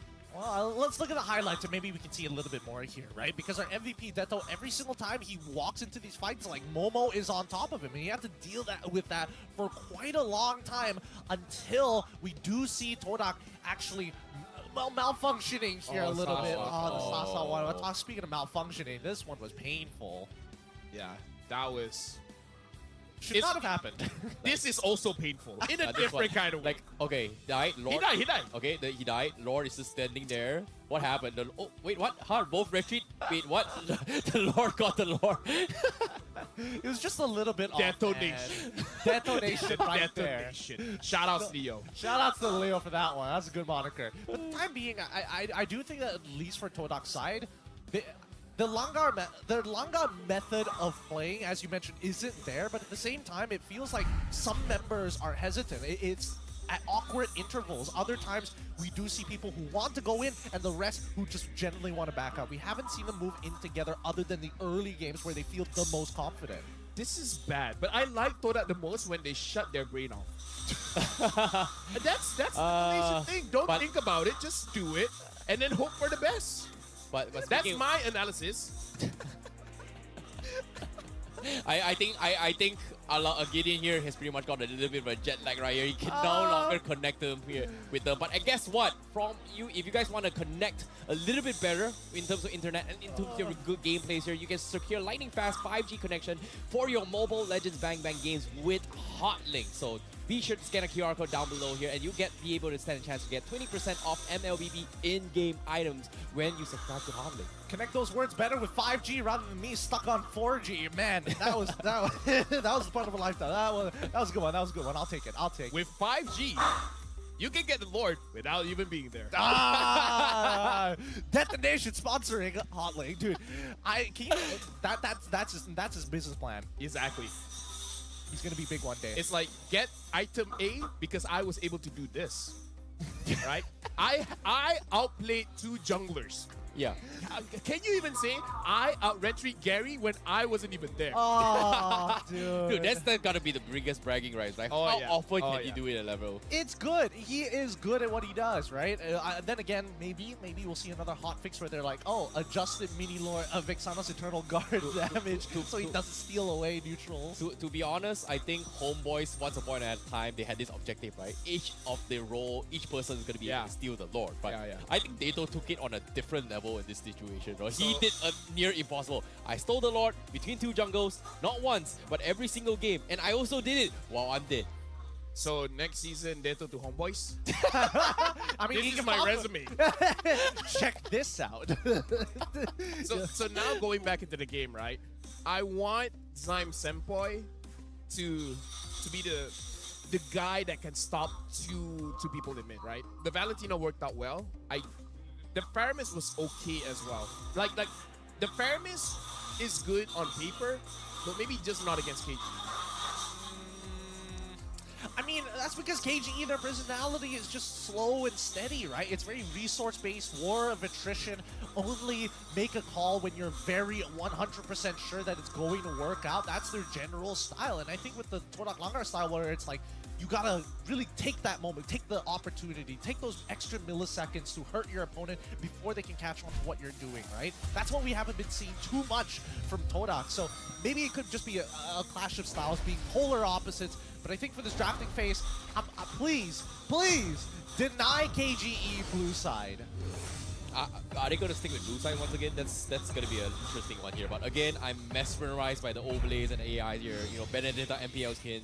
You gotta get it. It's so sick here in the MPL stage playoffs. But again, seems like not happening here, Gideon.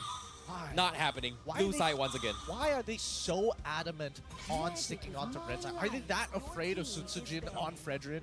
Isn't red a good color? You're Chinese. I'm Chinese. Red is supposed to be a lucky color. I'm not gonna lie. But right now, it's looking all blue today. Ah. Hey, feng shui is different. Yeah, the feng shui here is a bit different. I So, think you started the day today as well, right? Like people were having Monday blues, but casters with like Thursday blues, man. Hey man, Thursday is not a normal day to have an event. I'm gonna throw that out. It's either weekends or Mondays, all right? Nothing in between. Everything All right. in between does not count. in terms of the bans here, not much has changed. No, it should be exactly. Well, it should be exactly the same for the most part. I don't think it should change otherwise, unless Torak have a wild strategy coming up. I think they should just let the Benedetta through and just ban Vexana as well as maybe even banning the Baxia for say, okay. Well, they're not listening to you. All right, sure, whatever, man, guys. Yo, what, 4 games in a row, same opening bans, whatever, man. Look, the other day I was talking to Smooth as well. He was playing a different competition. I was like, oh, what is this? Which Which jungler jungler? has the best retreat timing? They just pass it along. He doesn't want to say. Okay, who? Wrong, Gary, Deto. all right. Wrong, it's Deto. It's Deto. Wrong. Wrong, it's Neto, bro. You just lost $1 million. Like, who wants to be a millionaire theme right now? That's the clip for you clippers out there. KGE start things off with the boss gob. Once again, bans exactly the same. Now, quick considerations. Yes. Quick considerations. Should they consider going for a Tigreal instead? Oh, they steal the Vexana. They're like, okay, Deto, what else you got? What else does he got? What else? Maybe he wants the Valen? Right? Okay, it took them long enough to finally figure out. Like game 4. Okay, Dato, you've been winning on these 2 heroes. What else can you play? I think it's about time to take away the Vexana. Vexana, MVP, man. MVP. Shout out to Aski. He said if they use a Barat mid, it's Dato Nas. Well, Oh my god. I don't like that one as much. yeah. You know I what? don't like that one. Dato Nas. 4 out of 10 is a passing grade, right? 4 out of 10. So that's a 2. I'll give it a 5 out of 10, okay? I don't know, because I was thinking of that exact same fun on my way here to MPL. That's why, to me, that's a oneer. That's a oneer. that's If I can one. think of it, on my way to work, nah, it can't be that creative. Do you see the Matilda get I locked like the Matilda because you want to deny it away from Rafflesia, where Rafflesia has been shown is like he's good with the Matilda. now the Arla pick. I mean, it's a solid pick, and this is the thing about Smooth. He's good at this hero one time, never again. Never again. Never again. Good with Benedetta, never again. Good with Tamos, never again. Oh well, this is going to be a very, very interesting one here. But again, Smooth, I think he does have a very, very big hero pool here when it comes to these kind of situations as well.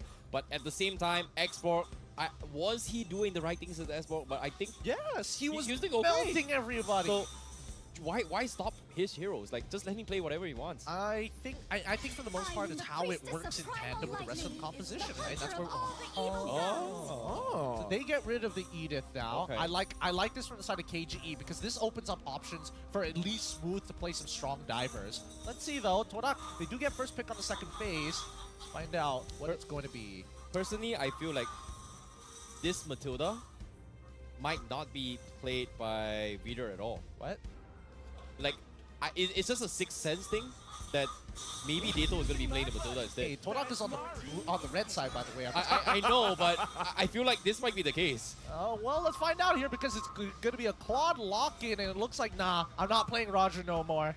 This hero sucks. I mean, like, okay, this is his hero, right?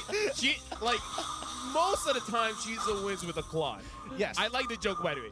Shizu does well with the Claude, so Yeah. I think keeping that is good.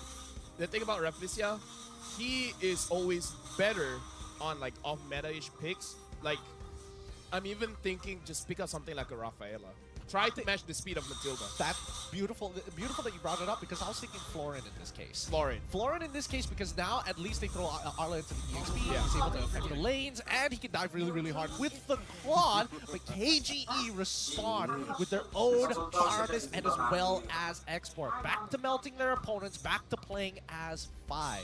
Okay, you know, King Empire now has a little bit more front lines. I was hoping Dato go for the Matilda, but guess what? He's going to be playing the Faramis here. So, okay, sure. But Torak's side, I think the biggest problem right now is going to be two things. One, how do they catch up with the Matilda's guiding wind? Two, how do they chunk away the Nether Realm? And back then, Blazing Duet was a great tool, but considering how Claude has been nerfed so many times, I don't think it's a viable option to deal with both of that right now. I think this is also, I think it's generally interesting, right? Because I think Todak here in the export pick for the side of KGE, it just makes it awkward, right? Oh, it makes it it makes it really awkward for Arla to go into the EXP lane. It makes it Arla into the roam position because I'm guessing they were thinking about to Rizla, but seems like KGE right on top of that. Deterrent forces him onto the Arla once again. I think this is going to be a EXP. How much impact, how much bang for you or your buck can you get out of your EXP lane? That sounds so much worse than it's supposed to be. It's okay, man. I'm going to save you here by saying, Toda, this is potentially their last game.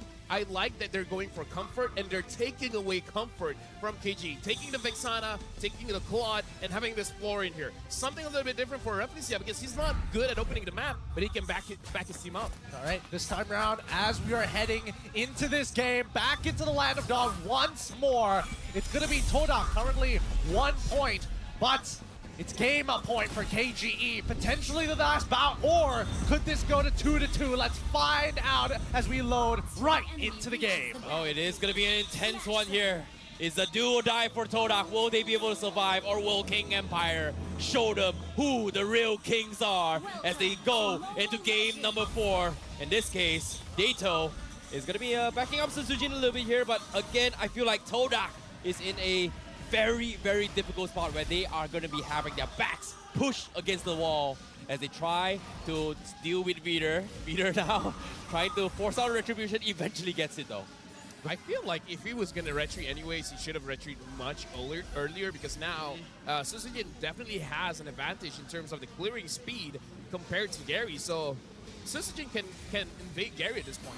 Check it out. Vader is just like, 20% damage increase. How about now, sucker? He's just being annoying. As long as he forces out his retreat, he has done more than enough work. Yeah, right now, Dedo is actually controlling Zyme Senpoi, not letting Zyme Senpoi onto the minions, and now Reflecia has to come and back him up. So Dedo is doing quite well with the...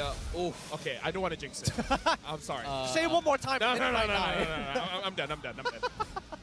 We're holding it back for now. Vader, he's going to be running around being the pocket medic for everybody, especially if they take a bad trade in their lanes, while still trying to find any advantages whatsoever to give to their opponents. For the most part, as you can see, Shizo is doing a phenomenal job, especially 1v1 against Sasa in this lane so far, but on the opposite side, I can't say the same for Momo.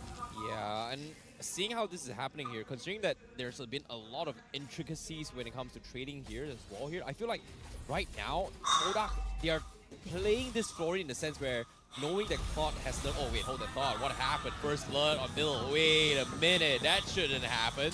I mean, I feel like Gary understands that the mid lane is losing, so he has to add a little bit more resource there. Usually we see them going to the EXP, but this time it's like, you know what, Zion Senpai, you be my guy, I'm gonna gank your lane. But it does come at a cost, though. It does mean that Sutsujin does hit his level 5 on time. Wait, no Ferraga armor. 50-50. This is not good. This is going to be a 50-50 from both sides here. Oh! Flash comes in with the Nether Realm. They still secure the turtle for King Empire, but they will lose Smooth in the process here. They're able to get Sutsujin and Dato out. That's a big win for King Empire, but Todak, they still get another kill. Nicely done by Gary. I would have said nicely done by Momo, but Sutsujin got his retribution at the same time as Gary. It's just like Gary was just a little quicker on the trigger by milliseconds. And now Sasa, he's losing out. He Yeah. can't breathe against Shizo. Dude, like I said, this is Shizo's hero, man. His face looks like Claude. Get him on this hero, and he can do wonders for you. You just gotta believe. Yeah. And the team believes in him. So be like a team and believe in his Claude. I think this is why the reason why they got the floor read, right? Like Claude has been nerfed so many times to the point that a lot of pro Claudes, quote unquote, has struggled to actually carry the game to the later stage game. But with the deal, it is gonna help him a little bit more in terms of scaling for this game. In this case, he is one level ahead of Sasa, and that's actually huge for Todak. The truth is Claude the one receiving the nerfs, or is it just every other marksman in the meta just getting way better? I definitely think that, yeah, the nerfs do come into play, but for the most part, Claude is always going to be relevant in these types of games. But right now, looking at the rotation here, Toda, they want Shizo to win a little bit more. They're going to invest a lot in this gold lane, but looks like the minion is not where they want it. Oh my god, Sasa? Nah. He actually stole the crab? Yeah, he stole it. What? It's like, thanks for the leash, guys. I'm gonna take that for myself. Small victories. It's all about these small victories. And ideally, by the time this turtle spawns, we see Sutsujin still a full level ahead of Gary. But after losing out on that turtle, it might be a bit difficult to achieve. For the time being, at the very least, take a look at that mid lane, right? Because Deto, again, previously was trying to deny Zyme's Empire. Well, Now it's the other way around every single time Rafflesia, or even if Gary shows up into his lane. Well, as of yet, Shizo now blazing duet down middle lane here. He's gonna shove the creep waves. Turtle gonna be the POI right now. Sutsujin looking for the plays. Dato doesn't have Purify. Needs to be a little bit careful here when to go for the Nether Realm. Gary now starting things for the taunt here. Now the full drop comes in. They'll take one. Vader is out. And now Nether Realm already being bled out as well. Sutsujin with the Toys Bazaar. He's gonna go for the retreat. He doesn't get it. Needs to get out. Gary secures it, but the Appraisal Draft will destroy him as King Empire loses 2 more members. Personally, for me, I kind of feel like it's not worth it for Sutsujin to stay there. Even if it does secure the turtle, there's a high chance that he's going to get taken down. So, I don't know. I kind of feel like at that point, you try to get one member of Toda because their engage was clean. Gary jumps in, Energy Eruption, gets them all together, and then Zion Sepal drops a ward on top of them. The Eternal Guard was big there. Yeah, the Eternal Guard was pretty gigantic. At the same time, I do respect Sutsujin for actually attempting. He was the same level. I think that he had a clean 50-50 chance against Todak's side, especially since Momo a little late to the fight. Unfortunately, a good stun from Zyme Senpai is all they really need. And I think that's the major problem. Oh no, Sasa, he might be dead here. Okay, Gliding Wing comes in, circling Eagle cancel Shizo. That's huge, but he's gonna be able to get out for now. So King Empire, a little bit focused on towards the gold lane now. Both Sasa and Shizo gonna be the most important players to be standing out here from both Toda and King Empire. That was a good 1v2. Right now, King Empire, they're moving as a team, Momo! Oh my goodness, Final Stash comes in into Rogan. One-shot Sasa. NetherRealm not able to save him at all. And Zyme Senpai does it again for Todak. The oppressor. Give him a hero that can shut down people, and he will do it every single time. And now Sutsujin Need to make a run for it as well. Getting mowed apart. Appraisal's Rock comes in, drops a lot of HP coming in as well. But King Empire, they're going to be able to hold on, but they've lost Sasa and Todak now. Looking to find more picks. Yep, slow wave being set up on the bottom side of the map. Top side gonna get hard shoved in. They're trying to create some space, or at the very least try and take away this tier 2, but KGE refuses to let their structure go down. Todak, they back off, they don't mind, but at the very least, they know that the bottom side jungle is healthy and ripe with wealth to steal away from KGE. Let me just say as well, Fredrin, his energy eruption has been nerfed, but Gary made it look like a non-factor. So far, he's been controlling the front side, the front lines very, very well. Gary has been performing extremely well with the Fredrin, where we see in other regions constantly getting banned out, but Gary has been getting it for free every single game. I think a lot of people are confident in the counter picks, right? The Akais, the Barats of this world, sorry, the Akais, the Barats, all do very, even, wait, something, I feel like I'm missing one tank jungler out of the, oh sorry, the Boxio, of course. Natural counters to this Fredrin, but I think at the end of the day, like the Fredrin generally just scales better than a majority of them, right? So it makes sense why it gets picked up for the side of Todak. I think that KGE, considering that they are the ones blue side banning Harith, it does come with a couple of costs and benefits. Yeah, as of yet here, Sasa gonna be taking a little bit too much damage here. Dato can't seem to start the fight. Gary getting a nice taunt onto Sujin, but again, I don't think King Empire can find more if they don't go all in. The heals from North Lisa is starting to get a little bit annoying here, considering King Empire is trying to peel them off, but Gary will be able to once to start this off for now. But tier 2 gonna be the point of interest. Shizo does a lot of damage here. They are gonna scare him off. Shinzujin tries to re-engage, but the rest of the KGE not ready to commit to this as they back off. Toda really wants this turret, huh? I have to say, I haven't seen Momo for a very long time. Yeah, he's been soaking up that mid lane for a while. I mean, he could have like pushed on the opposite side of the map to be fair, but I guess he doesn't want to be ganked. But I mean, Todak, they need to spread King Empire apart. Oh my goodness, Vader taking a little bit too much damage here. Dado pulls them back, this is huge, but why are they diving? They're trying to do as well. The Toys Berserker comes in, but he able to get out. NetherRealm connects on 4, but they're taking too much damage. And now Shizo waits for the right moment. He goes for the Blazing Duet. He cuts the backline. He finds Sasa. He finds Vader. Now he's looking for Sujin, but it's not being able to. Meanwhile, Momo 1v1 against Smooth. Smooth very low, but he will live to tell as Todak with a huge collapse on King Empire. It's looking good so far. Mid-tier 1s will start to fall. Let's see what Todak does in the meantime, right? You definitely get somebody to start onto the Lord as soon as possible. But their Taurus, that bot side is pushing in. They should be able to clear this fast enough. I gotta say, so many low HPs coming in from King Empire. I like that Toda has the discipline to not chase after that, because the Lord was up. If they died in that moment, then it's gonna be disastrous for Toda. So in this game, like I said, I prefer them just charging headstrong, but I'd like to see this. Oh no, Vader getting popped off. Yeah, he could not open up the map. Todak finds a very, very big pick, and now the opening comes in. Sujin getting CC'd in. Do they want to continue this? They're trying to go for the taunt. Brazen's Draft will scare him off, but tier 2 going to be the point of interest. But Shizo, just one skill, Dado, dropping almost half HP. What do they do now? Like, what can KGE do at this point? I mean, they take their time. KGE just needs the wave clear. They can play for high ground for a little bit, especially if they have their inhibitors still alive. And I think that's the most important thing. They need somebody to run up top side, and it's going to be Smooth who's going to stall out this Lord. So Sujin getting dragged back in here. He somehow gets out. NetherRealm already popped off. The Eternal Guardian will be saved from Saizam's standpoint, but eventually falls.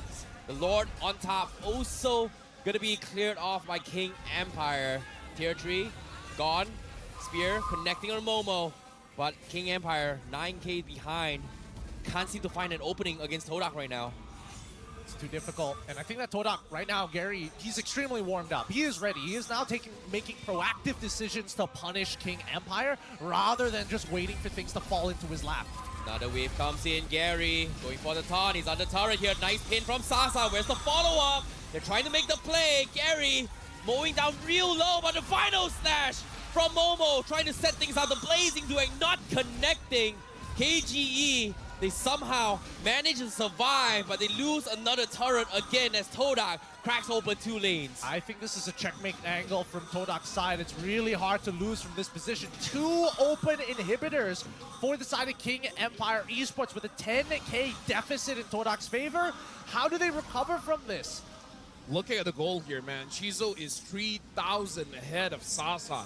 Talking about comfort hero, this is huge comfort. And I gotta talk about the items as well, because Gary having the Brute Force breastplate as well as the Oracle kind of offsets the nerfs that he just got. And the fact that he has a Florian with him, the Oracle is providing a lot for him. So he is able to solo tank everything coming in from King Empire because the healing is enormous. The cooldown is there so that he can control everyone. He can heal by himself, but having Rafflesia, this is the angle that Gideon, you and me were talking about. Take something like a Rafaela, take something like a Florian, because that seems to be more his style. He's not an engager, so might as well just support your teammates from the back. Yep, and I think, you know, Momo and Zyme Simpoi finding these like really crucial picks has been what's keeping King Empire Esports in check. Like Tsutsujin, he can't walk up anymore. Gary is hyper confident. If he has to use Retribution, oh, that's perfect. Means that we get a free Luminous Lord. Yeah, now with the Lord coming in, the spear connecting. Oh, gets blocked by Zyme Simpoi. Doesn't want to make an attempt. Todak secures the Lord, but again, now Todak with this huge lead. What can King Empire do now? Like, damage-wise, what do you think? When you were saying like Vexana do it, I was thinking of Vexana with the body of a badang. just taunting the Moscow like, do it, just do it. Try me.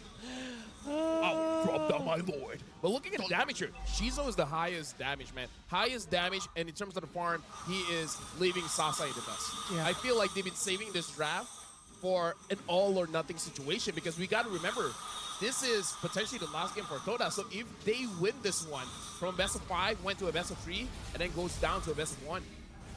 Yeah, now with the Lord crashing in as well, Sasa going for the full play. Gary trying to kite swoop as much as he can. Lord gets chunked down pretty quickly by Sasa, so that's huge. But the inhibitor top side is gone. Swoop losing the Piraka armor, but Zyme Simpoi!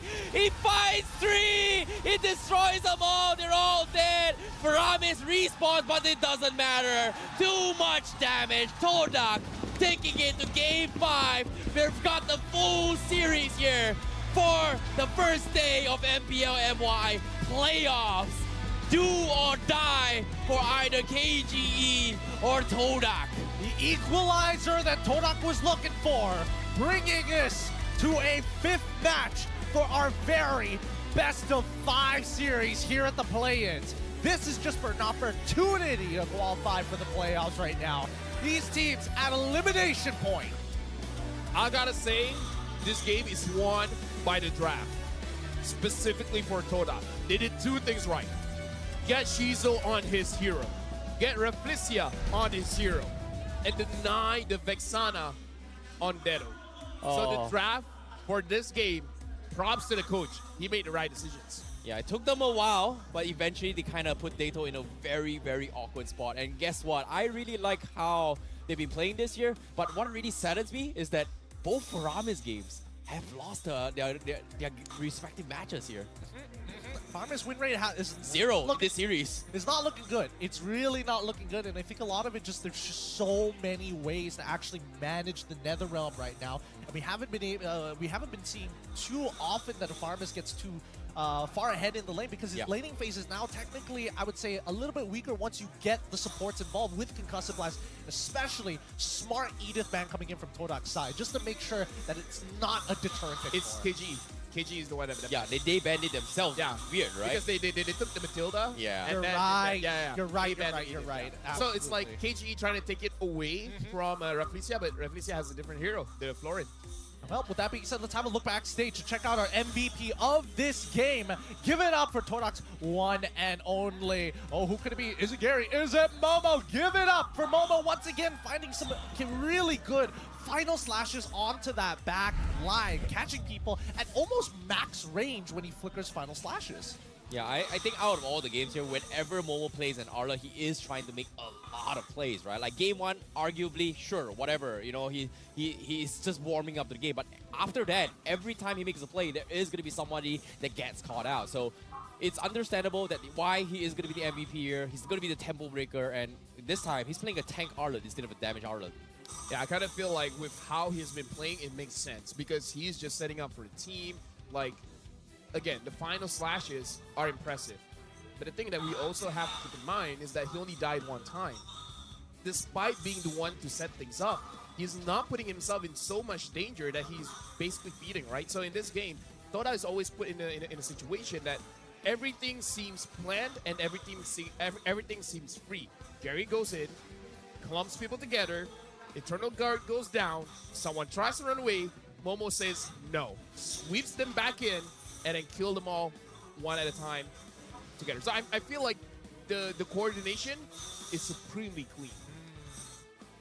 Yeah, I think that's the thing about the composition, right, that Toda actually have as well here. One thing we realize here is like almost every single game, Vexana has been a huge factor between these teams. And even this final fight, like, oh, we dropped the ultimate here. Great, you've got Nether Realm, you've got Gliding Wind. But what happens if those bleed out? And then if you can't get out, what you can do? Because you have this final slash that just sweeps him back into the Lord Pit, into the Eternal Guardian, who just does so much damage here. And I wouldn't be surprised to see Syme Senpoi later on getting top damage in this game. Guys, I don't know how to feel about this. Momo's the only one that died, but Momo's the one that has the MVP. Yep. I don't know how to feel about this.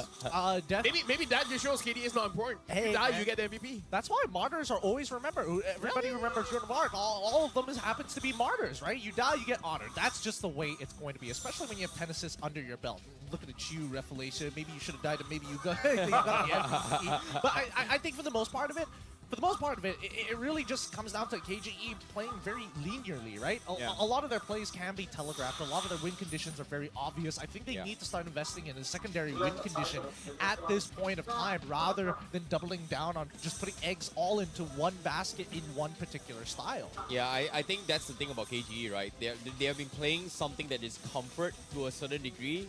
Right now, suddenly switching to a playstyle that doesn't work is actually hurting them here. And we talked about why they brought in the Toda, right? It's supposed to be powered farm by Sutsujin or allow Sutsujin to get a little bit more oppressive. But again, every single game, Sutsujin is just doing his own thing. Like, he hasn't been the guy that needs to start the fights. It's always been smooth opening up the fights, which I feel like there was a huge disconnect between the players themselves for KG for this match in particular. Sasa was not being put in a good situation here.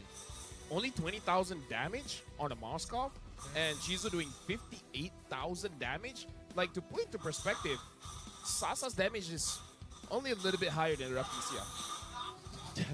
It's hard. It's hard. You know, that's why once you give It's hard to out damage Ori. So the reason why I say it's hard this game is that Toda, they shifted their focus and give the deal onto the Shizo rather early. So to be honest, I feel like Claude shouldn't be winning the lane, but because of this early deal by this Florin, it allows him to head to head and out-trade Moskov most of the time in the sense of just poking and pushing, right? Like, you have a skill where Sasa needs to auto-attack. And then in team fights, he gets focused down. First.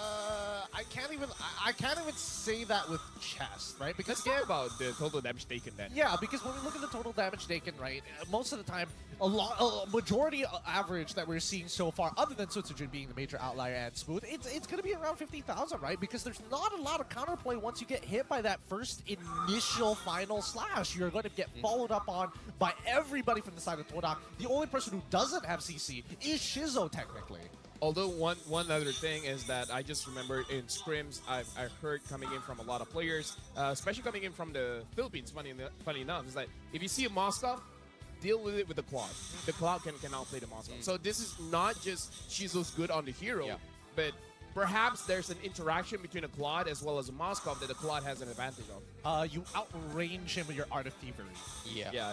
And you also have a blazing duet that does a lot of damage in early stage of the game. I mean, that too, but If it's one person who's taking damage, though. because the only way you see Sasa actually winning this lane is if he somehow is able to, like, land a pin onto Shizo. And even then, right, there's a good chance that he doesn't 100% win that. Exactly. Unless we see him go real crazy and be like, I'm going to take Inspire. No matter what, I'm going to try and win this lane. I think we have to talk about the point that both Dato and Vitor can't really play the game because of the fact that both of them actually went for flickers instead of Purify, considering that how much stuns that Todak bring to the table, right? We've got the Terrify from Zyme Senpai, we've got the Eternal Guard, we've got Gary's Taunt, we've got Momo, Final Stash. One of this, if he catches Dato, he is going to be late to actually drop the NetherRealm on time. And there were a couple instances where Dato was swept into a situation where by the time he gets to pop it off, somebody's dead or out of position or slightly a pixel off towards the NetherRealm circle. Well, look at that. If you don't allow these two to play, you win. Yeah, Wow. that's a large part of it, right? Because again, it's just controlling the shape of the fights, and when Smooth is in control of shaping that fight, a majority of the time it comes out well. But once he's off of it, and more importantly, so when he gets like one shot like that, losing that Faraga armor, which is again one of your biggest strengths is the X-Borg, then it can get a little more different. I think that KGE, they need to start taking risks in lane. They need to start considering like, hey, how do we get Sutsujin involved in influencing the lanes? Because so far it feels like either Sutsujin is hovering around the lane for too long or is very farm oriented.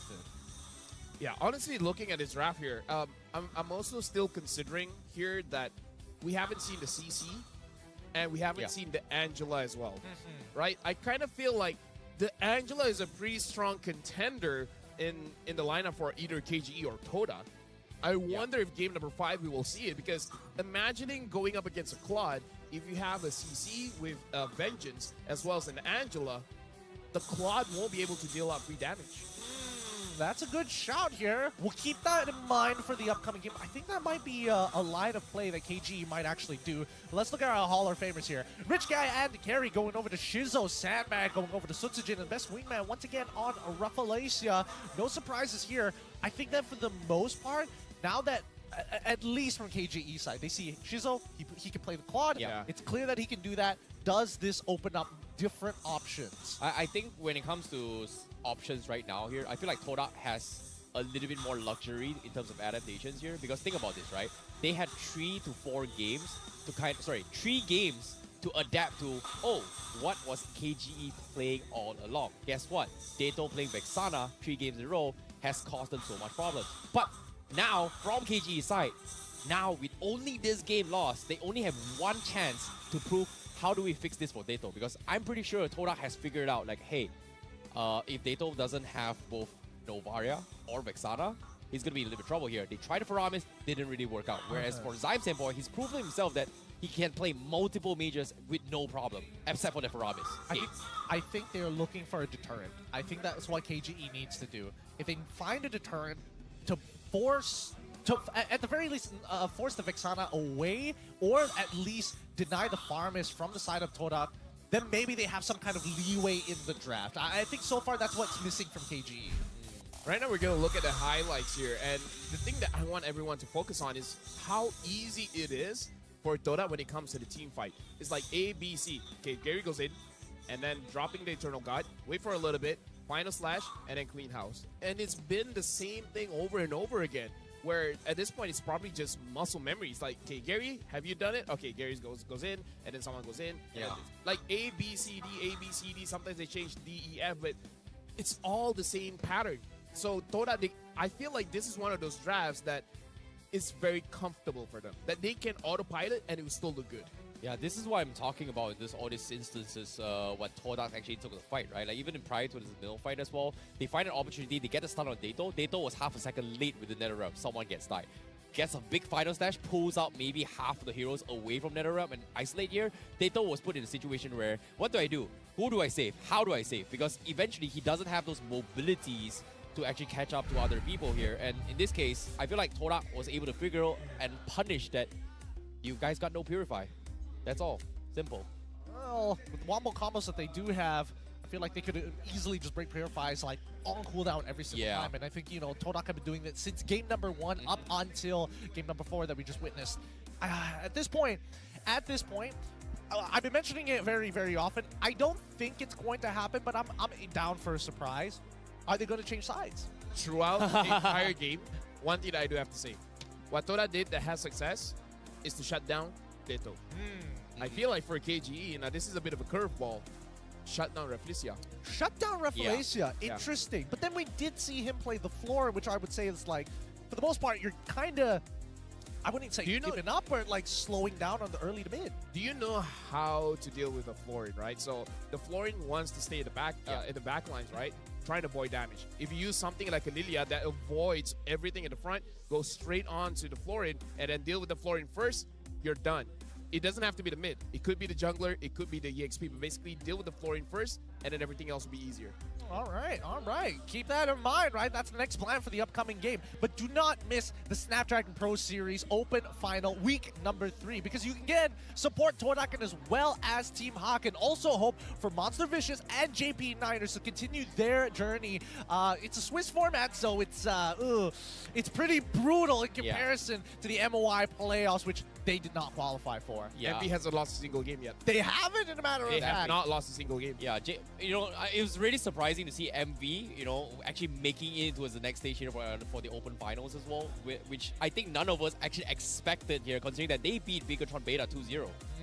Again, they've beaten some big names, so please go and check out the Snapdragon Pro Series. Check out what's going on there. Many different Tier 2s and Tier 1 teams are going to be involved from all over Southeast Asia. With that being said, we have a little bit of an interview here that I'm getting the words from Zipper. Now, let's throw it over to Rose. Who are you talking to? Terima kasih kepada caster-caster kita. Hello semua, nama saya Rose. Dan sekarang, saya dengan Toda Legion, Champion MAL musim pertama. Alright, okay. Kita start dulu dengan Zaid. Hai Zaid, sihat? Hai, sihat, alhamdulillah. Alright, Zaid. So, I rasa kita semua nak tanya, apa perasaan jadi the first ever champion untuk MAL Malaysia? Rasa happy gila sebab dapat juara ML season 1. Dia ibarat korang champion MPL season 1. Dia akan jadi sejarah nanti. Oh. Okay, untuk rival pula. Now, kita tahu that rival ni pernah main atas pentas MPL. Sekarang main dekat MAL dan dapat champion. Tapi sebenarnya kan, apa yang biggest difference ataupun apa yang beza main MPL dengan MAL? Pressure lain tak? Pressure sebab kalau MPL fans lagi ramai dari ML. You lagi suka main online ke offline? Offline. Kenapa? Sebab main depan fans lagi semangat. Ya ke? Nak dengar sikit fans Toda? Patutlah kan diorang rasa semangat. Alright, last question. Let's give it to Formaze. Dulu Formaze ni player tapi sekarang dah jadi coach. So, sebagai coach kan, apa yang you rasa Toda buat silap tadi di game pertama dengan game ketiga that cost them the game? Agak gementar jugalah sebab tadi kalau kita buat mistake sikit pun dorang dah boleh menang game tu. So, just be careful je lah untuk next game.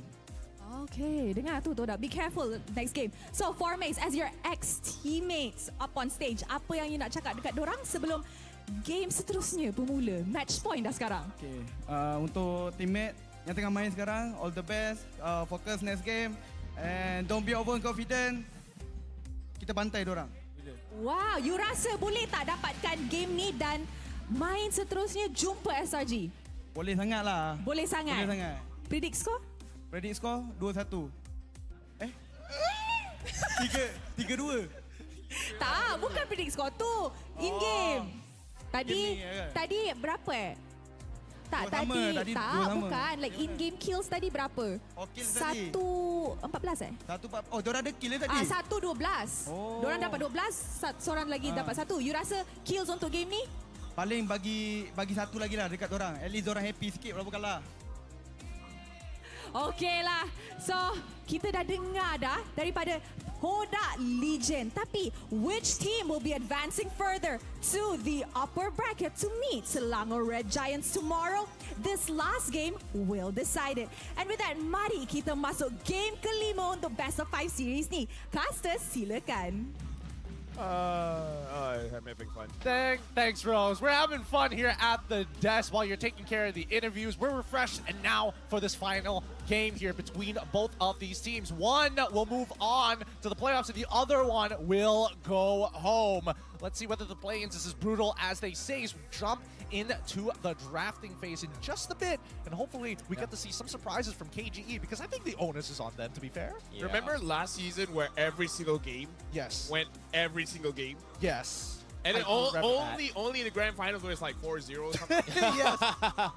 Will this be the same? Nah. Will this be 5 games, 5 games, 5 games, best of 7, 4 games? Oh my god. Wait, that would be even Oh wait, funnier. no, sorry. That was 2 seasons ago. The last season, the very last season, we actually went 7 games. Yes, we did go all 7 games. As we go into the drafting phase, I would be worried if that were to happen, because that would mean that one of these teams would be in the upper bracket, get knocked down to the lower bracket, win in the lower bracket with the maximum amount of games, just to lose an entire clean sweep in the grand finals. Can we negotiate a pay raise? Okay, probably not. You know what? It's okay. Let's jump into the draft where, again, KGE, blue side. I hate Okay, I every hate game has been like this, but this time we do have a little bit of adaptations here because this time King Empire, they actually banned Arlott first phase instead. A little bit of difference here. So what snuck through?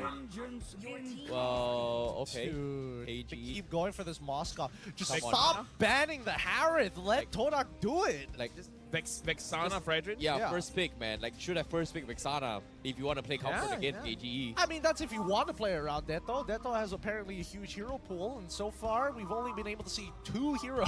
That really stood out. not even 2 heroes that really stood out. 2 heroes he's played thus far in this game. Fredrin Vex, as expected. Alright, KG, it's up to you. Are you going to play the exact same thing, or are you going to change things up? Hey, Barats again. You Oh, dog, yes. All right. Smooth is like, all right. You know Okay. what? Enough funny business.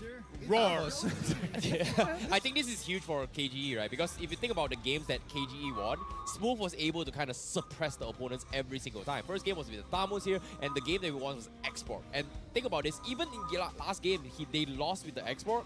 I feel like in KGE's defense, there was nothing really much he could have done to actually make space for the team, in particular for Dato or even Suzuki to do anything here. But with a Yu Jong, you're guaranteed space every single time. And now, with no double dragons, because of the Vexana pick, Valentina is secured for KGE. So far, that's under the assumption that it doesn't get banned. We're already complete with the very first pick phase. Isn't this good though? Now that KG already pick up their EXP laner, just ban all the mid laners, right? Oh, Balin, no. ban out Paramis, maybe even ban out Yeah. Lulia, you know. So it's like, oh, you got your EXP laner, great. Now, Deto, my man, my guy. Play the Ferraris again, bro. My dude with the huge hero pool. You're gonna get targeted. Let him get targeted. Worst comes to worst, he plays Nana.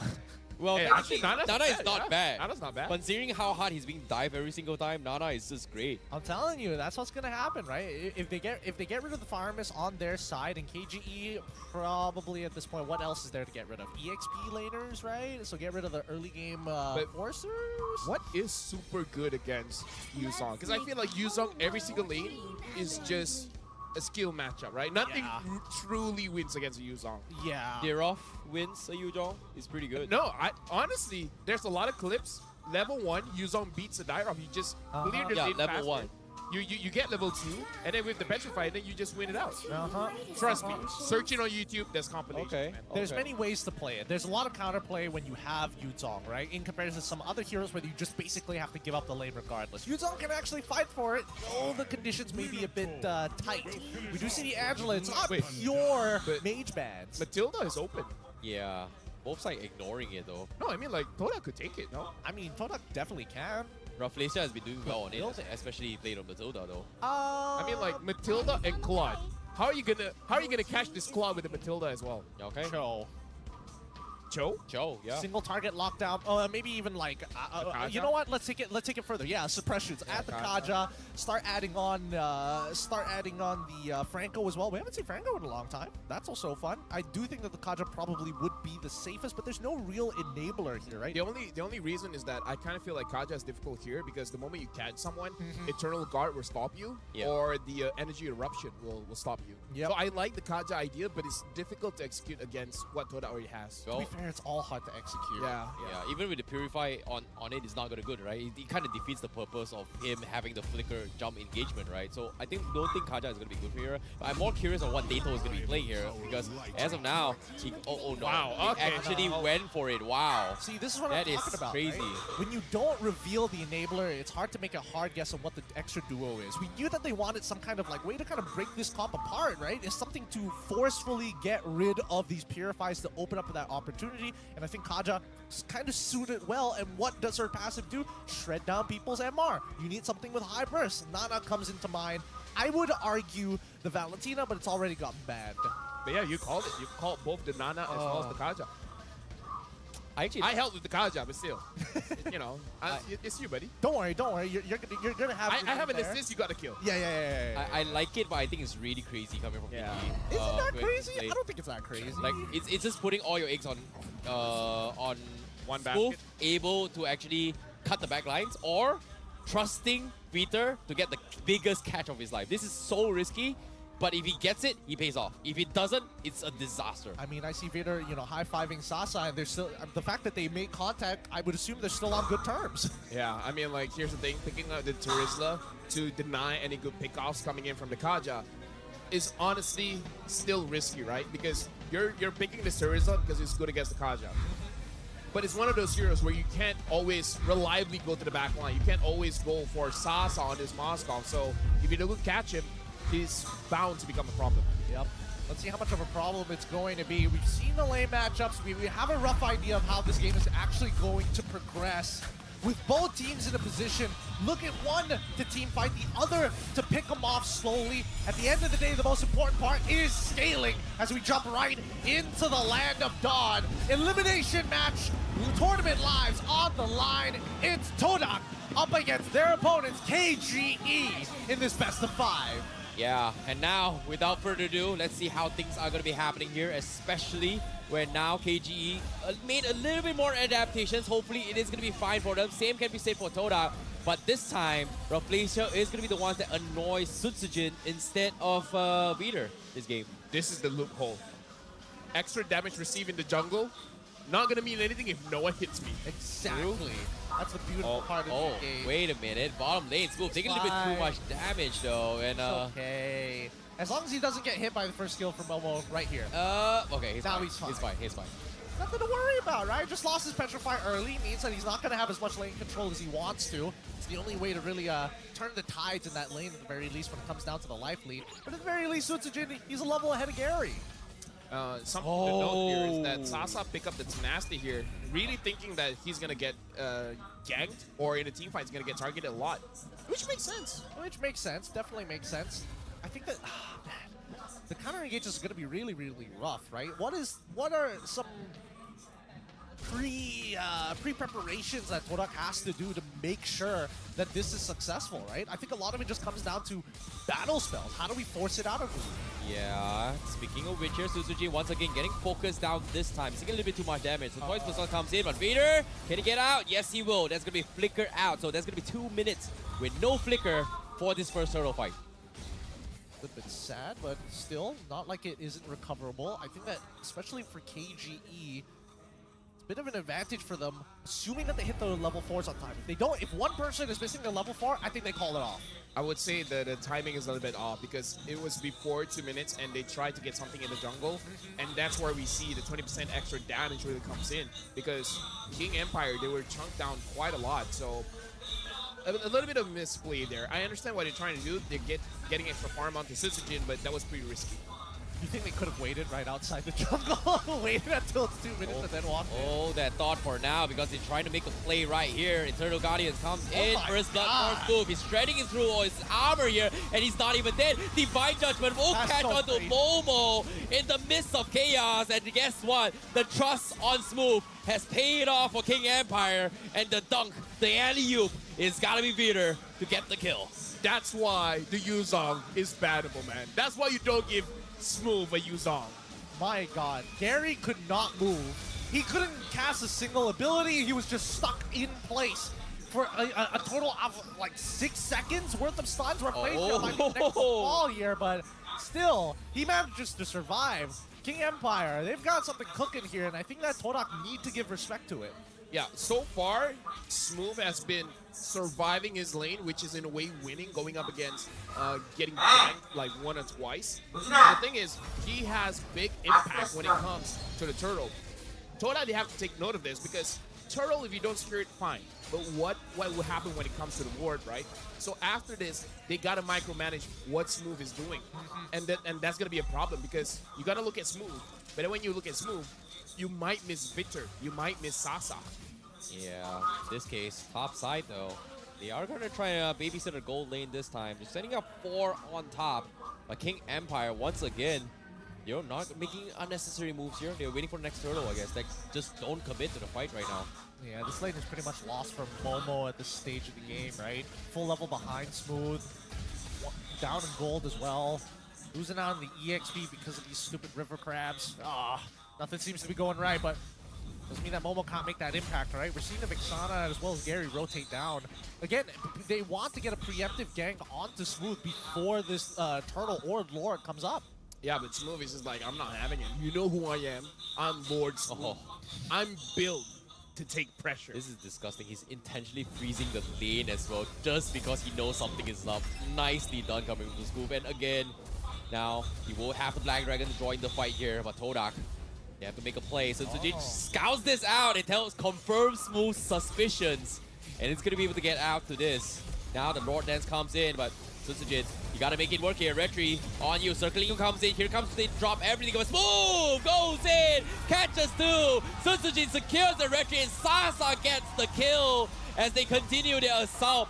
Smooth now finding one, but Sujin steals the kill away as King Empire completely engulfs Todak in the turtle pit. All right, here's the wrap time, right? King Empire with this 3.4k lead, but more importantly, their huge EXP and jungle lead is gigantic, right? That's going to be what? 2 levels for Sutsujin, 2 levels for Smooth as well. That side of the map is completely compromised. These neutral objectives are hard to take, and worse yet, when all is lost, Sutsujin just has the bigger retribution. It looks like Smooth is fuming, man. Because like for the past 4 games, I keep getting dunked on. It's like, okay, you guys have to understand, Smooth is a quiet guy. He's a nice guy. He's the kind of guy that wouldn't hurt a butterfly, right? But then you just know, I feel like going back and then the coach is like, hey, Smooth, how are you feeling? And then he just looks him in the eyes like, just give me you song. Let me be 3rd pick. Don't let me be 4th pick. Let me do my thing. Well, in this case, you talk about him being quiet here. In this game, he's an absolute monster right now. And he's going to be a force to be reckoned with. I can't imagine Smooth calling for a tech pause. He's like, excuse me, Marshall, a tech pause. Why? I snapped my phone in half. This game has not gone well for me, but I snapped it in half. All while just maintaining a smile. You know, like, Yeah. very innocent. Like, oh, I'm sorry. I didn't mean to do that. Yeah. I'll pay for it. You know, I'm sorry. I'm sorry, Cedric. Also, I did it with one hand as well, just like Easter. For the most part, nothing's going to be happening here as King Empire slowly just rotating around, looking for an angle to get underneath the chin of Todak to eventually choke him out. Put him in a rear naked chokehold. Even a Kimura, if they can find it. Well, it is finally a best of 1 series, a full reset, right? Do or die. You can see both teams a little bit hesitant on jumping the gun. Gary also playing a little bit more defensively.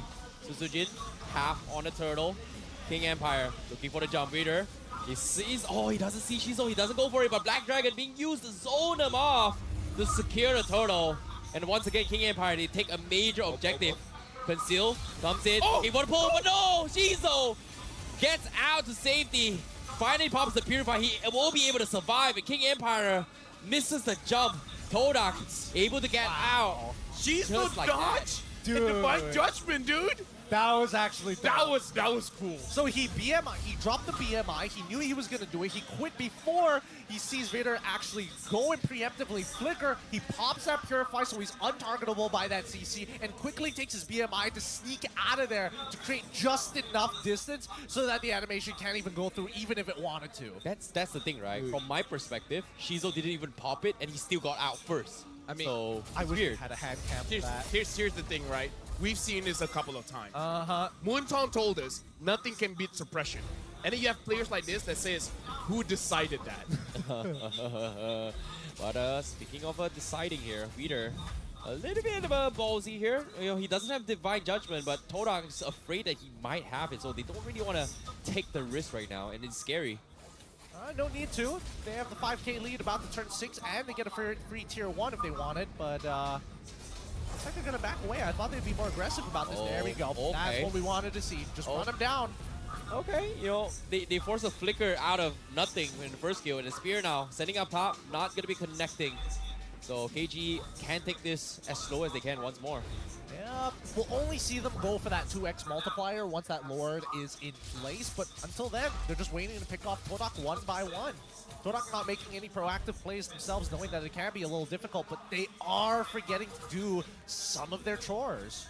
Right now, King Empire is 7,000 gold ahead, and this is one of the more disciplined games coming in from both teams because it's 9 minutes in and it's only 4-0. Yep. Toda is not finding areas where they can exploit King Empire because for now, Victor has not really had a successful divine judgment, but it could be said that he's really trying to use it defensively instead of offensively. So if anyone oversteps their welcome, then he's going to pull someone in. Well, Black Dragon being used to zone out the members of Todak. They were securely snipe not available, but now he makes an attempt. He's going to pay with his life. Smooth, can he get out? No, he doesn't even die. He catches the setup. He turns in favor for King Empire. 2 down. Zion Boy Gary taken out. King Empire. Smooth. Wow. Wow. Great comms. He's never going to get that Yuzong again, man. Never. Never going to get that Yuzong again. Now there's another one to add to the list. Used to be Paquito and Benedetta. Now it's Yutong and Benedetta. He's never going to be able to touch him again. Jeez, this team, King Empire, as of right now, are looking phenomenal, right? It feels like they can do no wrong in this game. It's just crazy to think he just got it one time, and then they're like, why did we let this through? Oh boy. Not looking good for Todak fans with the Lord coming in. Smooth not having the he still has the Black Dragon actually, but he's nowhere near to contest this. As Todak will be able to defend this for now. Tier 1 still stands surprisingly on top though for Todak. Well, they're going to take their time. They're going to take all the outer tier turrets and then probably use the Black Dragon form to maybe fight for one inhibitor. Really depends on how big the wave is. Considering that the wave is pretty small right now, don't think it's going to happen. And they've already used their first set of Lord Empowered minions. Second one, don't think it's going to make too much of a difference unless Todak walks out. One good thing about this Lord take here coming in from King Empire, the thing is they didn't get inhibitors, but they got everything from the top lane, and I feel like that's a big swing in gold. Now King Empire is on the verge of getting 10,000. Dora is having a rough time here. Shizo wants to deal damage, but he still has not completed his Trinity items. Only having the Demon Hunter Sword as well as the Golden Staff. The Corrosion Scythe is not there yet, so the damage is not going to be there just yet. I mean, speaking of damage, apparently not even the gold is there, right? Like Sasa maybe 2.6, but Smooth at 2.9. Whoa! What? 3,000! 3,000! 3,000! What the heck? It's over 3,000! I hope he gets MVP and we get to see his GPM. Well, speaking of which here, Suzujin going to be starting the fight right now. They pop the Eternal Guardian and Zyme Senpai losing his edge here. He's getting a little bit desperate coming from Todak. As there seems to be no windows of opportunity for Todak to actually punish any of this. They've not gotten a single kill. And King Empire, think about this, 6 kills and Smooth was in all 6 of them.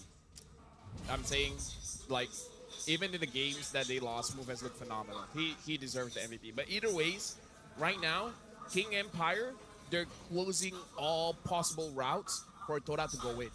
Surprisingly enough, Zyme Senpai is doing quite a lot of damage, 20,000 damage dealt. But this is just him being him, man. He always deals the most amount of damage, but there's no opportunities to go in. This is the biggest, I would say this is the biggest weakness of the new generation of Toda compared to before, where previously, it's not you don't have to worry about one person want to go in. Everyone wants to go in.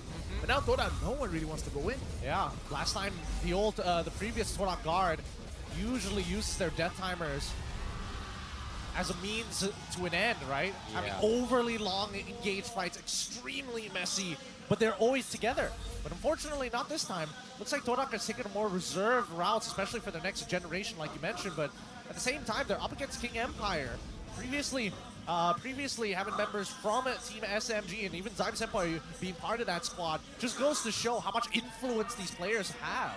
Yeah, they just understand each other on the micro level and also their habits, right? And now seeing that Smooth is 13 minutes in, 14 levels and as an XP laner, I don't know what Toda can do. We got to talk about the stakes here. If Toda loses this, It's over. they're not going to MSC. It's the Right. first time they miss it. They miss MSC. They miss the previous M series, like being the first team, number 3 in the regular season, first team to get knocked out. Damn. That's not good for the Toda brand. Well, speaking of which here, can they defend as King Empire does a lot of chip damage on Sasa down middle, but again, Toda playing this very safe. The bigger picture here is going to be the Lord crashing in as he slowly walks in here. Tier 3 will explode. Black Dragon already expended, cutting the back lines and looking for the push. Bitter tries to go for a flicker play, thinking about it, but still has the flicker. Divine Judgment. They're slowly mowing down all the inhibitors. Crystal down towards half HP. Todak, they will be able to hold on, but the M King Empire, they're not risking it. Why? I feel like it's a good reason why. Dude, there's so much at stake here, man. You don't want to make a mistake where Toda could possibly just end mid. Yeah, that's true, but also because the big ultimates are gone, right? No Divine Judgment, no Black Dragon form, no reason to actually expand it, no way to enable them. Smooth, like before he left, used that Furious Dive to get the heck out of there. So at the very least, we know that King Empire, they weren't given the opportunity to actually jump in and find that engage, and that's basically just due to Todak being passive, right? However, the checkmate angle is still in play, 12k ahead, but Todak, they're catching up quick. Well, they've got the ultimate here. Round 2, take 2. Black Dragon comes in. No minions again. Not sure what exactly is going on through KGE's mind here. Makes a second attempt. Black Dragon form down for now. Vader still going for the Divine Judgment. Pulls one. They connect on Momo, but he's able to get out. So no value for King Empire. Toda still holding on for their dear lives as the Crystal 70% health, but it buys enough time as they try to push back KGE. I'm pretty sure that was a mistake in terms of communication as well, because it looked like Victor really wanted the target. I'm pretty sure Terizla was not his target, and King Empire, I feel like if the communication was there saying, I'm gonna go in, burst them down, even if they chose the wrong target, it would have bursted them down. So I feel like the lack of commitment in that fight there shows that it wasn't communicated well that Victor wanted to make a play. Yeah. If not, you would have expected to see Smooth like jump in with the Petrify as well. If they're already willing to commit the Divine Judgment as well as a Flicker, nonetheless, then I think everybody shouldn't be looking to commit. Now, without the Divine Judgment, but more importantly, without that Flicker, Todak can anticipate when Bitter actually tries to close that distance. That's why we're seeing such a long Lord Dance here. And it's not like King Empire needs to do anything. They've got 3 naturally pushing waves. Yeah, and seeing how KGE is doing this right now, all they gotta do is just wait things out, right? They don't necessarily need to rush here. And Sasa, he's gonna risk himself to try and clear off top here. He's not even in this fight. Todak looking to make the jump here. Lord down towards half HP. They might be sniped here. KGE, they need to secure this. Sunsujin, can he win the retreat battle? Dato again! He steals the Lord with the Nana this time. Smooth now collapsing on the back lines. Now he's gonna try and run them off here, but Sasa with the spear from behind. Looking for the flag. Todak, they lose from Flacia, but they still keep their lives. They need to reset quick. The Lord already marching down the middle lane. KGE looking to take away the title, take away their dreams as Todak now, Momo tries everything to stop them. He will lose his life. The Lord knocking on the crystal. Momo will fall. Sasa focusing the crystal. KGE has done it. The King Empire, the true kings of MPL MY, telling Todak goodbye. GG, well played to King Empire. They qualified through the play-ins. Welcome to the playoffs here at day number 1. But we also have to say goodbye to Todak. They put up one hell of a fight in this best of 5. GG, well played to them as well, as they have been eliminated. Congratulations to KGE, but I gotta say, it's gonna get tougher after this, man. Slangora Giants, they're waiting. Speaking of waiting, Rose is waiting for them on stage. So let's go over to Rose. What does she have to say to the players? Perlawanan ini adalah perlawanan terakhir untuk pasukan Toda di MPL Malaysia musim ke-13. So, guys, first of all, I would like to ask the audience dekat Stadium MBSJ to give Toda a round of applause. Dan kita akan bagi Toda peluang untuk bagi dorang punya final bow in 3, 2, 1. Once again, everybody, give it up for Toda. Dan kita harap kita akan jumpa dorang lebih kuat musim depan. And of course, pasukan yang akan jumpa Selangor Red Giants di upper bracket esok. Guys, give it up for King Empire Esports. All right, I'm getting goosebumps. The crowd is hyped and the stage is overwhelmed with emotions. First of all, everybody okay? Okay. Sangat okay. Let's start with Smooth dulu. Smooth. Tadi game yang sangat-sangat sengit, but you guys came out on top. Apa yang Smooth rasa you guys dah fix sebab you guys start kalah dengan Toda. Toda kalahkan korang 2-0.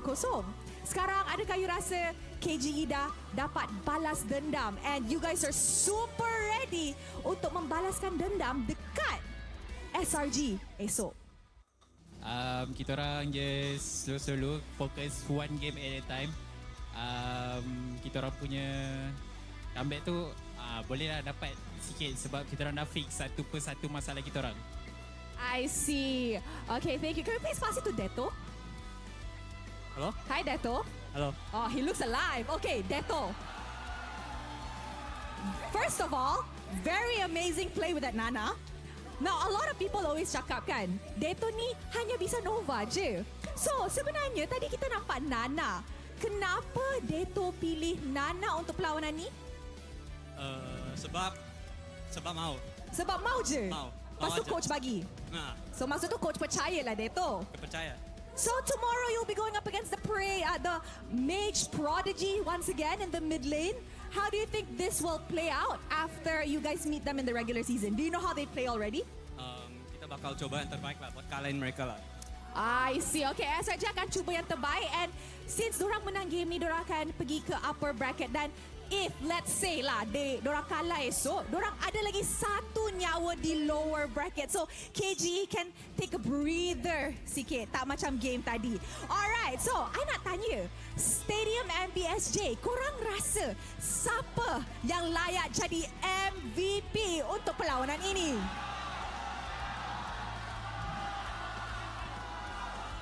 Alright, MVP kita dah ready. So, mari kita tengok MVP in 3, 2, 1. MVP jatuh kepada Jeng jeng jeng jeng jeng jeng jeng. Legenda. Hi Sasa. Hello. Okay, Sasa, how are you? First of all, how are you feeling? Just now was a Now very excited and then very happy because we win against Todak. Okay, now just now was a very intense game for you guys because we know lah kan that if you guys are now only one life, now you guys got 2 life again. Okay, so I want to ask, what did KGE do during the 2 weeks break? How come suddenly KGE come back? Suddenly keluar goal pula? Because we find it our problem because we have low stake and then we try to find our problem and then we fix it and now become good already. So now you feel like the problem has been fixed? The problem has been fixed? Almost. Almost. Okay, can we please pass it to Sujin? Hi. Hi. Okay. Diorang semua nampak penat tapi kita faham best of 5 kan. Okay, so Sujin tadi main game best of 5, kita tahu penat dia tapi you rasa KGE ada momentum tak kalau KGE masuk grand finals best of 7? Yakin boleh perform tak team? Yakin? Yakin? Yakin. Okay, can we please pass it to Viter for the last question? Victor, sorry. Sorry, it's too English. Okay, Victor. This is your first time entering playoffs. Your first match was last week 6, kan? Minggu ke-6. Bahasa Melayu aja kan, nggak Okay. paham bahasa Inggris. Oh, okay. Gak apa-apa. So, kali pertama Victor main di minggu ke-6. Sekarang masuk playoff, keluar dari zon merah, esok jumpa SRG. Victor, how are you feeling? Dan apa perasaan awak? Dan ready ke tak jumpa SRG esok?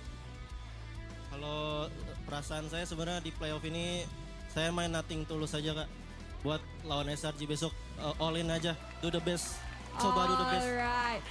Okay, Victor, apa yang Victor nak cakap dekat fans, battalions yang datang dan sokong korang hari ini? Buat fans King Empire, terima kasih udah datang hari ini. Terima kasih juga udah dukung kami. Semoga besok bisa kasih yang terbaik lagi. Alright, thank you very much to King Empire Esports. You guys may now go celebrate your victory. Wow. Perlawanan pertama di MPL Malaysia musim ke-13 playoffs. Hari pertama best of 5 yang sangat-sangat sengit.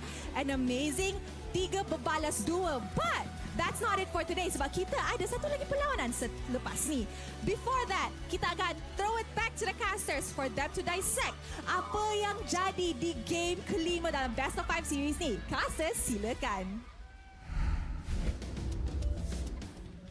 Thanks again, Rose. Give it up for the MVP of the match. It's going to be Sasa on form today with his Roger as well as Moskov. 10-2 and 11 his final KDA score. Looking mighty fine, boys. What can I say? He's looking great. I mean, 2 deaths in 3 games. That's wowzers. It's crazy, man. Like, on top of it all, I know Lafel was like, oh no, he's bad. He made a little bit of mistakes here. But guess what? Old but gold, baby. Sometimes experience and game sense and instincts is what gets you powered through here. And so far in that particular game, he's been playing out of his mind here. His timings has been spot on. And think about this, right? Sasa has never played a single Moskov before any other season. And this season, he was able to adapt. Like Is what? it enough against SRG? Oh yeah, that's a tough one. I mean, like, That's a tough one. before you build him up that much. I know, right? Right? Let me just bring you back to reality. I know, right? Because, Gotta humble down a little bit. yeah, this game, let me just say, this is impressive coming in from KGE. I did not expect that clean of a game going up against Soda. 9-0. Shizo didn't get any part of this game at all. He didn't die. He didn't get a kill. He didn't get assists. He was, man, I think he was doing okay in lane against Sasa. I think he was doing very well in lane, in a matter of fact, but things just snowballed out of control so fast. This has been, overall, a very low kill count game. I think when it comes to game 1 to 3, it all comes down to King Empire and Toda trying to figure out each other's playstyle, right? But game 4, game 5, it felt like just straight up, my draft beats you, I'm just gonna win you by draft. And game 4, like, think about this. KGE couldn't do anything because everything they do is getting countered by Todak. And now this game, just one Yuzong, game over. Oh yeah, that Yuzong coming in from Smooth, that was disgusting, man. Like, one of the best Yuzong influences that I've seen in all of MPL's games, right? I mean, like, we've seen strong Yuzong plays, but his Yuzong basically dictate the entire game. Everyone else just like, hey, you guys can just clear the minion and then just push. I can handle the rest. Like, even you, Gideon, like, I'm not blaming you for this, because even I was weirded out. Like, he Black Dragon formed, and then we're like, okay, they already got the lore, they might as well just back off. But Smooth is just like, no, I'm already on top of 2 people, might as well commit. Yeah. And then we thought he was gonna die. I thought he was gonna die. I was like, wait, oh, okay. And then they got kills? And we're like, wait a minute. He sustained through that thing? See, this is why it begs the question, does Smooth come up with these ideas himself, or is Sasa just like secretly behind him, puppeting him, or like ratatouilleing him, pulling his hair a little bit, just like get him in the right position? I feel like it's Smooth. I feel like at this point it's just Smooth. Like, he himself has a darker side to his character. One that he doesn't show the public. If you give him the mic, you wouldn't expect it. But behind the scenes, he pulls Sasa to the side. He's like, who do you think you are? You know who I am? Do you see my Yuzong? Do they ban your heroes? Or they ban my heroes? We ban your hero, Sasa. You think you're good at inherit? Blue side ban. I think that Smooth overall phenomenal player as he is good at communicating with the rest of his team at the very least, right? the fact that the Spirit of Destruction landed right on time when he decides to go on the Furious Dive with the Petrify to set it all up for him to get Sasa in that fight, a lot of things just went well for KGE. And the only way I'm using this as a litmus test. Sure. If Sutsujin is 2 levels ahead of his of the enemy jungler, that's how you know that KGE is playing well as a team. Yeah. That's how you know that Ditto was still the Lord. Secure the Lord, yeah. That's the thing. I don't know how Dato gets it every single time. With a, like instead of a Vexana, with a Nana, he still somehow stole the Lord, like or the turtle. It was like how, like why, how? Shouldn't he be like retry, easy retry? Remember the situation where Smooth pulled Sasa aside? Now Sasa and Smooth is pulling Sutsujin aside. It's like, yo, we imported you. You're here to do this one thing. Retry for Dato to secure it. You have one job. I mean, to be fair, it's a hard job to do. To be fair, it's a very hard. It's a difficult job to do until Deto goes up to Sutsujin and is just like, you listen here, buddy. It's not that hard. Him aside. It's one big chain of people bullying each other. This is KGE style. They pull someone to the side. It's like, yo, who do you think you are? Hey, think about it, right? This is a king's empire. All 5 of them are kings here. They all have their own egos. They have to sit at a round table and have like discussions before passing through emotion, man. It's like okay, get in. Having these conversations, like it's like, hey Sasa, how you doing? And then when no one's here, it's like, yo Sasa, how you doing? He picks him up and pushes him against the locker. It's just like, give me your lunch money. Yeah, everyone's voice just becomes deep. It's like, yo, where's the divine judgment?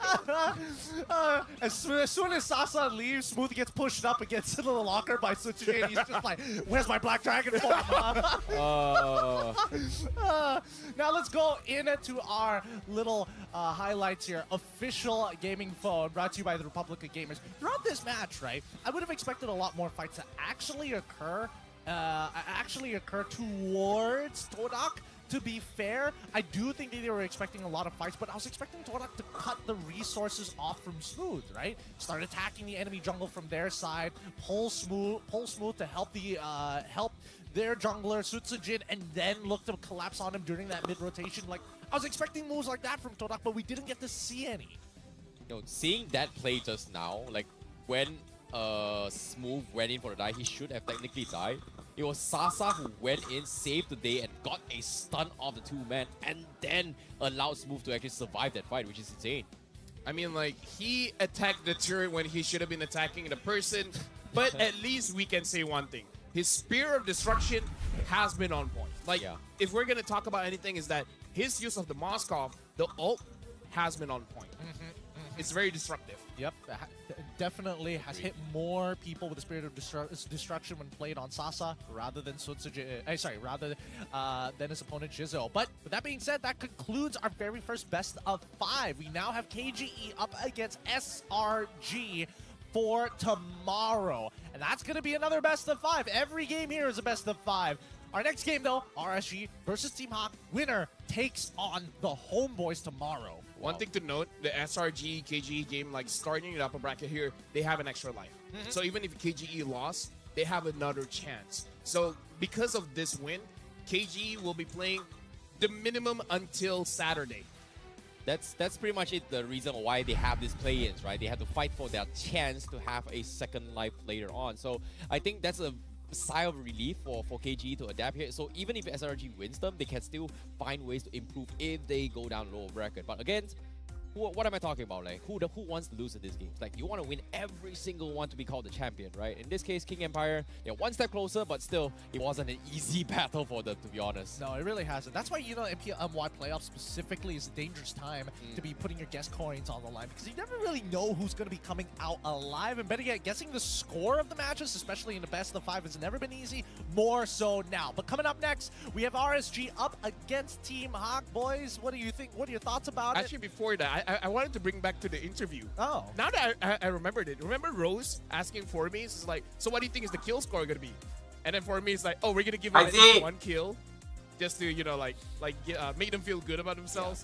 And then ended up they did not have a single kill. Yeah, that was 9 kills too much. That backfired. That did not age well. That did not age well. Formaze, man, maybe he needs to become a caster one day. He's already got the curse. With that being said, keep in mind, RSG versus Team Hawk for our upcoming match. We are going to go on a short break in just a little bit. So final words for this to wrap this all up between KGE and as well as Toda. To be honest here, third place can beat sixth place. I don't know. Anything can happen. No. Sixth place. Sixth place beat third place. Yeah. All right. Yeah, my bad. And now, Numbers is difficult. 4 versus 5. Who's gonna be the better one? Is it gonna be 4 or is it gonna be 5? I don't know. It's placement, not the amount of people. If 5 people going up against 4, that's it. But yeah. Well, Let's go to a break. it looks like we're going to go into a break. With that being said, we'll catch you guys back right after these messages for more Mobile Legends action. We'll see you then.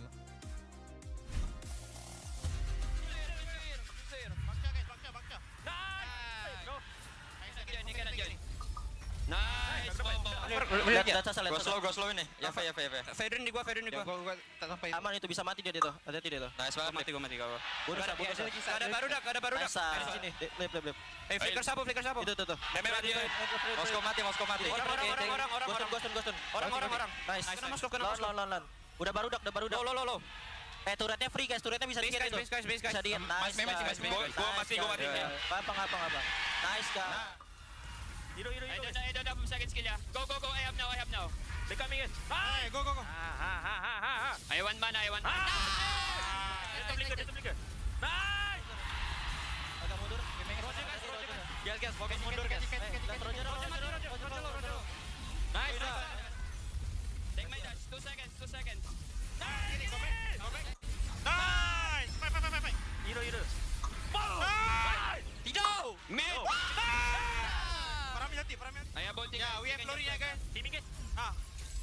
Wow. Mama.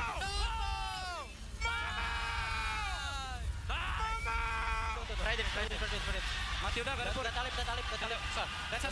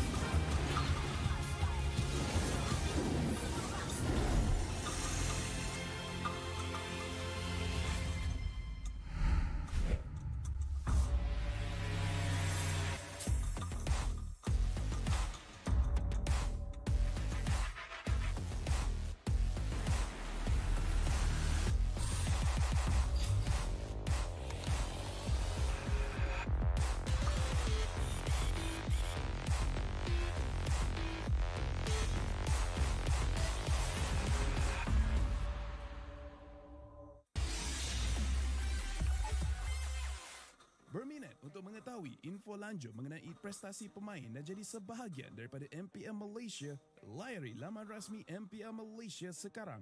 Ayo kita bersama menaikkan mutu MLBB di Malaysia. Jangan terlepas kemaskini Liga Academy rasmi MLBB Malaysia, MAL Malaysia. Ikuti semua platform rasmi kami. Ayo sokong MAL Malaysia musim pertama. Ikuti semua platform rasmi. Semua peminat dan penyokong dijemput ke arena MPL Malaysia musim ke-13 di Serdang. Anda berpeluang berjumpa dengan pemain kegemaran anda, kumpul tanda tangan eksklusif dan sertai kempen Fan of the Season. Interested in knowing more about player performance and be a part of MPL Malaysia? Visit the website of MPL Malaysia's #1 esports league for the latest news and league updates. Don't miss out on updates from the official MLBB Malaysia Academy League, MAL Malaysia. Follow all our official platforms. All fans are invited to the MPL Malaysia Season 13 Arena in Serdang. You will get a chance to meet your favorite players, get exclusive autographs, and join the Fan of the Season campaign.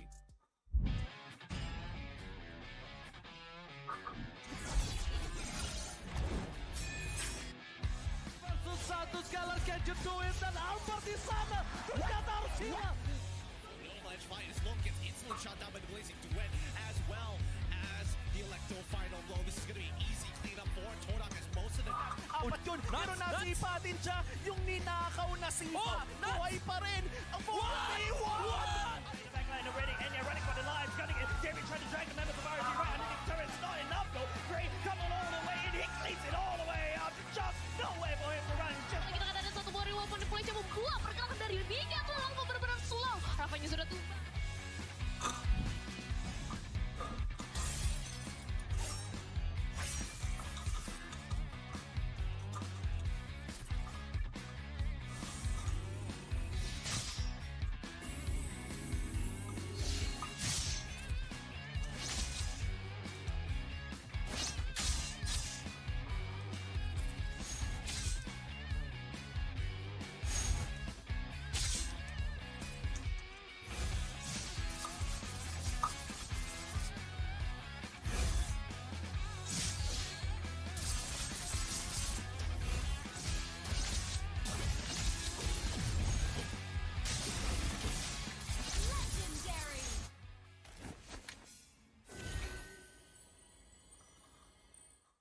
Nikmati jago 5G untuk gaming sepantas kilat dengan Hotlink Prepaid 5G. Internet 5G tanpa had dengan kelajuan 5G tanpa batas untuk layan gaming tanpa gangguan. Nikmati latensi rangkaian 5G terunggul dan gameplay termantap sepanjang malam. Semuanya hanya RM32 sebulan dengan 20% cashback. Dapatkan sekarang.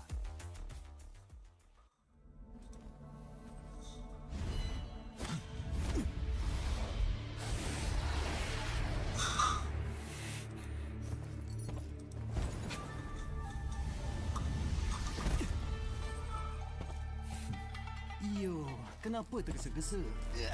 Tak boleh tunggu kejap ke?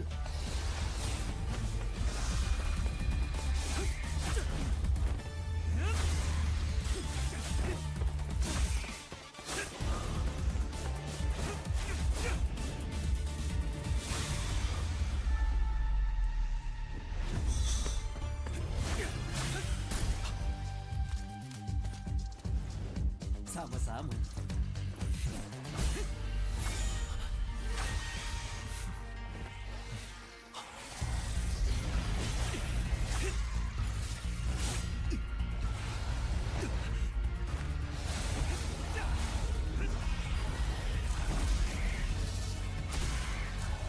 Hei, bertahanlah.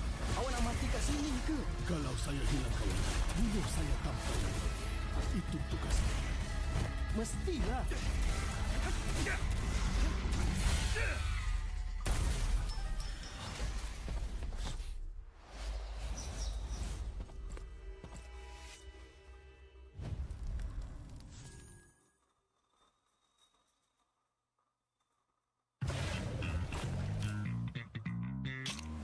Confirm mantap, confirm lah Nescafe.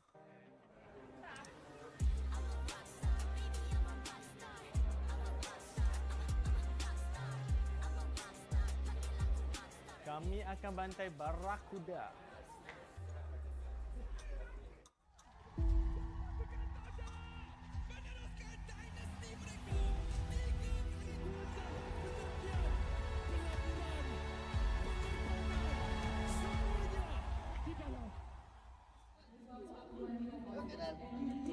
Kau nak main sini, kau tak payah nak ada mentaliti champion.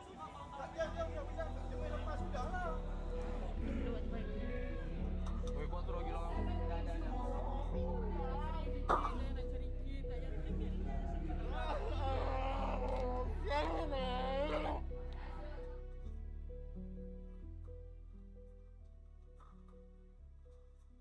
Paling tak lupa tak minta maaf. I have no idea with that. Maybe masih ingat banyak ah. Nak cerita buruk ke nak cerita baik Lepas adalah macam conflict sikit, macam saya bergaduh dengan mak saya kan, nak masuk e-sport. Sampaikan saya kenal rumah. Aku ada terbaca lah orang cakap, ni dah rusty teruk lah, dah boleh pergi kerja kilang lah. tapi ya, aku okey je sebenarnya. Yang video aku viral nangis-nangis apa semua tu, itu bukan sebab aku kecewa dengan kecaman orang apa semua, tak ada. Kecaman netizen semua aku tak kisah pun. Cuma ni semua tu like aku disappointed dengan aku punya performance je. Dengan apa yang aku bagi, apa yang hard work yang aku put. Tapi end up performance aku macam tu lah. Sebab aku tahu orang-orang yang komen apa semua, diorang tak tahu pun apa yang terjadi. Diorang nampak daripada luar, diorang tak tahu apa yang dalam. Macam ibarat kita tengok bola, dia ni passing betul-betul lah.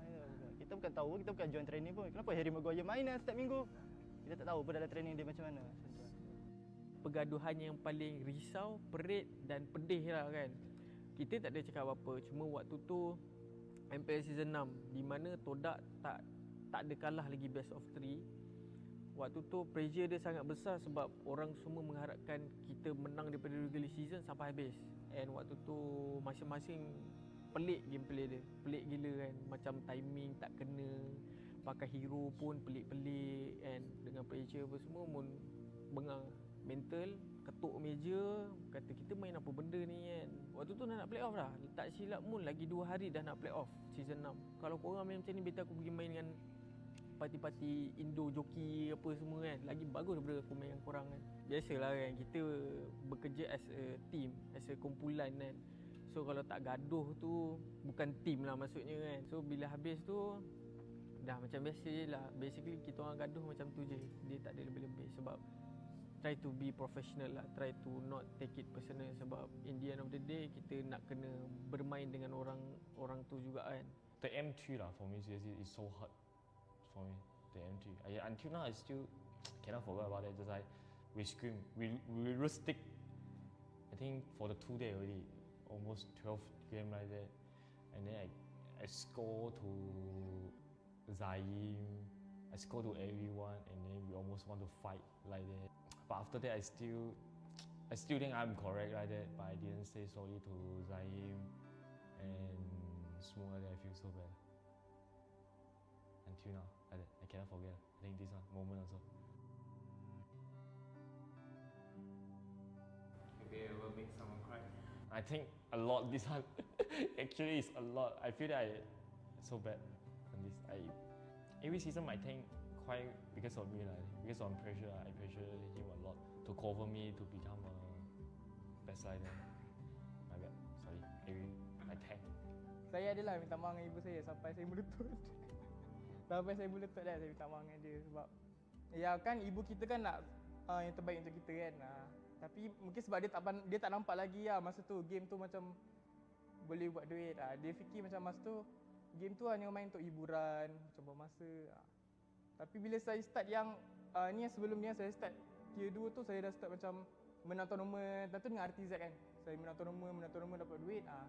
Dan tu baru dia dah macam dia dah start support so slow lah. Dia start support.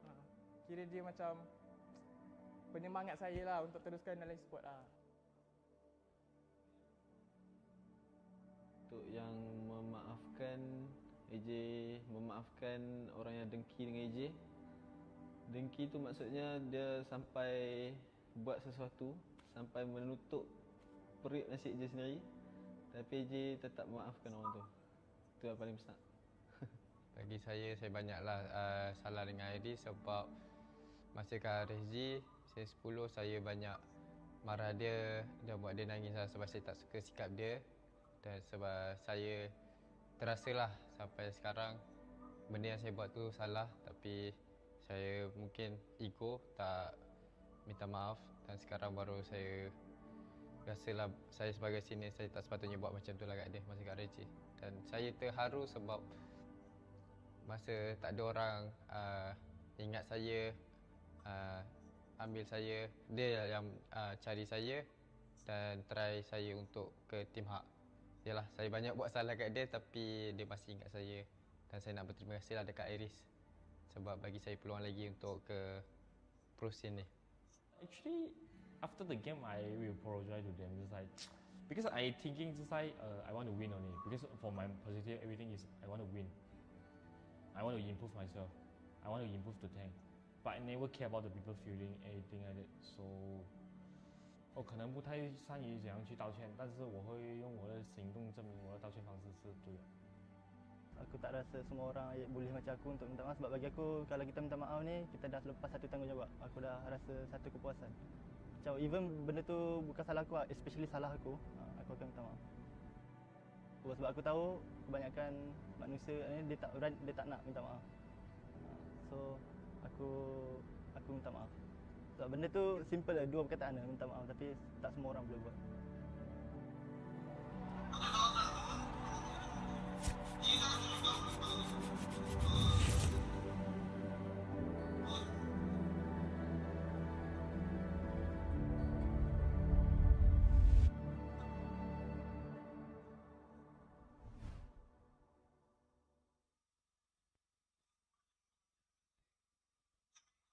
I think even Ducky himself is very vocal about this. They wanted to lose, actually. They wanted to eventually lose against a team because pro players put in so much time that I've seen videos that Keyboy's hand is shaking and everything like that. Like he's moving his hand like very frantically, you know, that kind of motion. You know, like I think sometimes we get very caught up in the you know, Indonesian pride, Malaysian pride, North America pride, Philippines pride, when the reality is like the org just wants to win.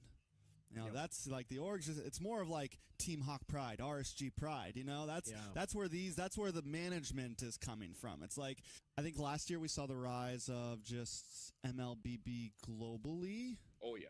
We saw the downfall of NA. No, don't put it that way. My bad. We're just on equal terms with Malaysia now.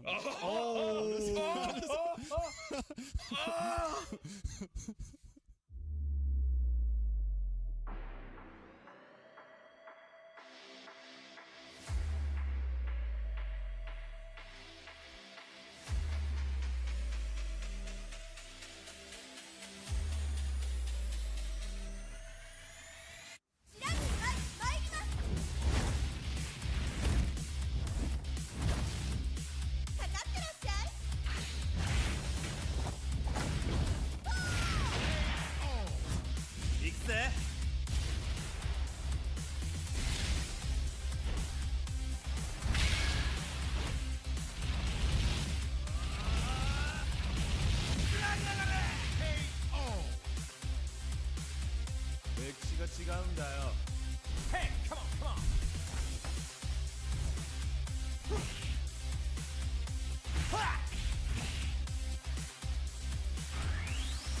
Okay. Power Gazer.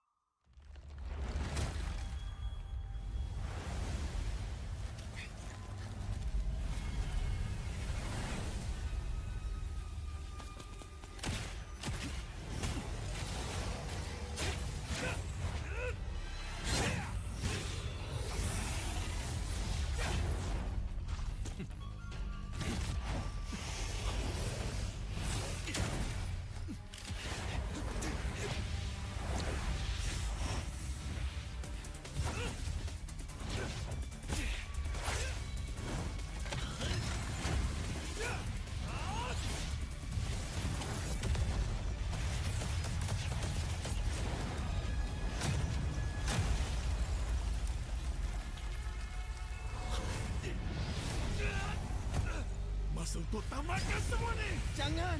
Saya kena. Awak tak mampu melawan. Macam manalah pengakhiran akalnya.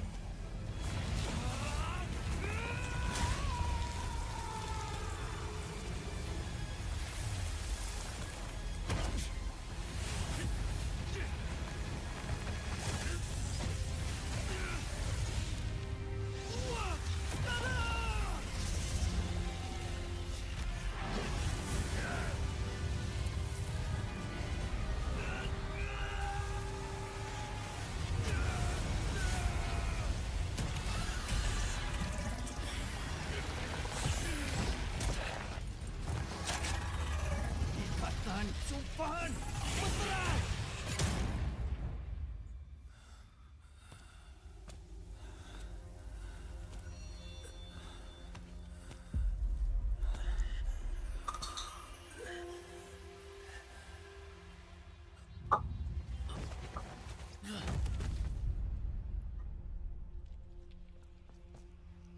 awak patutnya bunuh saya.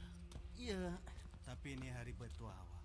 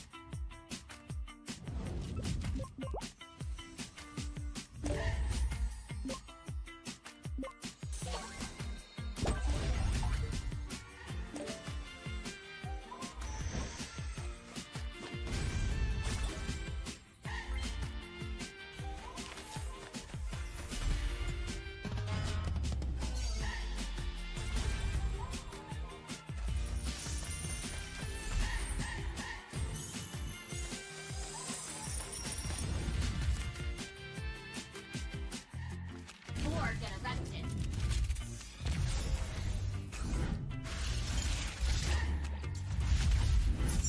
This will sting. You have my word.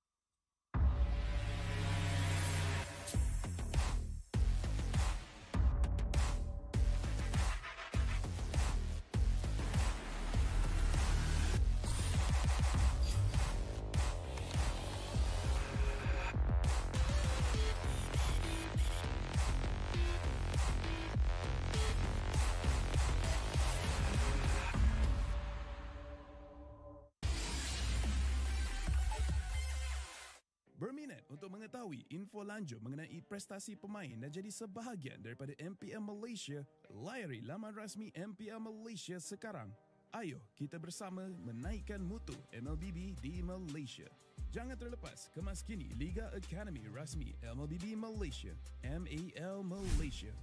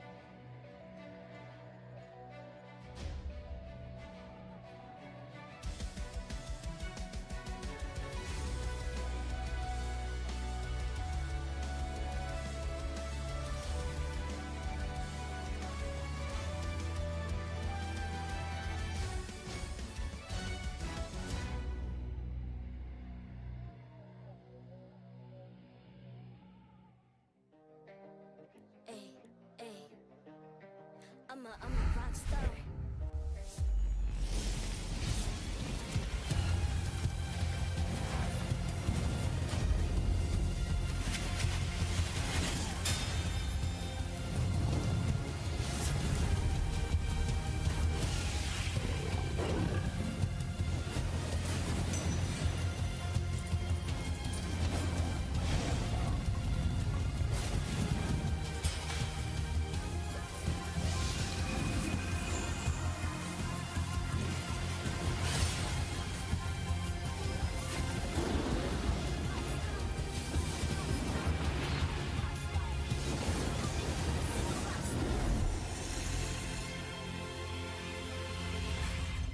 MPL Malaysia Season 13 is powered by Muntar.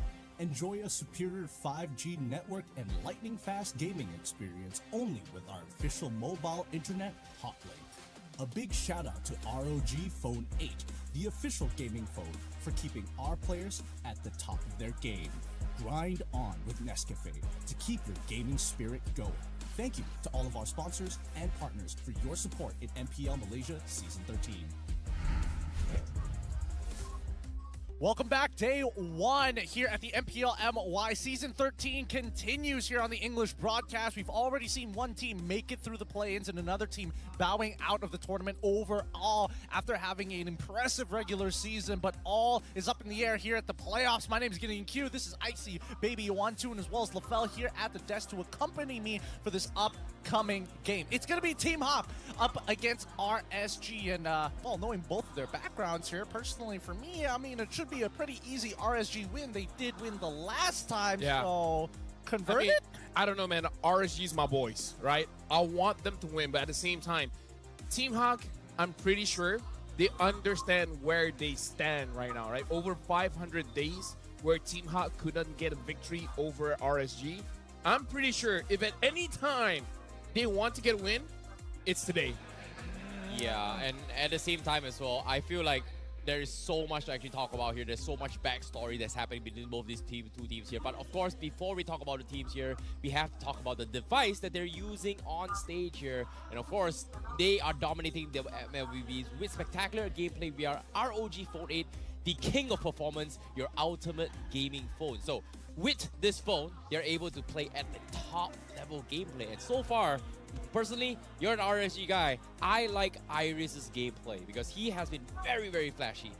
And without this phone, he can't do it at all. I mean, this is pre RSG when Iris is part of the lineup, or post RSG once he's Team Hawk. Now with Hawk. Now with Hawk. Okay, impressive. But one thing that connects us all together is the Republic of Gamers. So thank you once again for being the official phone sponsor, making sure that our professional players and maybe some of us who are lucky enough to have an ROG 8 to be playing in our tip-top form. Speaking of consistency, just like the ROG Phone 8, I think we have to talk about the consistency of both Team Hawk as well as RSG. I felt like for a majority of those 6 weeks in the regular season, we didn't see some real identity, just that. Standout players, yes, but no real identity. The thing about Team Hawk is that we have to look at the roster that they're bringing in today, right? Is it Lexiel playing or... that's a good point. Right? Is it Lexiel playing or is it Maima that's playing? That's number one. Number two, we've been looking at the Snapdragon Pro Series, and unfortunately, they haven't been playing well, right? Team Hawk hasn't been really doing well. Yeah, it could have been better, right? It definitely could have been better in other tournament performances, but first, we're going to be shouting out the Exorcist skins. Now, the first two was already out. We were very happy to see Yutong come into play, but now, it's Granger, and as well as Hayabusa. Once more, the Exorcist series returns, bringing forth an extraordinary dub of Exorcists, each distinct in their essence. One burdened by great evil, former yearns for the light, while the other, an Exorcist possessing the ability to seal tainted power in his body. Amidst this intricate web, the question lingers, how shall they forge their own destinies? Yeah, and that's a cool story. I didn't realize they had so much more. I may have underestimated how much more there actually was. Yes. To be honest, you know, when we talk about the skins as well here, like Hayabusa was something that I feel like should be making a comeback into this game here, considering that they've improved a lot of the jungle into this current meta itself, right? Like tank jungler still kind of popular in first series, but again, it's the two teams we're talking about. But I'm very surprised that I've not seen a single Hayabusa again. maybe one or no. I don't think we saw a single Hayabusa game just the entire regular season as well. I don't think so. I feel like Hayabusa would really stand out in this current patch alongside with Julian in this particular patch. Well, maybe if they got the same buffs as they did with the Gushin, max health, Oh, yeah. damage, right? But turn that for Hayabusa's passive. Maybe that's what it takes to really put him back in the position that he used to be in. Well, either ways, do you want to see the players? I do want. Do you want to see the players? Yep. I think at this point we might as well just invite both of them up on stage because we want to see who's playing for today.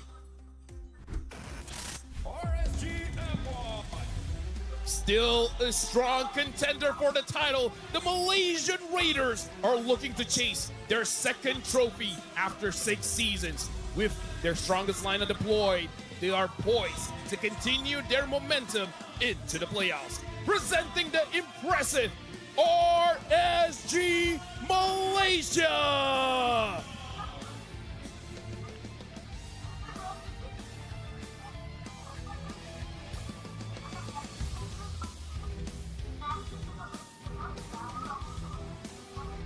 Team Hawk! From glory to setback, and now back on the rise. They clinch the trophy in their debut season, but faltered after. Now, they're ready to chase their dream once more. With this run, possibly their last shot is none other than MLBB Team Hawk!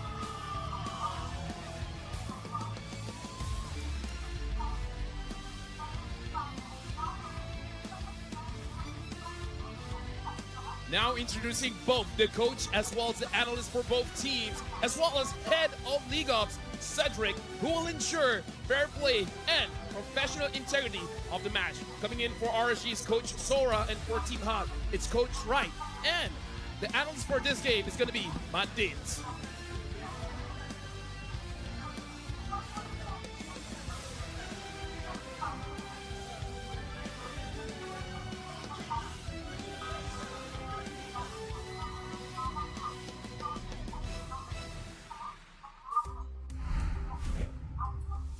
So no reaction? With introductions to both of these teams already, who are you supporting? Is it going to be Prime RSG we've all been hearing about throughout the entirety of the regular season, or is it going to be MLBB for Team Hack this time round? I support Beehive, Coach Behave instead, if he's going to be playing here. No. Let's not talk about the past. Behave is not with us anymore. Yeah, I mean, he's still alive. He's not in MPL Malaysia. Phrasing. Dude, I mean, look, I'm the kind of guy that speaks first, thinks about it later, okay? Yeah. He's still alive, don't worry. He's still around, don't worry, he's still around. But with that being said, let's have a quick look here. Because first off, the true nemesis. Did you know that it's been 586 days since Team Hawk last defeated RSG? That's been more than a year. This is since Season 10. Dude. Feeling old now, bro? No, you think this is impressive? I've known people that have been single way longer than this. What? Shout outs to everyone that's been single more than 586 days. Yeah, what about kids from 1 year old to 10 years old? That's definitely more than that. They right? don't count. Hey, in Malay, we say kena balik dulu. What does it mean? They have to be mature first? Okay. They have to hit puberty. It's like, yes. You have to hit the age where you can get circumcised first, then it counts. Yes, it's a cultural thing. Don't question it. With that being said, right?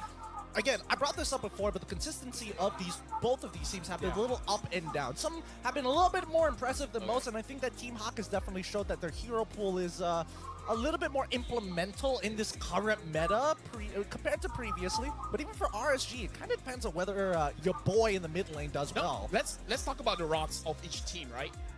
Izanami has been good for RSG, and Iris has been very good for Team Hawk. It's just that everyone else has to make sure that they're on the same level. Well, speaking about everybody else here, right? We're going to focus on Iris and as well as Rippo first. Let's do, match-to-match, band for band here and compare the stats. Before that, shout outs to Rippo. Congratulations, he just got married. Shout outs to you. Sorry can't make it to your wedding. We got stuff going on that. I definitely think that's one of those things you say to his face rather than on broadcast. Yeah, you don't say. Are you going to send him the clip later? Yeah. Okay. No. You know what? DJ Y, send the clip to Rippo. Wow. I apologize. We can't make it to his wedding. Shout out to you, Rippo, in case you end up actually seeing this. But coming back to the stats, so far it looks like Iris has got him beat, right? To be fair, Rippo hasn't been playing too many games. Yeah, he previously was Kaiser. Rippo has only gotten, what, 2 full series, 1.5, one Rippo? series. Like in total amount of games, it's like what, 2 games? No, I would say that Rippo is 3 games. 3 games. 3 games down of everyone else. Like for 3 games, Kaiser's playing, the rest Rippo. Yeah, plays. the rest all Rippo. Yeah. Yeah, and let's talk a little bit more on the rosters here for RSG because I'm more curious on Team Hak later on here. But now introducing the rosters here, we have Izanami, Rippo, Loleo, Vinogo, and Stone to start things off for RSG MY. So now this is a time where we can talk about pillars. IGL going over to Storm, it looks like his engagement calls have been very on point, but really it feels like if Izanami doesn't do well, the whole team doesn't do well. Yeah, and the reason why I say Izanami is the pillar, and even though Storm is the in-game leader, but we don't know what kind of Storm is playing because it really depends on what Sora gives him, right? Because we've seen him on Engagers and we've seen him on Enchanters, and he can definitely play both. But because he's playing so many styles, you don't really have one solid style of Storm that can dominate any kind of gameplay. I mean, that sounds like a really good idea, especially when you're up against Team Hak, who seem a little bit more methodical about these types of things, right? Especially when it comes down to the draft. In-game leader going over the Saken, but let's also introduce Noir, Maima, Iris, and as well as Janice. Now, speaking of these pillars, Iris was a big standout for you, Mr. Terrence Icy Baby 1 2. Icy Baby 12. Icy Baby 12. And I think that he's definitely grown as a player. Yeah, I agree. Like, I feel like the biggest difference between Team Hak as well as RSG MY is that on the micro aspect of gameplay here for Team Hak, Iris really stands out the most. But in terms of overall macro, Rippo really does it a little bit better compared to Iris. But, of course, I think earlier today as well, you guys also brought out that Team Hak in the recent tournament as well hasn't been doing well. And personally, I feel there's nothing really wrong with Maima, Iris, and Noir. I feel like Janice has had a very, very big hit here, especially in the most recent tournament. His retribution hasn't been on point, and he has been suppressed really, really hard as a jungler, especially in this new patch. So I hope that he's found his way, because right now it's playoffs time and it's do or die for them. I mean, if I can put something in regards to the coaches, right? There's philosophy for Sora as well as Coach Wright, where Coach Wright, he's been on record by saying that he loves to implement unorthodox picks. That's why we've seen, especially in the jungle, a lot of weird picks coming up. And Sora, he's a team fight kind of guy. Whenever he coaches any team, the team fight is going to be cleaner than before he came into the team. Oh, so this is like selecting a little legend in Magic Chess itself. This is like a general overall idea that you have in mind before you get into the game. Okay, that adds up, right? But let's talk to the keys about the keys to victory, right? RSG, improve early game laning and rotations. Boy, we've definitely seen some throws for the first 8 minutes of the game sometimes. After that, Team Hak must weather the storm by disrupting RSG's mid-trio, and finally, always have a late-game insurance policy, something we've seen both RSG and Team Hak not have. Risky for RSG. Lolio's the kind of guy that plays the goalie like an EXP. Yeah. So he can deal the damage, but sometimes he takes too much damage. Well, so far, when it comes to Lolios, he's the guy that will actually try to start the fight or set up a play rather than waiting for your teammates to actually start a play, right? So I think in this season itself, RGMY has kind of lost that late game that they have been known for in their identity from previously. But whereas Team Hak, I think Saken is a very, very good player. But of course, now let's take a look at what RSG has to say about this upcoming match.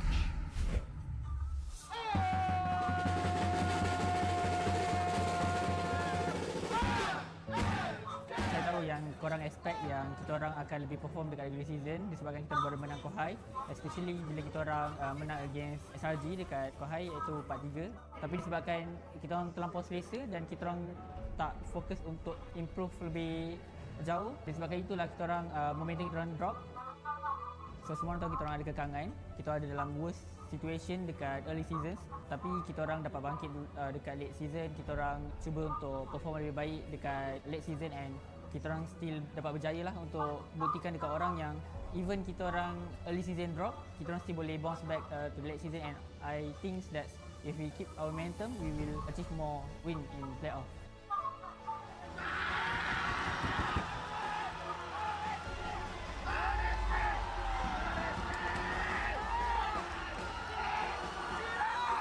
Kami nak buktikan kepada semua orang yang kami masih lagi boleh melawan dekat tournament international dan bagi fight lah dekat situ. Kepada Lexia dan Iris, jomlah kita enjoy perlawanan playoff nanti. Kita akan lihat siapa yang akan menang pertandingan itu. Untuk tim H, lagi-lagi untuk Maima lah, walaupun Maima baru masuk ke tim H, jangan anggap kuat sangat lah, sebab kita orang akan tabrak korang juga.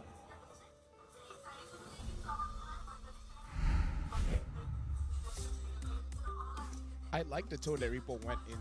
He's like, I'm just gonna tell you guys straight up, you know, like I love you guys. Don't think you guys are that strong because we're gonna hit you anyways. I think that's a much better statement compared to last season where didn't make Oh! it. Congrats. They They got married as well. Nice. Oh, look at it. yeah lah. Look at these boys. all Mid going and into Fells. bed. Mid and Fells. Everyone's getting married. That's the meta. That's what we've been noticing. It's been the meta for a lot of these pro players, and it's great to see them from turning. I the just boys got to married. men. You got married as well. Congratulations Wait, to you. Yeah, he got married earlier. Karakuri You were also there. got married. Yeah, Karakuri also just got married. Mars is getting married soon. Mars is getting. This is a meta. This Yeah. is a BM Got meta. Milo as well. Yeah. And I Chamilo think just got married. Sunfrost as well. Sunfrost just got engaged. Engaged.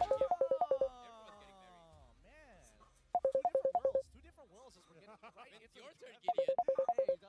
Let's not go there. You know what? Take your time. If you guys don't see me tomorrow, you know exactly why.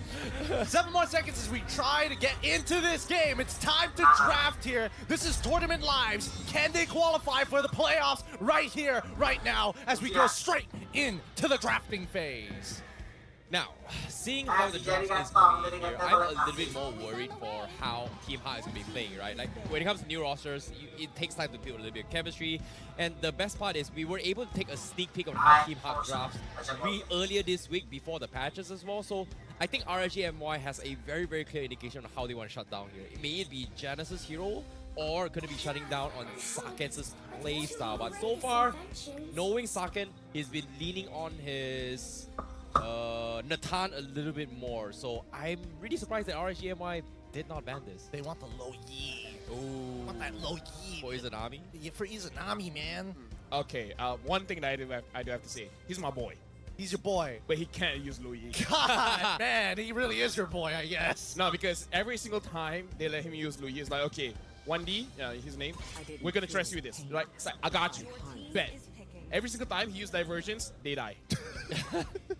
He's like, we can do this, we can do this, we can do this. And then when that is like, sorry guys. I thought this was a rank game experience. I thought you were going on a duel with your boy, and Like, he's just throwing. They're like, you gotta try to shot call. I was like, you know what? You want me to shot call? Bet. We also always die. It's like, why did you call for the fight? It's like, oh, I thought we got it. Oh, this girl came all the way from Indonesia to come and watch MPL MY. That's sick. I Hey, respect welcome. that. Welcome. I respect that. I respect that a lot. Welcome to MPL MY. Now the first picks are already in. It's gonna be Moskov. Our foot is better, by the way. All right. I don't want to start a war just yet. It's only the first day. This is like a day 3. But like I don't mind starting a war with Singapore, but Indonesia, debatable. I'm friends with the Indonesians, okay? Okay. Yo, Mirko. Share a room with him, by the Yo, way. Mirko. Nasi lemak kita orang lagi sedap. Wait, you have nasi lemak there? Hey man, let's not turn this into a bigger thing than it needs to be, because Yu Zong as well as Lo Yi just got locked in for the side of Team Hawk. 2 big power picks for the side of Team Hawk, in a matter of fact, in this brand new meta. Yeah, honestly, this Lee is going to be big for Team Hot. Maima is good when it comes to the macro plays. Like, he is one of the players that makes sure that he's always in a position that he doesn't get caught. And I feel like using a Luid, which is a lane bully, is going to be a very important part